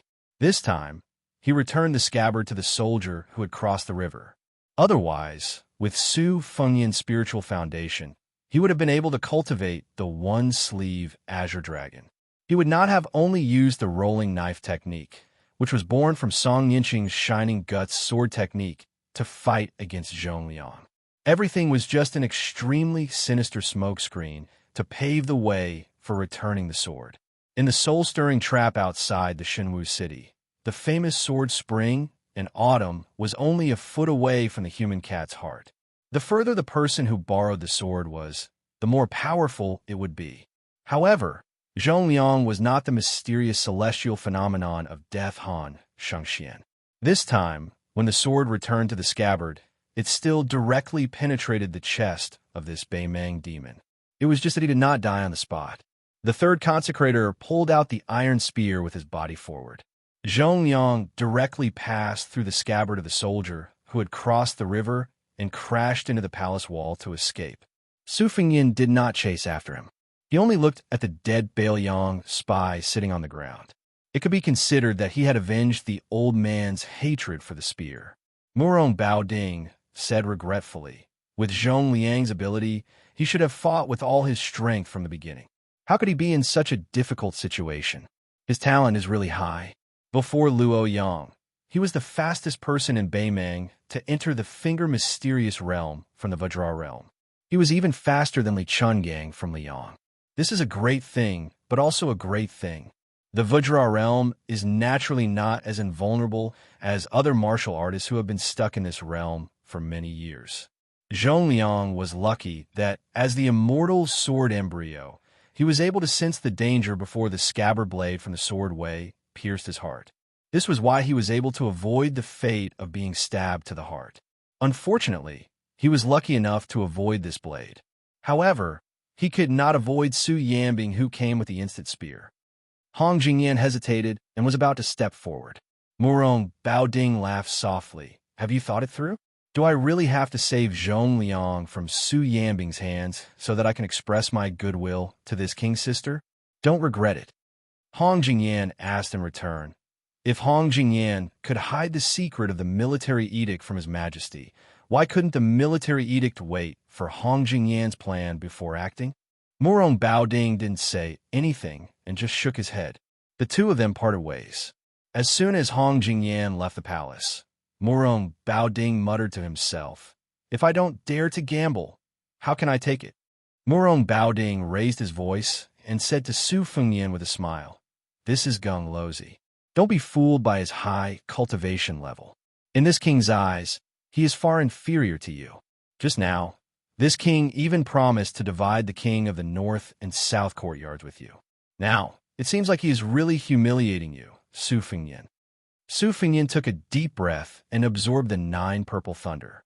He then controlled his chi to take back the soldier of crossing the river that was still in its sheath. He shook it casually and shook off the blood of Zhong Liang on the sheath. He asked with a smile, "If you were to face this blade, what would the result be?" There was no tense atmosphere between the two of them. Murong Baoding sat lazily on the steps and laughed. This king can predict that blade, but he probably won't be able to dodge it. However, even if your blade hits this king's chest, you won't be able to pierce it. It's not that this king is looking down on you. In fact, only Wang Xianji and Tuoba Bodhisattva can do it with their bare hands. Dong Taisor can also do it. As for the others, the difficulty is not small. Alright, there's also Li Xiaoxin with the King Kong lair. So even if Hong Jingyan went crazy and turned around to kill this king won't take it seriously. He will just leisurely run back to Beimeng. Who knows? He might even be able to chat with you guys. The martial arts evaluation released by Beimeng asserted that as long as Wang Xianji was willing to join forces with Tuoba Bodhisattva, they could kill all 8 people behind them. No matter how much the world discussed, there was no way to know what these 8 people were thinking. At this time, there were 2 people in the residence of Dragon King. One was the 6th in the world, while the other was the 8th. They had a drink and chat on their journey to the south. Hong Jingyan, who stood at a higher position, admitted this, but Murong Baoding denied it. However, the reason why he denied it was not because he was conceited about his cultivation, but because he felt that Dong Tai, who was going to visit immortals after borrowing the sword, would have a chance to surpass Toba Bodhisattva's realm and be on equal footing with Wang Xianji. Su Fengyan asked, "Even Su Yanbing's instant spear can't do it?" Murong Baoding thought about it seriously and said, "Firstly, this king's true strength is unknown. Secondly, if he says that he can't do it, you will only think that he is bragging." Su Fengyan smiled and said, "If Su Yanbing doesn't want to fight with you, there will naturally be someone else who will." Murong Baoding said in a low voice, "No room for discussion? Do we have to fight and kill?" Su Fengyan shook his head and said, "When Su Xiao was alive, he was too lazy to pay attention to you guys. In this life, I will not do business with Beimeng." Murong Baoding stood up with a face full of regret. He stretched and said, "It turns out that you are much more stupid than this king thought." Su Fengyan smiled and said, "I'll return the same words to you. The spy leader of Qingcang was actually a pawn planted by Beimeng. After lying to Zhou Junshun about the military situation, he had already disappeared. He said that Su Fengyan had entered the land of refugees alone and that Baoyang did not have a large army. In fact, he was only half right. Other than the young king of Baoyang, who was supposed to be the son of a rich family, there was also a mighty cavalry of 1,000 men. However, there were less than 100 men in armor. The remaining 800 to 900 men were wearing kasayas. Their bald heads were very eye-catching. It was actually a scene of a large group of monks heading west. There was only one carriage.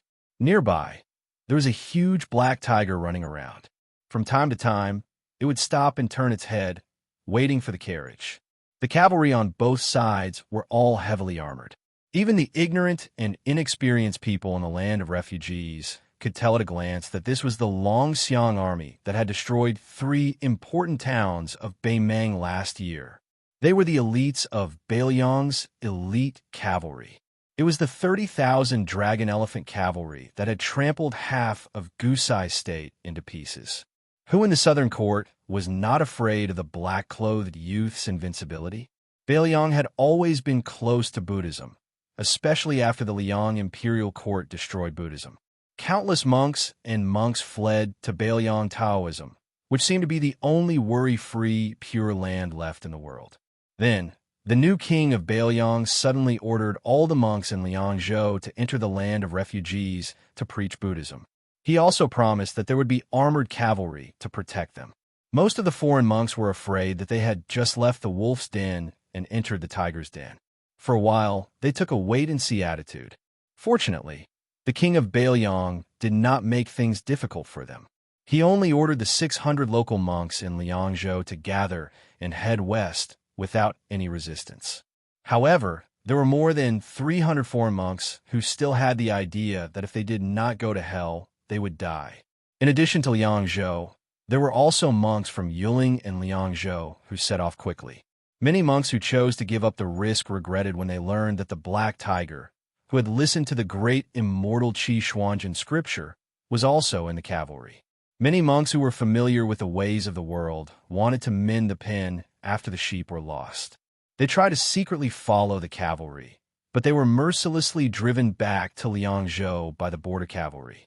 After the Beimang spy Taoist Qing Huai, who had been dormant in Qingrong Temple for many years, was killed by Beiliang's falcons, monk Huang Deng, who was a famous monk in Gangnam-do, witnessed the death of the old Taoist with his own eyes. The old monk Huang Deng became the new abbot of Qingrong Temple. This time, the new king of Liang ordered the monks to go west to the land of refugees. The old monk Huang Deng was the first monk to take the initiative to go to Liangzhou, and he was also the most famous one among them. Therefore, monk Huang Deng was specially allowed to ride in the carriage by Beiliang, which was a great honor. However, the old monk Huang Deng seemed to be a little restless along the way. He was not an old monk who bowed in front of the powerful. Monk Huang Deng was known for his teachings in Gangnam-do. Even when facing the honorable provincial governor, he was treated the same as a peddler. The reason why the old monk Huang Deng was uncomfortable was that the younger brother of the new king of Liang was sitting in the carriage. It was Su Longxiang who had massacred the city and killed the surrendered soldiers at the border last year. If that was all, the monk would not be so restrained. The main reason was that this prince was not barefoot and dressed in black like before. Instead, he was wrapped in an extremely strange bright red armor, revealing only his eyes. The carriage was filled with murderous intent. Monk Huang Deng, who was known for his Buddhist aura, was pitiful. Some distance away from Qingtsang City, a falcon was hovering at a low altitude. Hearing the sound, the talisman armor suddenly stood up and left the carriage. The young man in armor began to run wildly. Before the red armor entered the residence of Dragon King, which was located at the westernmost position, it had smashed the entire Qingtsang city in a straight line. The Great Vajra Realm against the Great Vajra Realm. Chapter 1001. As soon as Zhong Liang broke through the wall, someone immediately broke through the wall and came over. Moreover, this guy was dressed in bright red. The key point was that he looked like a very valuable family property. This made the money-grubbing young man widen his eyes in envy. He felt that if he had this outfit, he would be very impressive. The foodie girl, who was more talented than her brother, was no exception. She hid behind Murong Baoding and stuck her head out, staring intently. At this time, Murong Baoding's heart was more ridiculous than angry. Did this Su guy just use an armor to send him away? He had heard that there was a talisman general armor among the 4 grandmasters of Liang. He was a good-for-nothing who had been skinned alive. Murong Baoding had always been prejudiced against these so-called masters who used external objects to abuse their power. He looked at Su Fengyan with a gloomy face and said, "This king has already been rejected by Hong Jingyan once. This king's patience is running out. Su Fengyan, I advise you not to take advantage of him. Be careful that you don't become the second Zhou Junqin." Su Fingyin seemed to be in a good mood. He walked to the side of the red armor and patted it here and there. He seemed to be relieved. He turned his head and smiled at half-faced Buddha. Murong Baoding, don't think too highly of yourself. Who are you trying to scare by calling him this king? This is not Orange Province, and you haven't become the emperor of Beimang. As for me, thanks to my father, I've seen the emperor of Liang, the empress of Beimang, and the vassal kings of Liang. I've also seen many of the top 10 people in the world who are better than you in the martial arts evaluation.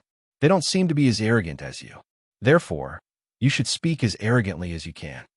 Murong Baoding put on a fake smile and twitched his lips, revealing a strong, murderous intent.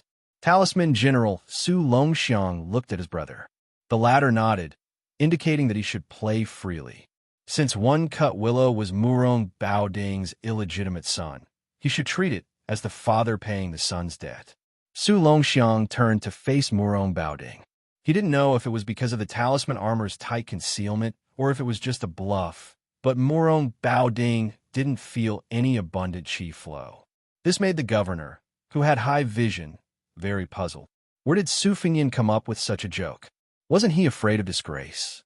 Murong Baoding only knew that Su Zhao's youngest son was born with a vajra. He was barefoot and dressed in black. He led the cavalry of dragon and elephant and bullied the 3 military towns of Gentleman's Hall. They were like 3 virgins who had no power to fight back. His son's exquisite, murderous sword qi couldn't kill him. Naturally, the governor of Orange Province didn't expect that Su Fingyin would make an unnecessary move and let his younger brother wear the talisman general red armor. Su Longxiang's 5 fingers stretched and clenched into a fist. His body moved, and he instantly punched Murong Baoding's chest. The qi flow was vast and mighty, and the square shook. Although Murong Baoding's body only swayed slightly and seemed to be motionless, the invisible mirror between Su Longxiang and the governor rippled violently. The 2 palace walls on the edge of the mirror were torn apart, and the peach trees near the foot of the wall were crushed into powder in an instant. Murong Baoding stretched out his hand and rubbed Murong Xiang's head behind him. The girl knew the severity of the situation and immediately retreated to the throne room with Yelu Kain. After Su Longxiang punched, his body swept back and returned to his original position. He crossed his arms over his chest. This posture clearly showed that he wanted Murong Baoding to punch him back. He didn't dodge. Murong Baoding said, "Oh, so it's Huang Man, or from the Su family who was born with divine strength. No wonder, no wonder." Su Fingyin gently slapped Huang Man, Er's head, and laughed angrily. "He's the 8th most powerful person in the world, Murong half-faced Buddha. Why are you being so polite with him? 1 punch each. Treat it as playing house and beat him up with all your might. This guy's ranking isn't high among the 10, but his ability to take a beating is outstanding. His killing power isn't good, and he's much worse than Dong Tai and Han Shangxian. If it were any other of the 10 most powerful people in the world, I wouldn't be at ease. But since it's Murong Baoding, it doesn't matter.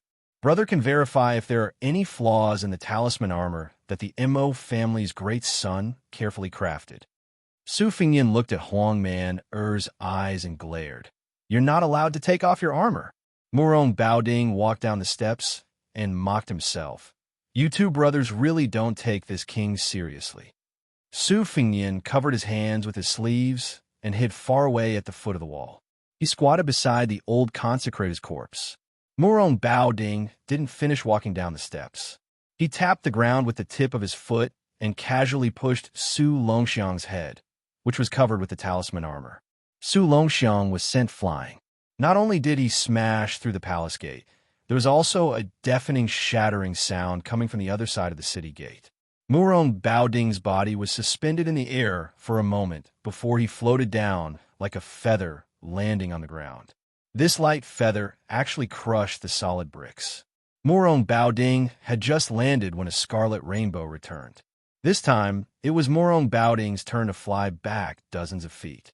In the blink of an eye, Murong Baoding took a step forward and punched out with his left fist. Su Longxiang's right fist collided with his. The astral qi rushed over. and Su Fengnian had no choice but to extend his arm in front of the old spy, Bailiang, to protect him. Then, the two great Vajra realm martial artists fought with their left and right fists, respectively. They were like two barbaric bulls wrestling. They didn't have the demeanor of an expert, but their aura was extraordinarily powerful. Murong Baoding roared angrily. His entire face was glowing with golden light. He pushed Su Longxiang a few feet away and kicked him. His expression couldn't be seen clearly. Su Longxiang bent down and wrapped his hands around the leg of the half-faced Buddha. He twisted his waist and forcefully pulled Murong Baoding out of the ground like a radish. He spun one round and threw it out, smashing half of the palace wall. Su Longxiang leaped up and stomped on Murong Baoding's head. The latter slapped with one hand, and his body was like a tornado. He whipped his leg and smashed Su Longxiang into the palace wall on Su Fengnian's side. Just like that, the two palace walls were destroyed in half. Su Longxiang stood up from the dust and slapped his palm on the chest of the talisman armor. His chi flowed in layers and dispelled the accumulated dust on the talisman armor. The red armor was still bright and didn't have any flaws. Su Fengnian grinned happily. For the past half a year, the group of old men in the Machinery Bureau was only one step away from being forced to hang themselves by him. Even the two great masters of MO, who used to be easy to talk to, didn't give him any face. Later on, whenever they heard that he had come to the Machinery Bureau, they would simply use the lame excuse of seclusion to hide. Otherwise, they would say that they were old and their backs were sore and their legs were cramping. Su Fengnian just had to shamelessly argue with these old men to see who was more shameless. Fortunately, this talisman armor, which involved materials, Taoist talismans, Buddhist incantations, and other vast problems, was finally completed on time. In fact, later on, the old men were addicted to studying it. When Su Fengnian said that he wanted to take it out for a walk, the two great masters of MO looked at him with resentment, as if he had stolen their wives. They even threatened to fight the king of Bailiang to the death if it was damaged in the slightest. Fortunately, Su Fengnian threw out a huge bait. He said that no matter how much manpower, material, and financial resources Bailiang had to build the talisman armor to the level where it could withstand heavenly thunder. He even provoked them by asking if they dared to go against heaven's will. This made the eyes of a large group of old men immediately light up. They turned around and ran to draw the blueprint. They really ran, the kind where they ran away like a wisp of smoke. Su Fengnian looked up and saw that the throne room was still fine. The palace walls had already disappeared, but Huang Manor had somehow wrapped his hands around Murong Baoding's head and tucked it under his armpit. The two of them bumped into each other like this. After they bumped into the palace walls, they went to find trouble with the palace walls. Su Fengnian returned the favor. After he broke free, he grabbed Huang Manor's ankle and used the talisman armor as a knife to cut rice paper, cutting a gully in the middle of the palace walls. Huang Manor did not fall behind. He stepped on Murong Baoding's chest in the air and kicked the half-faced Buddha, who was known as the immovable Wisdom King, to stagger. Then, the two of them began to fight back and forth, punching each other's heads. After each punch, the talisman armor and the half-faced Buddha were unharmed, but the ground under their feet cracked inch by inch. Huang Manor was still fine. He had the talisman armor on him, so he did not appear to be in a difficult situation. However, Murong Baoding's clothes were already in rags, and he looked like an old beggar. He did not have the slightest bit of the bearing of a Baimang military commander. Chapter 1002. Murong Baoding casually picked up an iron spear from the square and smashed it into the talisman armor's waist. The talisman armor was fine, but the iron spear shattered from head to tail. There were still many iron spears on the ground, but they were all picked up by Murong Baoding. During this time, 2 iron spears were aimed at Huang Manor's eyes, but they didn't succeed. The iron spears that were supposed to shatter were also shattered. Without the palace walls blocking his view, Su Fengnian's line of sight was still quite wide. When he saw this scene, he couldn't help but tremble with fear. He had intentionally looked down on Murong Baoding, who was the 8th most powerful person in the world. However, The half-faced Buddha's methods weren't as powerful as the other 9 peoples. However, that was only when compared to Wang Xinji, Toba Bodhisattva, and Deng Tai. It didn't mean that Murong Baoding was a coward who only knew how to take a beating. The half-faced Buddha's punches and kicks weren't as powerful as Huang Moner's. If it were an ordinary martial artist in the Vajra realm, they would have been beaten to a pulp. Su Fengyin could see that the ingenuity of the half-faced Buddha's attack was that after a punch, there would still be a lingering effect on the opponent's body. The essence of willow sword chi was able to grow a willow. It was most likely born from this. Therefore, after more than 100 punches from Murong Baoding, how heavy would the chi accumulated on Huang Man-er's talisman armor be? Therefore, when Huang Man was pushed to the wall by Murong Baoding, before the talisman armor could touch the wall, a huge hole was blasted in the wall by the red armor's crazy chi. Murong Baoding looked at the red armor who stood up from the collapsed ruins and let out a long sigh. Their clan had the custom of worshipping Buddha. When Murong Baoding was young, he liked to follow his elders to the temples to worship Buddha.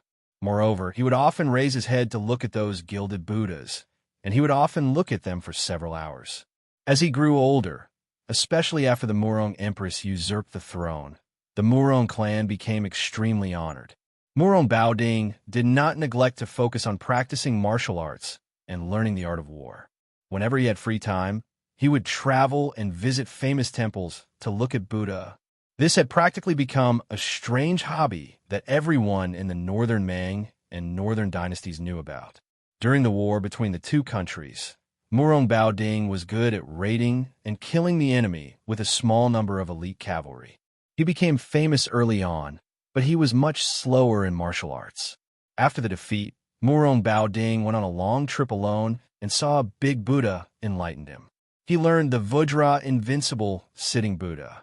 After he opened acupoints, he opened Buddha, and he opened Buddha's Vajra's body. Standing, Murong Baoding slowly raised his left palm in front of his chest.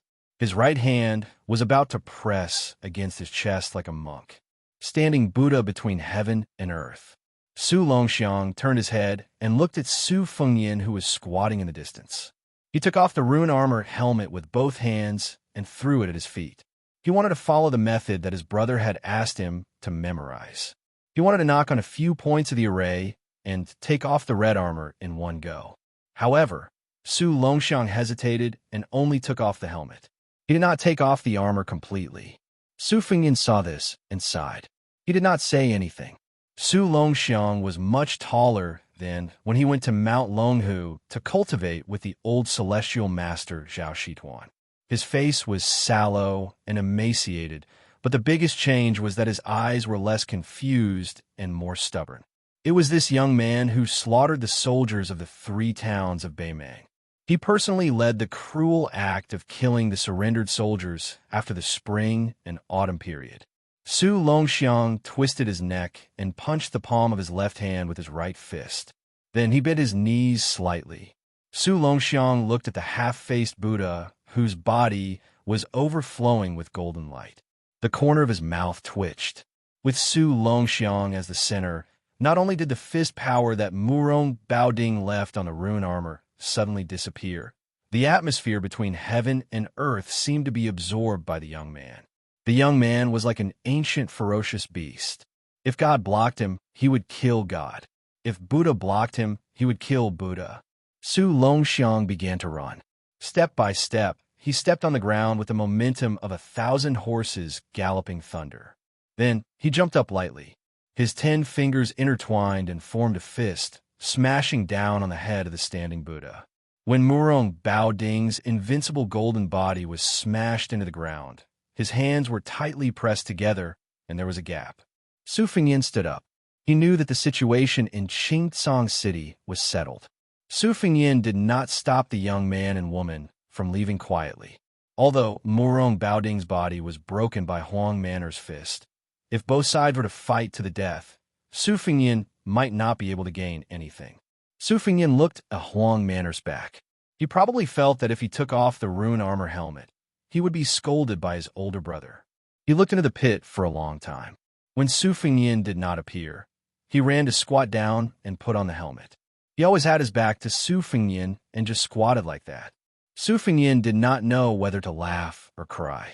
He just lightly carried the old spy's corpse and walked into the very small throne room.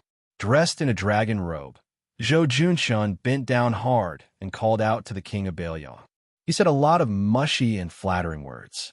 Su Fengyin placed the old man's corpse beside the dragon pillar. He did not say anything and just glanced at Zhou Junshun. The latter quickly shut up. He realized that the young vassal king in front of him, who had seen many storms, was not like the previous vassals he had relied on. Not only was his eyes shallow, but he was also soft-hearted. Zhou Junshun lamented in his heart. Half an hour ago, he was still waiting for his subordinates to tie this guy up and bring him to the throne room. He hoped that he could enjoy an audience with the dignified king of Liang. Now, the battle outside had turned the world upside down. Not only had the Ruren Mountain Lord, Hong Jingyan, even Murong Baoding had to personally lead the battle. Thinking of this, Zhou Junshun bent down even more. Su Fengyin went straight to the point and said, "Originally, I wanted to rely on my status as the Northern Liang Prince to talk business with you while drinking. However, as the Azure City Lord, you really put on airs. All right, we can settle the old and new debts together. Yuan Shandong is from Northern Liang, and so is your third consecrator. They all died because of you, Zhou Junshun. Your head isn't worth much, so you can't pay for it. When I came in, I estimated that you would have to use 20,000 loyal refugees to pay for it. Jiang Heng and Dajia have about 3,000 bodyguards. Shen Kongwu, who is not in the city, has another 1,600. In addition, there are more than 1,000 dragon scale guards from the residence of the Dragon King. These are not included in the 20,000 people. Just take it as a gift for our first meeting." Zhou Junshun cried and wailed, "Your Highness, I don't have the ability to turn beings into soldiers. Winning over 20,000 refugees is harder than ascending to the heavens, let alone making them loyal. It's not that I don't want to do my best for your Highness, but I really don't have the strength to do it." Su Fengyin suddenly grabbed Zhou Junshun's neck with one hand and threw him onto a pillar. Zhou Junshun's feet were off the ground, and his back was against the pillar. He could not breathe. Su Fengyin's arm was wrapped with the red snake. He sneered and said, "Then you can die.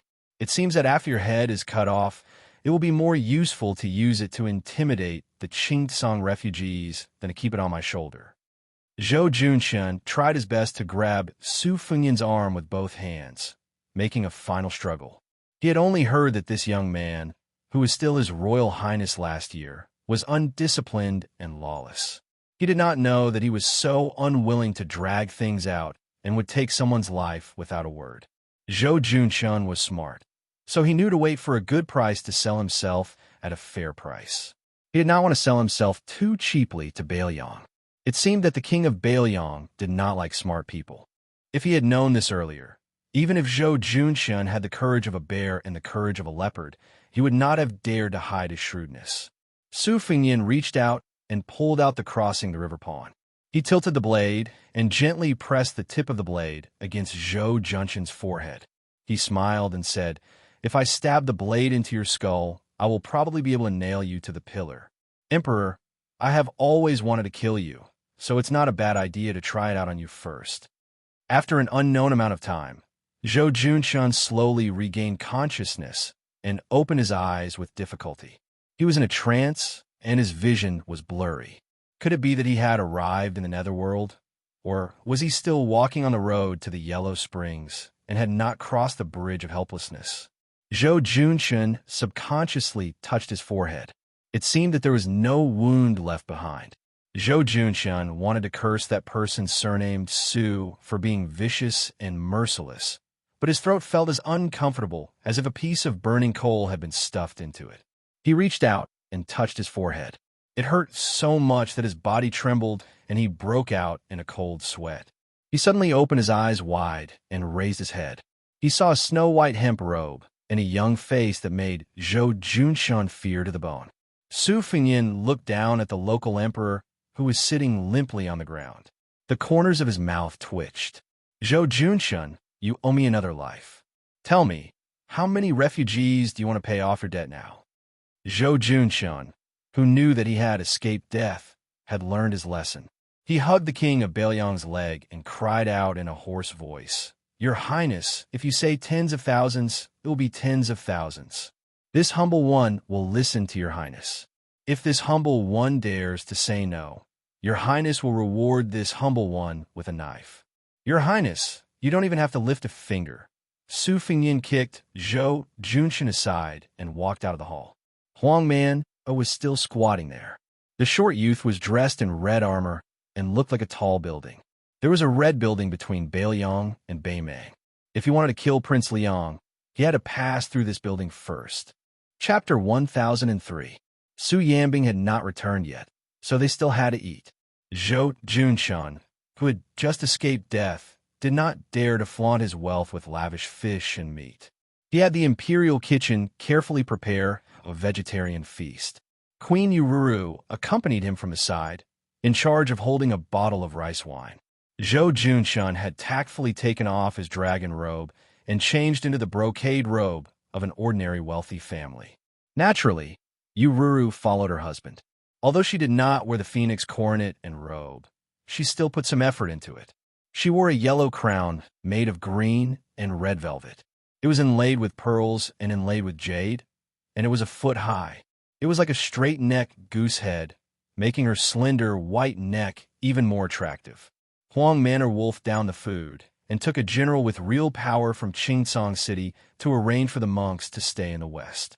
Zhou Junshun carefully glanced at the king of Bailiang, who was chewing slowly, and made up his mind to accompany him to eat, drink, and smile. As for sleeping with him, he was a man, but he was powerless. That was the skill of the queen of Qingsong City. Su Fingyin ignored Yururu's flirtatious glances and asked Zhou Junshun to tell him about the situation of the two kings of Bailiang. The spies of Bailiang were not immortals. They could not be meticulous in all aspects. Zhou Junshun was one of the 4 leaders in the land of refugees. The news from his mouth was not low. Mal Yoka, the king of Phoenix Soaring, was once an unknown metalworker in Yangzhou.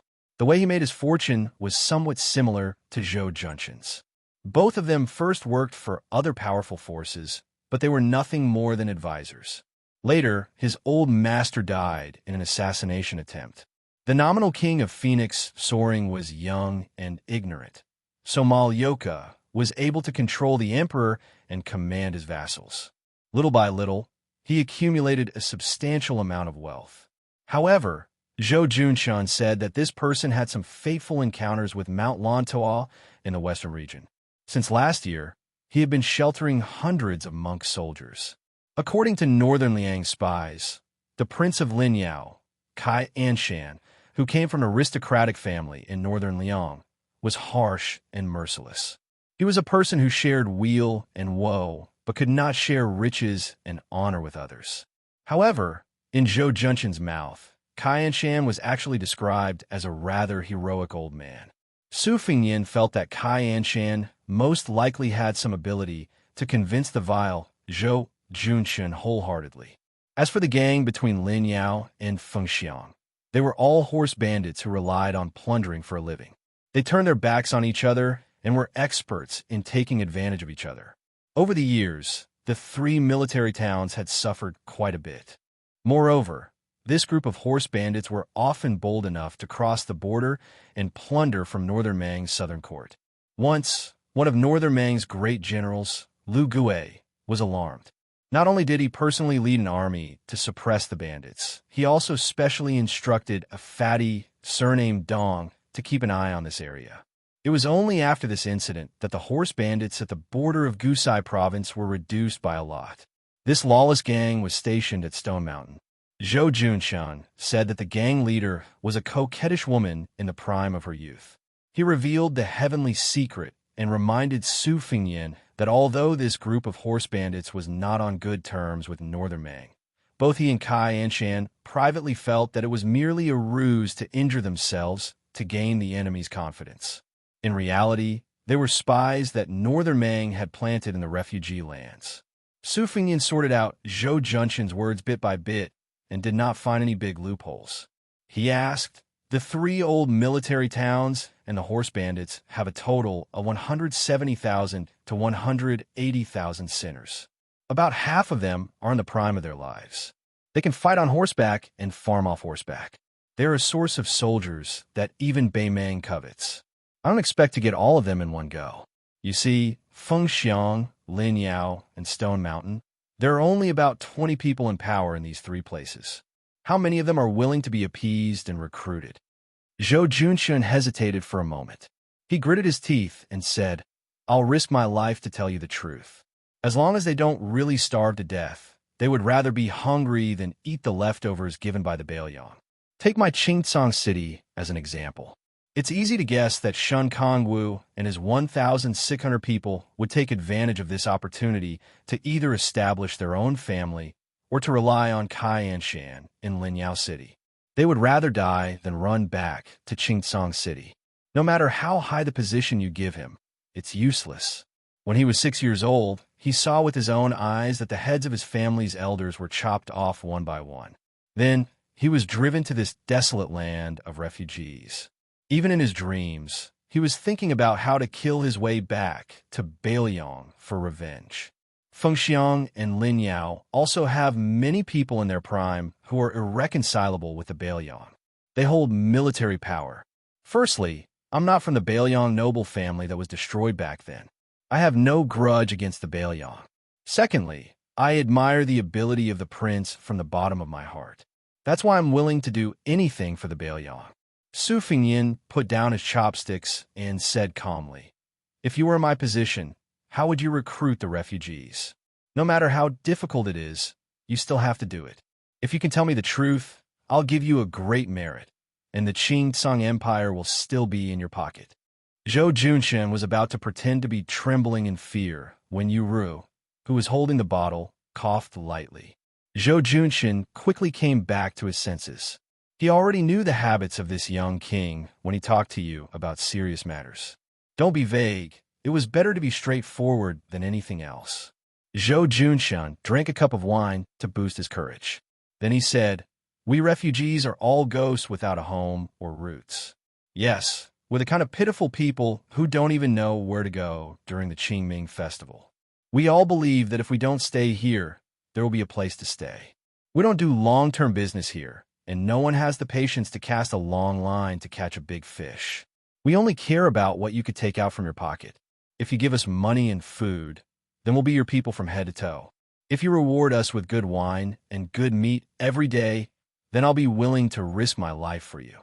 Of course, Baoyang, this outsider, is an exception. We've suffered too much for so many years. The crossbowmen of the prince's family come here to kill people every 2 or 3 days. We're scared and scared to the bone. I heard that His Highness had brought more than 1,000 monks into the land of the refugees. This is something that this lowly one could never come up with even if I rack my brains. It's amazing. There aren't many ancient books in the entire land of the refugees. Therefore, Confucianism is a joke here. As for Taoism, when a person attains the Tao, even his chickens and dogs ascend to the heavens. No one is interested in it. If one can't even fill their stomachs, how can they cultivate? Only the bald donkey's theory is something that many people are willing to believe. In any case, they were born with a lowly life of suffering. At most, they would just give up. What's the big deal? Can't they just wait for the next life? I've seen through people. As long as they have the slightest desire to stay, they will start to fear death. Take me, Zhou Junshen, for example. When this lowly one heard that His Highness wanted to keep me alive in Qingcang, I couldn't help but become excited. Once the monks arrived, they would pray for blessings for the refugees day after day. Although the refugees might not be grateful, at least they would have something to think about and wouldn't give up so easily. They wouldn't think that killing one Baoyang soldier in this lifetime would be considered as breaking even, and killing 2 would be considered a profit. However, Zhou Junshan secretly believes that just having the monks to give us something to think about isn't very useful. We need something more practical, especially something that can fill our stomachs. In the past, even the residents of the Dragon King in Qingcang City was struggling to make ends meet. We really don't have the capital to attract people's hearts. However, With His Highness's Bailiang backing us, we don't need a lot. As long as we can place 10 or so large pots at each of the 3 city gates every day, I don't believe that no one will take the bait. If no one comes for a day, then there should be at least one in 10 days or half a month, right? As long as someone takes the lead, then we won't be able to stop the refugees from flocking to us. Perhaps everyone has a little bit of backbone, but there's also a distinction between what's important and what's important. Some people are more important, and there's no lack of people who are more important than their lives. However, there are still more people who are less important. Yururu timidly lowered her eyes and softly interrupted Zhou Junshun. If no one dares to come, we can let the weak Qing Song soldiers pretend to be refugees. Zhou Junshun glared at her and said, "Woman, shut up.